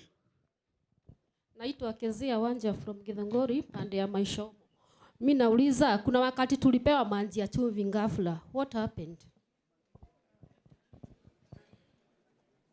Haya, amesema alipea maji ya chumvi huyu mzee ndiye, yeah? So ulikuwa umeinua mkono. Haya, patia yeye ndiye wa mwisho afunge. Thank you very much. 1 minute. 1 minute sawa. Thank you sir. Mimi nitajibu maswali ilikuwa na MD. Ndio nimuonyeshe. Kama ni kujibu maswali. Sio majibu namna hiyo. Alisema mtu awe akisema mtu kama anakunywa maji chini ya maji. Wacha nikwambie. Hao watu yote unaona hakuna mtu aweza kukuambia ati huyu anakunywa chini ya maji. Kwa sababu wale wana aria marathondeka mai maya twi hamwe egucoka athi kwi jirani ambiririe guguthita ni mwambiriria bara riu uria mungika ni mwite aria othe matumaga mai mumatware githomo kinini mumere na ungikaheo thiri ni mundu mwaitura tiga guthi kumbura tondu waibura ni bara weka atia hora jokie kwe MC wakwa ngatho tondu iga mitungi 50 ithondeka hot sawa what mitungi yo 50 ungi multiply by that shillings 1500 no cianyu iroka ngiri na ciringi igana ria ki 30 oguo ri tungirumirira maundu maria mwina muri na twina thina ri no ri utari na thina ndangiaria ndari ng'ombe ndari nguku leu athiaga kuhinyiriria andu hani matuhinyiria acha. Thank you. Mundu ena thina leu oguo andu anyu mumatware githomo mumere kungigathio either mumwire ni kuvuta mukuvuta tondu ni atwara bara kuria ki so thiri. Thank you. We are done. Thank you so much. All those questions have been answered. Before MD, you say something. The mheshimiwa from Ikino Ward had something to say. Kiongozi, karibu sana. Thank you. MD, allow me to be very brief because we've really spoken today. Do I othe oge mathikiriria ti kindu kingi marenda ne mai. For them matiramakio ne thogora ucio wa ciringi igana ria 40 from where I sit. But ne maroiga atiriri tutanathie kuri haigana riu ria 40. We need to have water on our pipes. Na kiu nikio gikoretwo githina. And yesterday in our meeting no uririkane ngiuga na tukiaria na fellow MCAs aria maikarite haha. Na ona tukiaragia uhoro wa tariff. By the time we leave this meeting today, no ginya twambe tukorwo twishua turakora mai miberethi-ini itu na niri. Because tariu gwitu na nikio ngwambite gukira dad wakwa haharie uria wagweta waratho kamondo ugiuka ikino handu hetagwo mununga mai macio mahingiirwo gate valves-ini na no twende kumenya how soon tondu tugwetha mbia turenda kumenya how soon can our people have water. Then we can talk about the tariffs and stuff that would come only after andu aitu mangiona mai matiagite mbia cia kuriha. Asante. Good, thank you.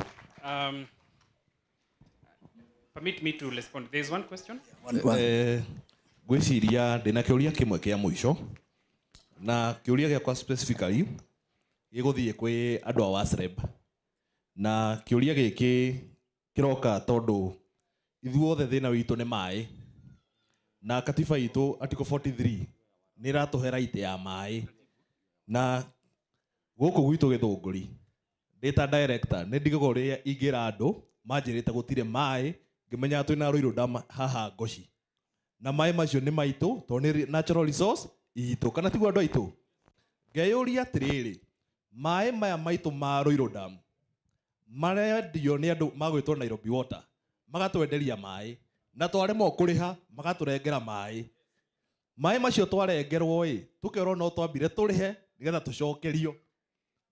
Tukauga atĩrĩrĩ, andũ a WASREB na governance ya water sector kaĩ mũtangĩrehe ũndũ atĩ natural resources iria ciĩ kũndũ ta gũkũ Githunguri, tondũ Roiro Dam nĩ resource itũ, maĩ macio tũkĩenderio na twenderio na thogora nuthu ũrĩa ĩrendio, andũ aitũ mambe manyue maĩ, andũ a Nairobi matanyuĩte, kana tiguo?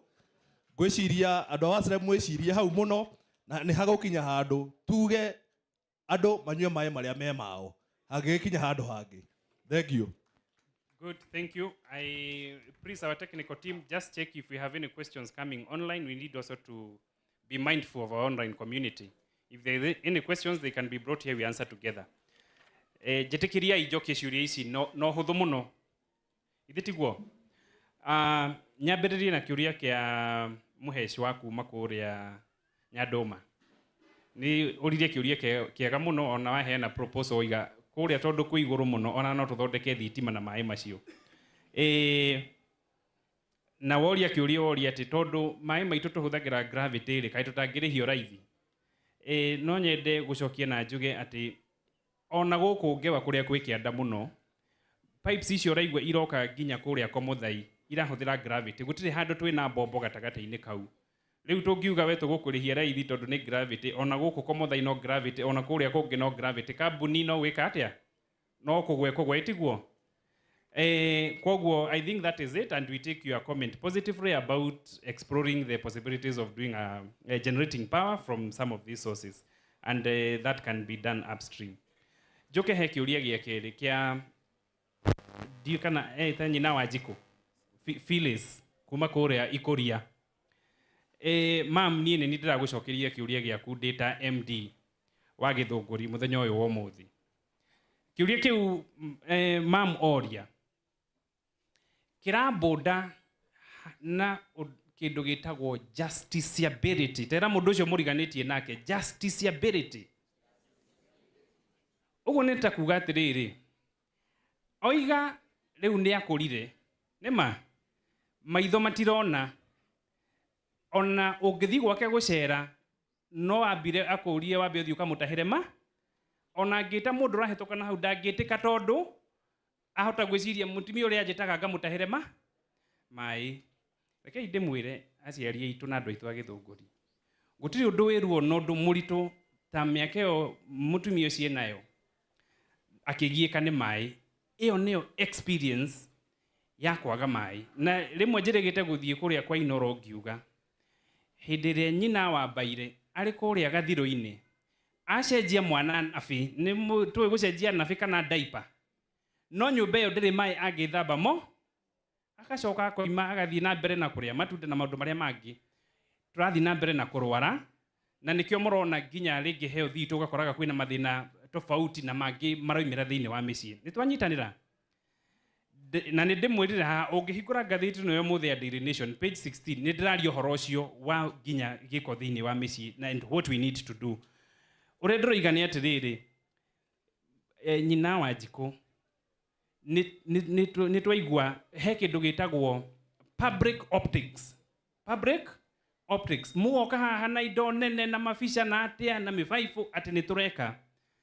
Nie ngwenda kumwira thirikari ria twinayo tha ici na mugambo uria uri county government ino ya Kiambu uroiga we are going to monitor outcomes.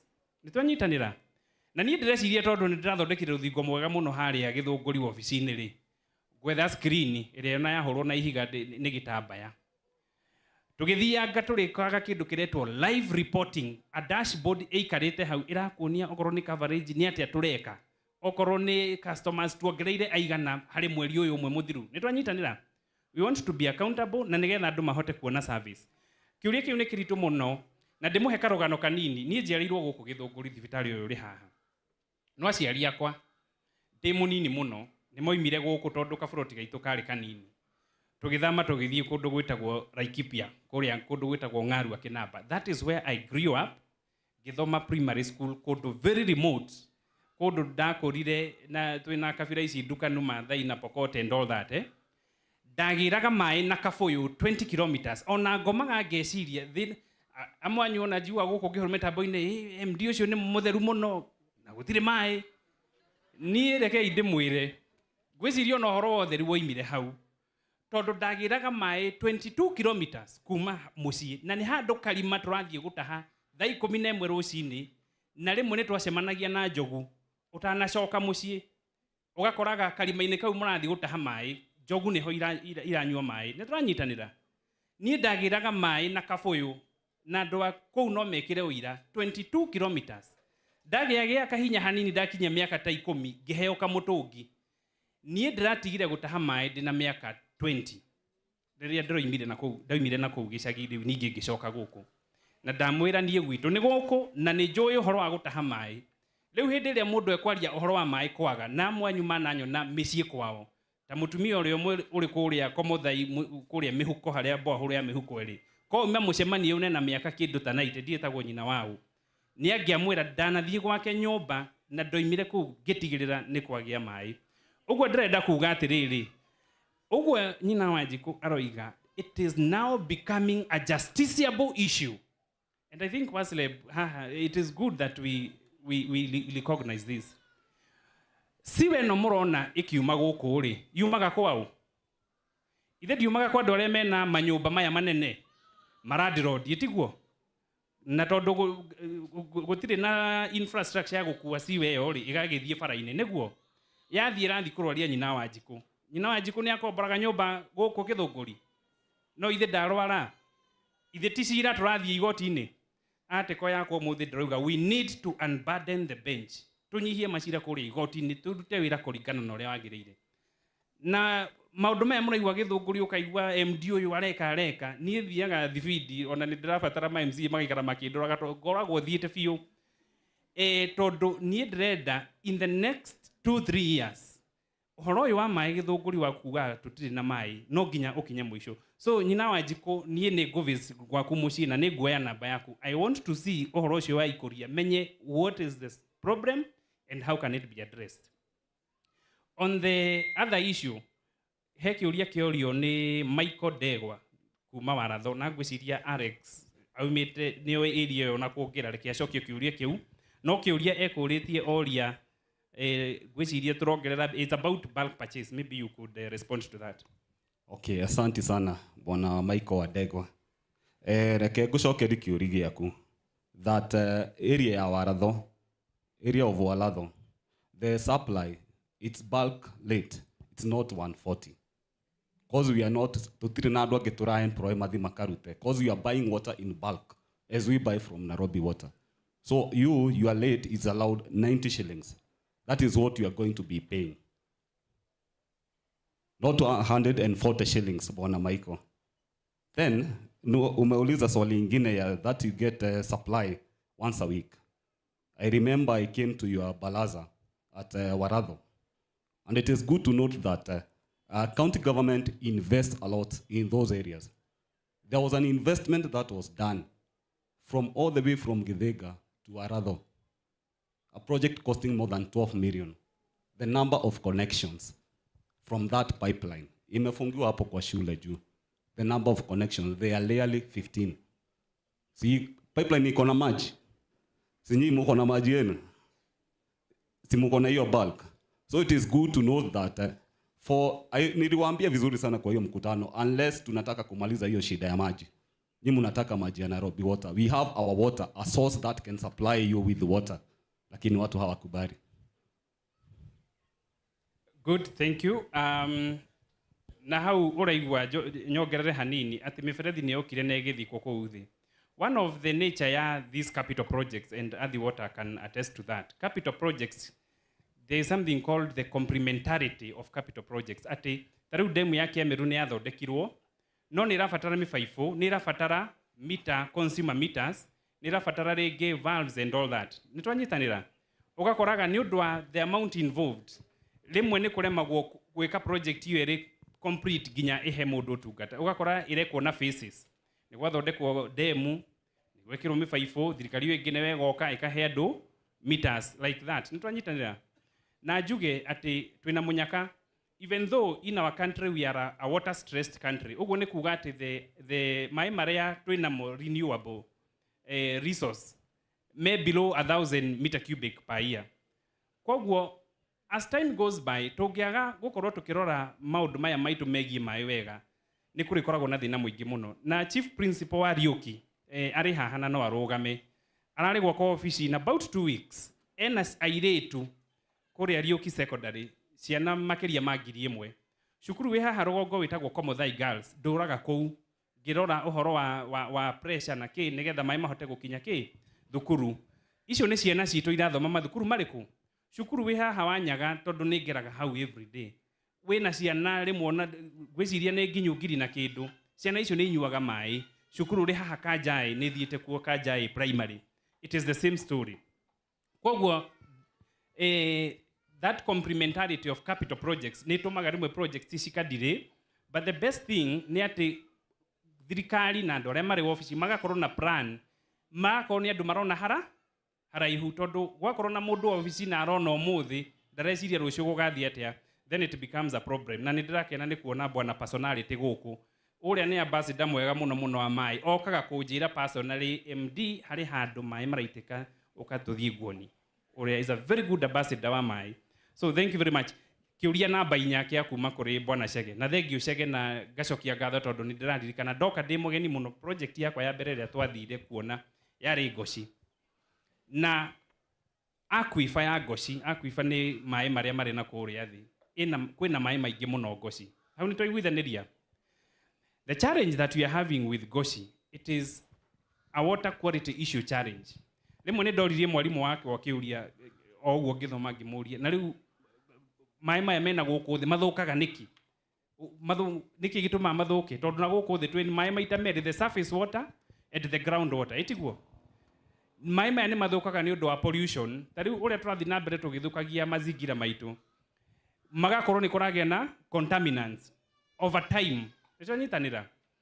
Riu kuri na heavy metals cikoragwo thiini wa mai na ni ituthumburaga. For example iron ni onekaga thiini wa mai maria mena guku rungu na mai mangikorwo mari na elevated levels cia iron makoragwo mari rusty na magatuika ma brown na matinginyuika ti mai mega. Ni twanyitanira.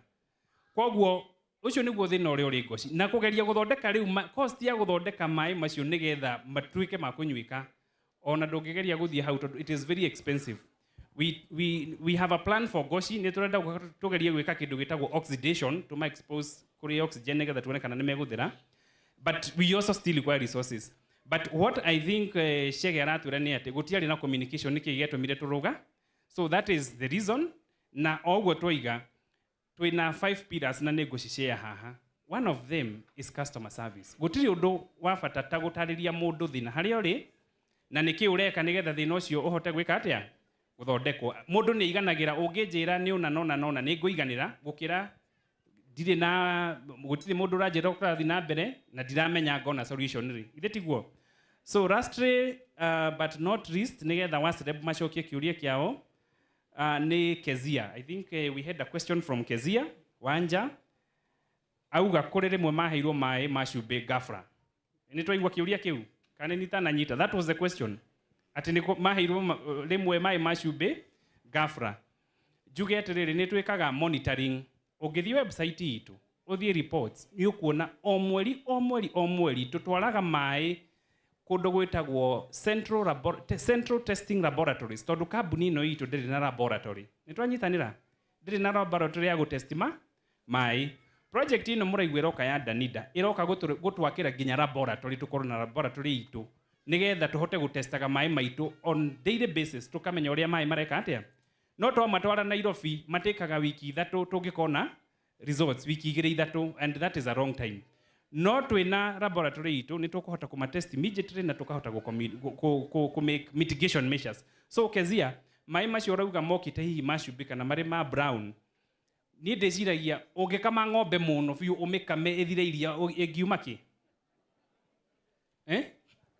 thakame ungigucia mai muno irima-ini ugucie hure no kuhura wewe no kuhura mai ri ndega ya mwico ungigucia ki riu uguo Kezia niguo gwathire na mbere ati especially mai maya ma borehole ungimahura muno makihurwo muno na gukorwo recharge rate yamo ti commensurate na abstraction ugakora ni to extract those heavy metals. That is one of the reasoning. So we take note of that and we'll continue monitoring our water quality nigetha andu mahate kunywa mai wega. Hauma na kiuria kingi kia water theft ni gwenda gutheria na njuge uhoro uyu wa mai. In 1987 kuri report yetagwo Brundtland report yarutirwo ni mundu wetagwo Lawrence Brundtland yaragia uhoro wa guthuka kwa maundu maria maturigiceirie ugakora ni undu wa ukuria na uthii wa na mbere environment itu ni rathuka na riu kuringana na uria maundu mathiite na mai mathiite o makinyihaga ta riu demu irakirwo ya mbeca nyingi muno kuria bururi wa Ethiopia iretwo the Grand Renaissance Dam. Demu nene ati irari ihe Ethiopia mai riu ndiri na mai ne huthirite mabilioni ma mbeca nitwanyitanira. So goko gwitu riu twina kitengo kia borithi kiretwo Water Police Unit na ngwiciria moitu ni makionete athi water you can confirm we now have a Water Police Unit. Goko Githunguri tungithi na mbere na kwaga kurorana na kwaria horo wa mai na kurora mitugo iria miuru irekwo guku ni undu wa mai ni no borithi riu ngwitia na ndikwenda tukinye hau etiguo ni ndikwenda ati riu tukinye ati guku ni ngari cia borithi thiururukaga cia mai nigetha iturore maundu ithui tungihota gwika atia tondu ona borithi icio ithitirarihwo na mbeca citu kai tutangikorwo na mitugo miega nigetha tunyihie ona expenditure yo ya kuria kwa borithi etiguo. So what we are saying is let us collaborate. Wira uyu ndungirutwo ni mundu umwe. Water is a shared resource. Nitwanyitanira. Wira uyu tu wa mundu umwe. There is community involvement, community participation, co-production of solutions, and we are going to work together. I'll now give it to, and before that there is Cedric. Uria ugire ati we ona ndari na thina na kuriha mai ithitiguo iga oiga thina wake ni mai macio meha. Riu Cedric nie ngugucokeria kiuria giaku na analogy atiriri ta riu ingikorwo muthi ndiri wira no anjitira wira Nairobi haria Hilton wajira ukohake nyumba ya harangi ni ngukuriha ciringi 500 na ndi Githunguri ndirabatara gwika atia. Cedric, what am I supposed to do? Ati jethe jirathie nigetha heo wira ucio wa ciringi 500 hakera nginyi no kenyone mutu ni horo wa ma nigetha nyume Githunguri thie Nairobi ndirabatara ki ndirabatara ciringi 100 tigiti nyingire kaka nitwanyitanira ni Cedric ndiroria ciringi 100 na vote nyingire kaka hote gukurehera mutu hwai na we mutu waku ni mai nitwanyitanira nikio twi haha nigetha nyone ki tigiti. In fact I think was this tariff we are asking for, this is fair. We are asking for fair to get to Nairobi, I get the job and get my daily wage. Nitwanyitanira. That way you'll be able to get the service. No ri wagikorwo ona gatigiti gaka riu ndiri gugikara guku Githunguri thiurukage guku wi ona iria 500 ndigucio gwiciria ndacokia kiuria giaku. So I'll give it to Wasreb. And Wasreb, even as you come in, because I really like this issue of water and water politics and the political ecology of water. Sure. Yeah, let me just finish up this one. Please, Wasleb, you could answer this question of the transboundary water issues and also the interbasin transfers and how it happens. To you. It was not updated by Albert. Yeah. Yeah, and there's communication. So when you go back, yeah. Yeah,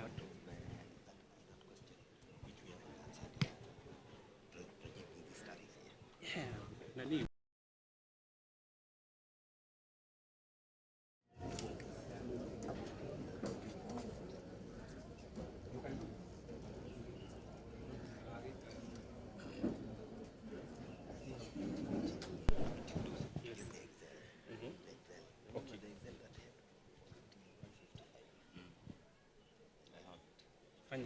Excel. Go and get your laptop. Excel. Yeah. So let's get the response for the question from our director. There's a question about the transboundary, which I thought the right person is engineer. The one which you are selling bulk, you're taking water from this region, you take it to Nairobi, then you bring it back in bulk. But anyway, generally, what I want to say about that as he comes, he's the one who is actually doing that tariff for Nairobi Water and Earth for the bulk water. Generally, you see, this resource, first of all, is scarce. We have had that discussion from even Nyandarua. You see, there is this Sosumua? Sosumua Dam is taking water from Nyandarua, is bringing it to Nairobi.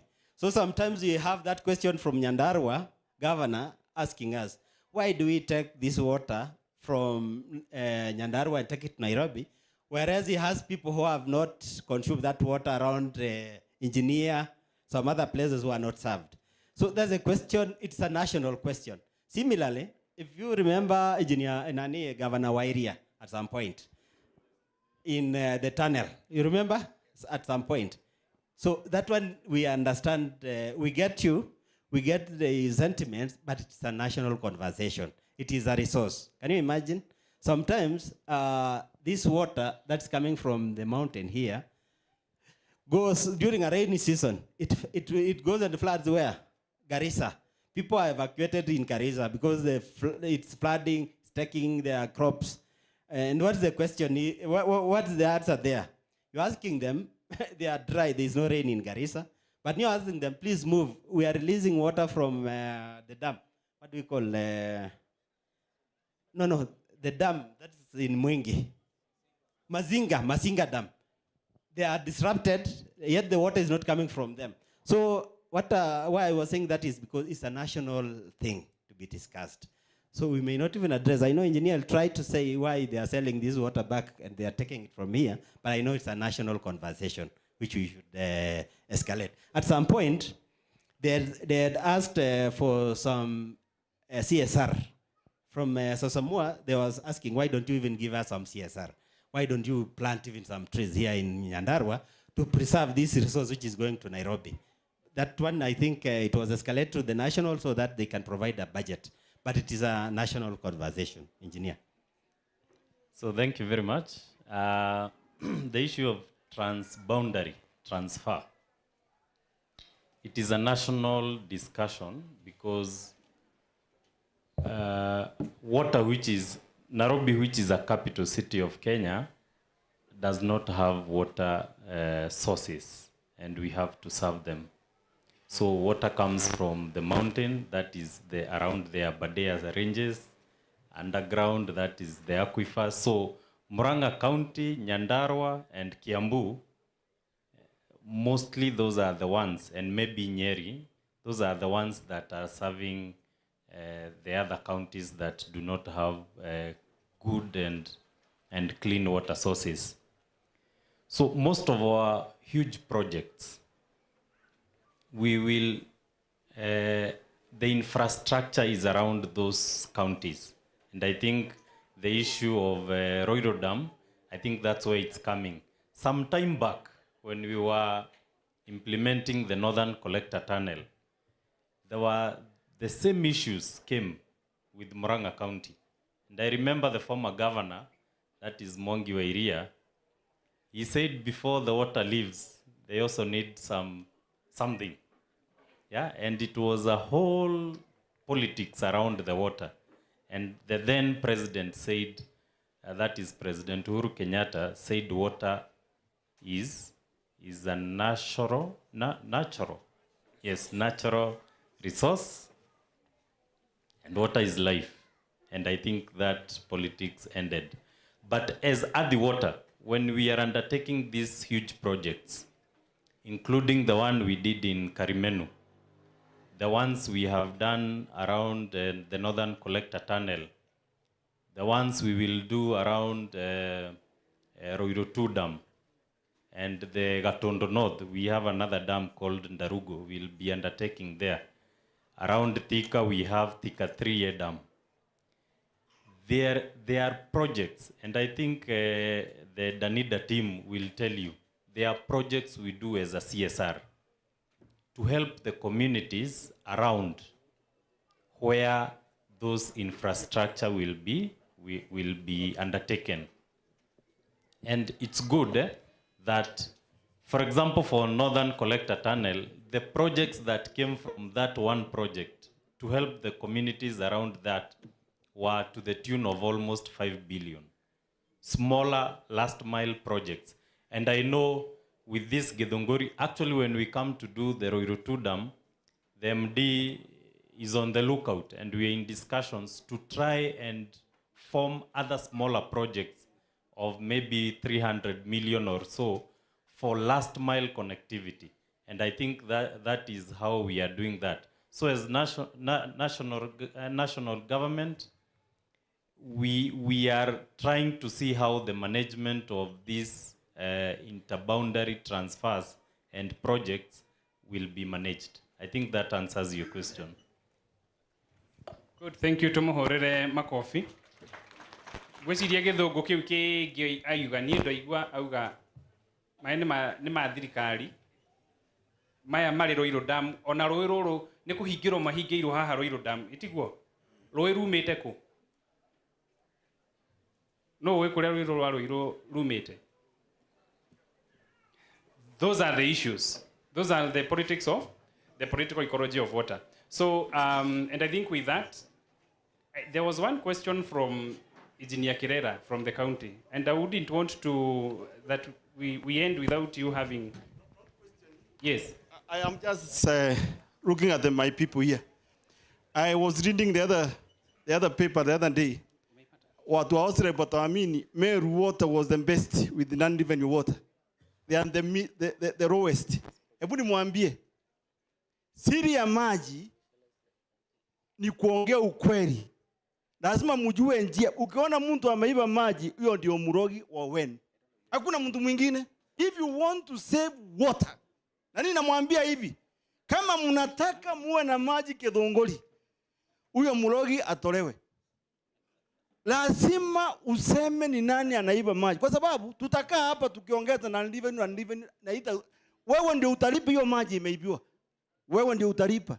Ndio namwambia mambo ya maji repairs. Ukiona maji imemwagika, reporting should be wewe ndio mwenye maji. Nilimwambia maji si ya serikali. Mimi niliajiriwa kama maji ni ya serikali. Sasa hizi maji si ya serikali. Maji ni ya wananchi. Ukiona mtu amechukua maji yako, muulize kwa nini umechukua maji yangu. Hiyo ni yako, si MD, please. Hapo ndio. By the way, nimeandika hata nimepost about non-revenue water. Nimepost na nikaandika hiyo ndio. By the way, even internationally wanasema hiyo ndio mahali tumeanguka. Na nimuulize kama unataka kuambia mtu, si uambie chief tuone nani atasema wewe ulisema. Si umwambie Meru anaambianga wazee wa kijiji. Unaona hii nyumba 10. Ukiweka leo nyumba 10 kesho watajua. Na kesho kutwa hiyo maji itakuwa imekatwa na ulipe. Unanielewa? Hapo ndio shinda iko Githunguri tafadhali. Hapo ndio tuko. Lazima tujue kuchunga maji. Na maji si MD. Ukienda leo ujue ulale ukisema maji ni yangu. Please, hapo ndio tumeharibu. The other thing, kwa sababu I've done integrated water and management, naweza kusema hivi. Maji si ya mtu, hata si ya Kenya, ilitoka kwa Kenya. Na maji is an international protocol. Hakuna mtu hawezi kuwa maji kwako. That's why tuko na waruma control maji. Kama Nairobi watu walipewa hiyo maji ni yao, si yenu. Mnanielewa? That is an international protocol. Ndio Nile, hatuwezi kuchukua Nile. Lazima iende wapi? Egypt. Thank you. Good, thank you very much. We clap for Engineer Kirela. Thank you for that clarification. I think at this juncture, we are almost coming to an end, but there are two people that I would want to get their inputs. Personality naona unainua mkono sana. And because you've been a good ambassador kuja, if you have a question, he can get a mic. If it is a question, we can have it here. And then there was a request from Alex. There's a request from, is it Kenya Power? They were requesting for a platform to talk about something.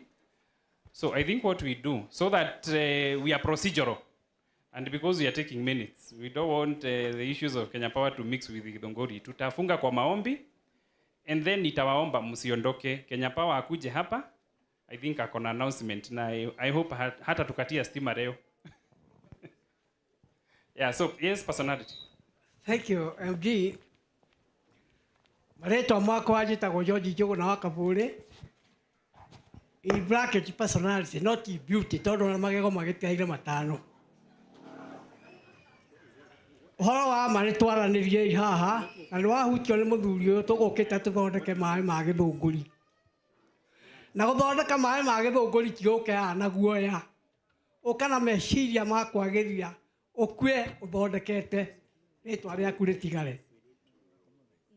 Ndivotete ũhoro ũcio waigua wa maĩ mĩaka 47 nĩguo ndaingĩrire thĩinĩ wĩra ũyũ wa athuri a matũũra. No kiugo kĩnene nĩ kĩu kĩerwo nĩ mũthuri ũyũ.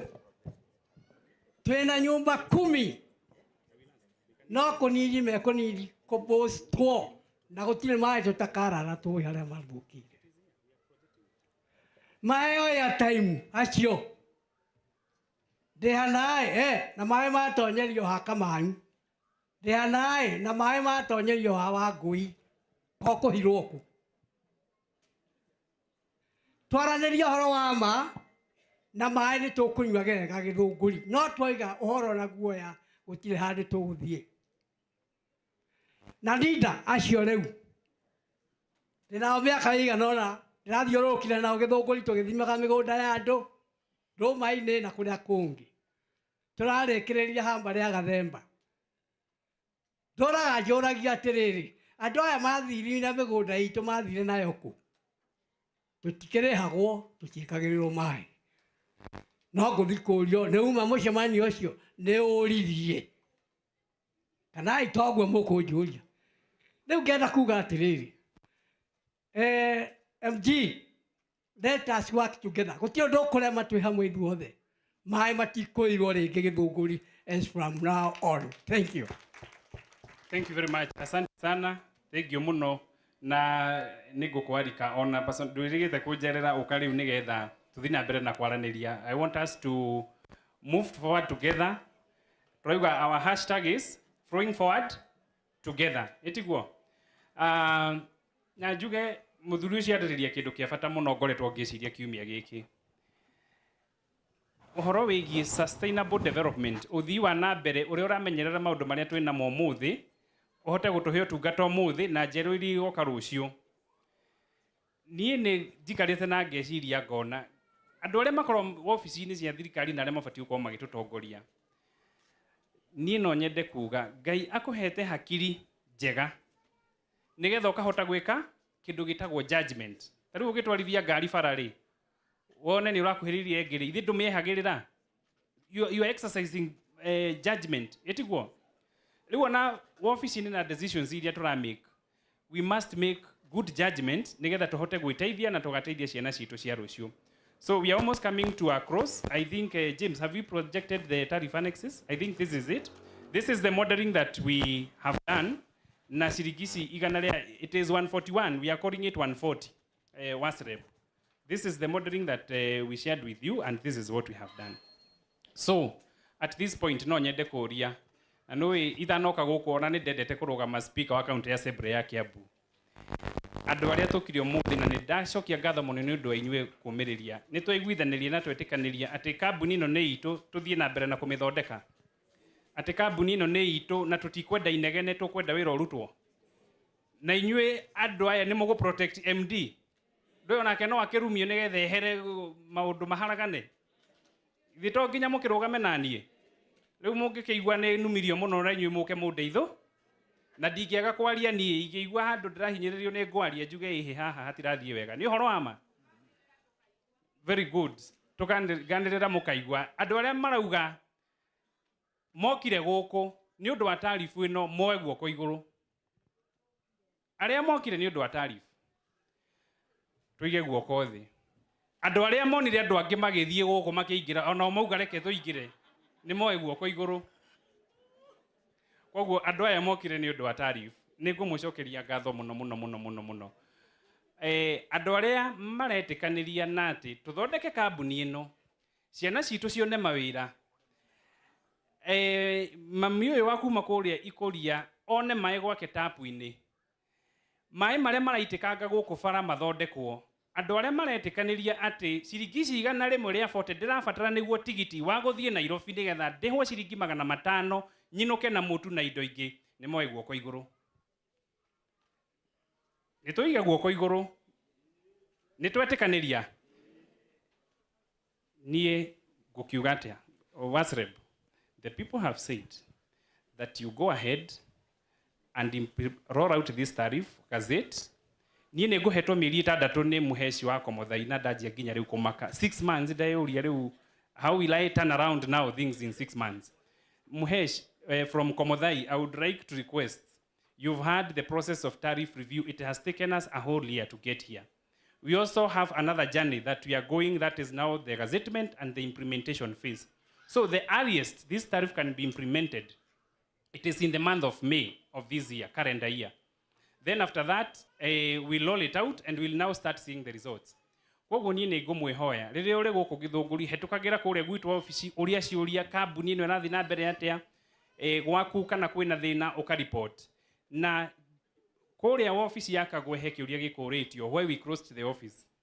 Niĩ ndoka ndĩ mũgeni ndambire gwĩka mathabu ndũĩ no nginya wambe ũkĩbange ngĩrora kũrĩa mbeca citũ ireka atĩa irorĩra ngĩkora kũrĩ na ofici yahingũrĩtwo kũrĩa Kagwe na nĩ rĩhagĩrwo renti na warora contract yayo ndĩarinewĩtwo koguo mũndũ ũyũ ahetwo kĩrĩa twakomborete nyũmba no gũtirĩ na agreement nĩtwanyitanĩra ngĩcoka ngĩrora foot traffic ya ofici ĩyo ngĩcoka ngĩona nĩ tũrĩ na matangi marĩ hau Kagwe just right where we have the offices ngĩũria atĩrĩrĩ ona ti kabange yake kanyũmba ka mabati haha matangi-inĩ savagĩre andũ haha ĩ gũkĩra ndĩhagio renti ya ciringi 20,000 na 50,000 ĩtiguo. So that is what we are doing, and we are going to reopen that office there at Kagwe, where we have our tanks. Na office hiyo kuu gwĩciria nĩ kwa chief wa area kana kwa DC. And we have also written to the county, na office ya mũheshimiwa wa kũrĩa Nyandũma no kuo ĩkoragwo. Nĩ tũmahoete tũkamoria metĩkĩre matũhe office handũ hau nĩgetha tũhote gũtungata andũ a kũu. Office ĩrĩa itũ ya kũrĩa Gathirũ-inĩ ona no tũgũkorwo tũkĩmĩhingũra.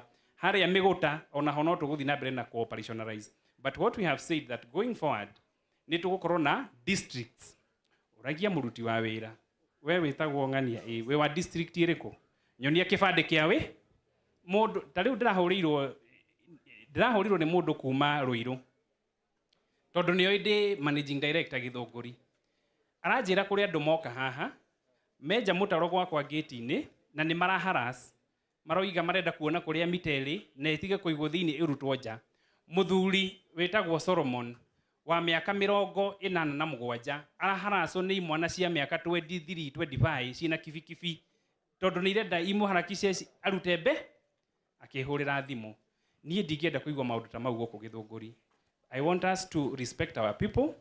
Aruti a wĩra nao marute wĩra kũringana na ũrĩa kwagĩrĩire na we wona waheo opportunity ya kũruta wĩra Githunguri tafadhali ruta wĩra ũrĩa ũgũkoniĩ ndũkende kũingĩra na maũndũ ma disciplinary ĩtiguo. So I think, Chairman, I have seen umekaa chini sana, and because we have not planned who will give the vote of thanks, I would request that you come, you give the vote of thanks, and request Bishop Solomon to close for us with a word of prayer. Na njuge angĩkorwo kũrĩ na ciũria cirĩ online nĩ tũgũthiĩ na mbere na kuoya ciũria cianyu. Twandĩkĩrei nginya marũa, twandĩkĩrei email na nĩ tũgũthiĩ na mbere na gũcokia ciũria icio. Over to you, Chairman. Okay. Asante sana MD. Niĩ wa mbere ngwenda kuoya mweke ũyũ wa mbere gũcokeria Ngai ngatho mũno nĩguo twotire gũka kuma rũcinĩ na mĩario ĩrĩa twaririe kuma rũcinĩ nĩ mĩario ya bata ya kuona tũkũhota gũthondeka kambuni itũ ya maĩ gũkũ Githunguri. Na njoe mweke ũyũ njokerie Wasreb ona hamwe na Athi Water na engineer kuma county nĩ ũndũ wa kwĩrutĩra gũkorwo mena ithuĩ mũthenya wa ũmũthĩ nĩ mũthenya mwega na nĩ twagũkenera mũno tondũ maũndũ marĩa twaria na resolution ĩrĩa twamĩki mũthenya wa ũmũthĩ nĩ resolution ĩgũtũteithia mũno nĩgetha tũhote kũrani kambuni ĩno na njĩra ĩrĩa yagĩrĩire. Koguo no ndĩmũcokerie ngatho mũno na gĩtĩo kĩnene kũrĩ arĩa mokire mũthenya wa ũmũthĩ na mũno mona makĩria the MCAs nĩ mekwanjĩte kũria haha mbere na maũndũ marĩa magwetire haha nĩ tũmakeneire mũno. Mwaigua tũrarĩ na mũcemanio na ũira na tũraria wega mũno na ũrĩa tũrarĩkanĩire no ũguo gũthire na mbere. Koguo no ndĩmacokerie ngatho mũno ngĩrĩkĩrĩria andũ arĩa mahotire gũka mũthenya wa ũmũthĩ ona our local chief ndĩmacokerie ngatho na mũno inyuĩ arĩa mumire mĩena yothe from the 7 wards ora mwotire na mwakiriria ginya ru ndagika eno to ndina maundu maria twaria na ora tunyitanire twi directors hamwe na MD.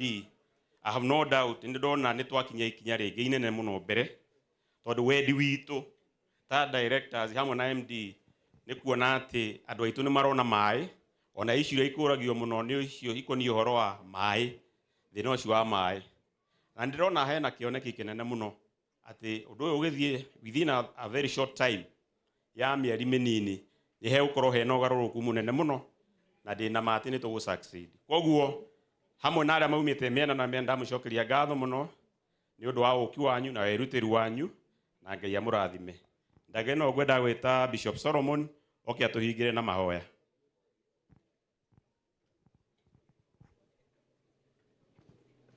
One, two.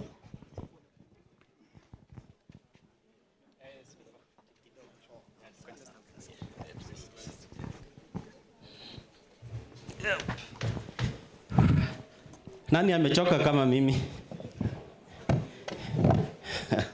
Yeah. So I think nashukuru kwamba tumefika hapo na ningetaka tena kupeana opportunity. We have discussed about the tariff. The company has projected what they want to do for this, for you, this community. We have heard your sentiments. There's still another 1 week. Tulisema this gazette notice was going for 30 days.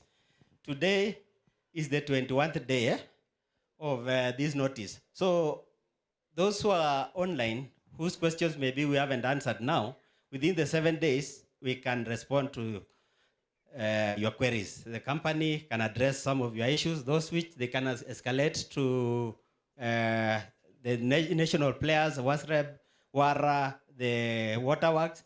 They'll still escalate and will respond.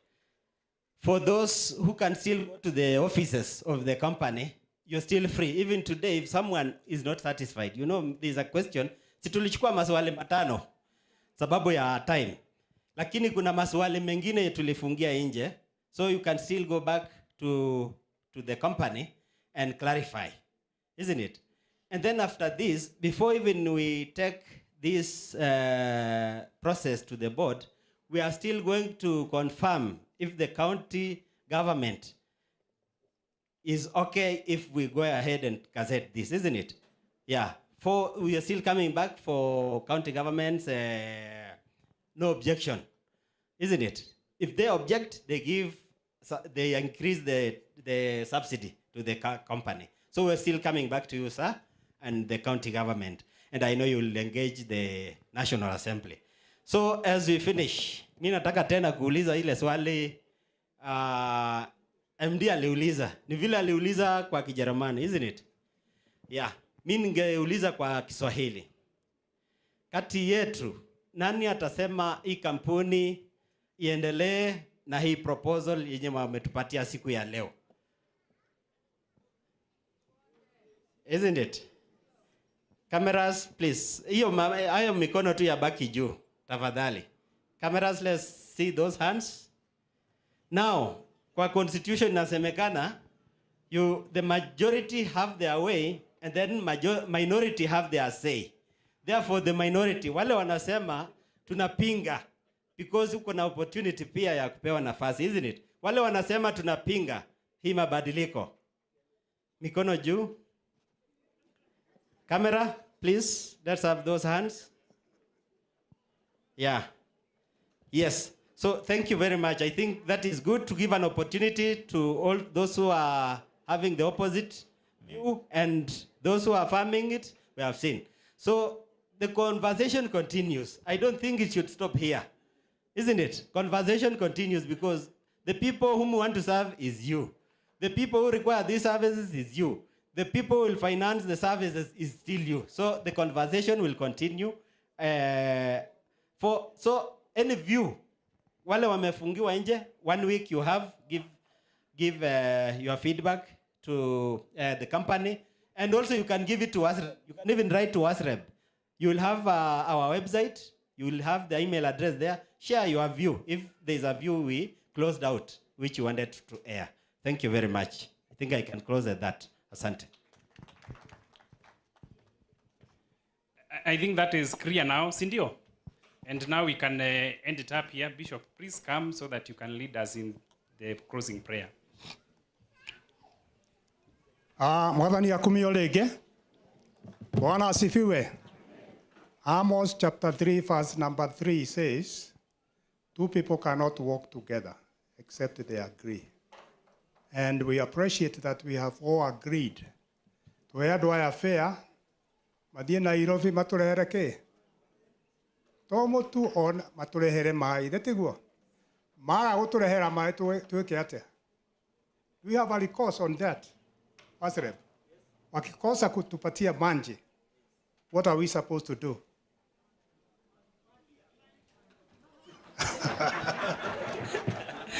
Of course, tumesema kampuni ni ya nani?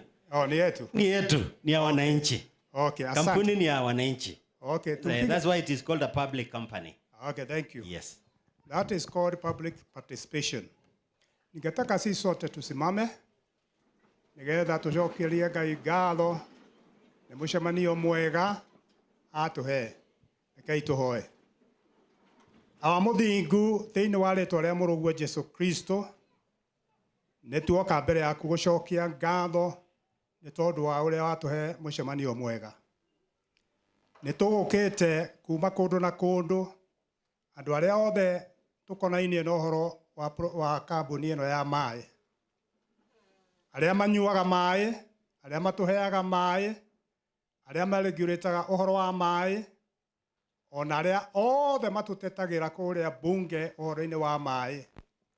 Ithuothe nĩ twaranĩria hamwe na nĩ twetĩkania nĩ ũhoro wa ma, nĩ twagĩrĩirwo nĩ kũ-improve kambuni ĩno nĩgetha tũhote gũtũhe maĩ na njĩra njega. Nĩ twetĩkania nĩ tũkũmahe fair mathiĩ matũgĩrĩre maĩ, na thutha wa mwaka ũmwe kana kahinda ta kau nĩ kuona changes thĩinĩ wa kambuni itũ. Tũkwenda kũhoera management, ona the board of directors, ona arĩa maregulataga maĩ o hamwe na ithuĩ tũconsumaga maĩ, Ngai ithe witũ tũnyitanĩre hamwe na nĩgetha tũthondeke kambuni ĩno itũ ya maĩ. All of us are concerned about the improvement and of the services of this company. We know that the company has the potential to deliver good services to the community. We have potential of great amount of water in this region. We pray that we are going to team up together and be able to work together because the water belongs to us as a community. We thank you and we bless you, Heavenly Father. Guide us in every respect so that whatever we are supposed to do, we shall do it to our utmost so that we are able to improve the services of the water in this company. Guide us and bless us wherever we came from. Be with us and be with us in every way.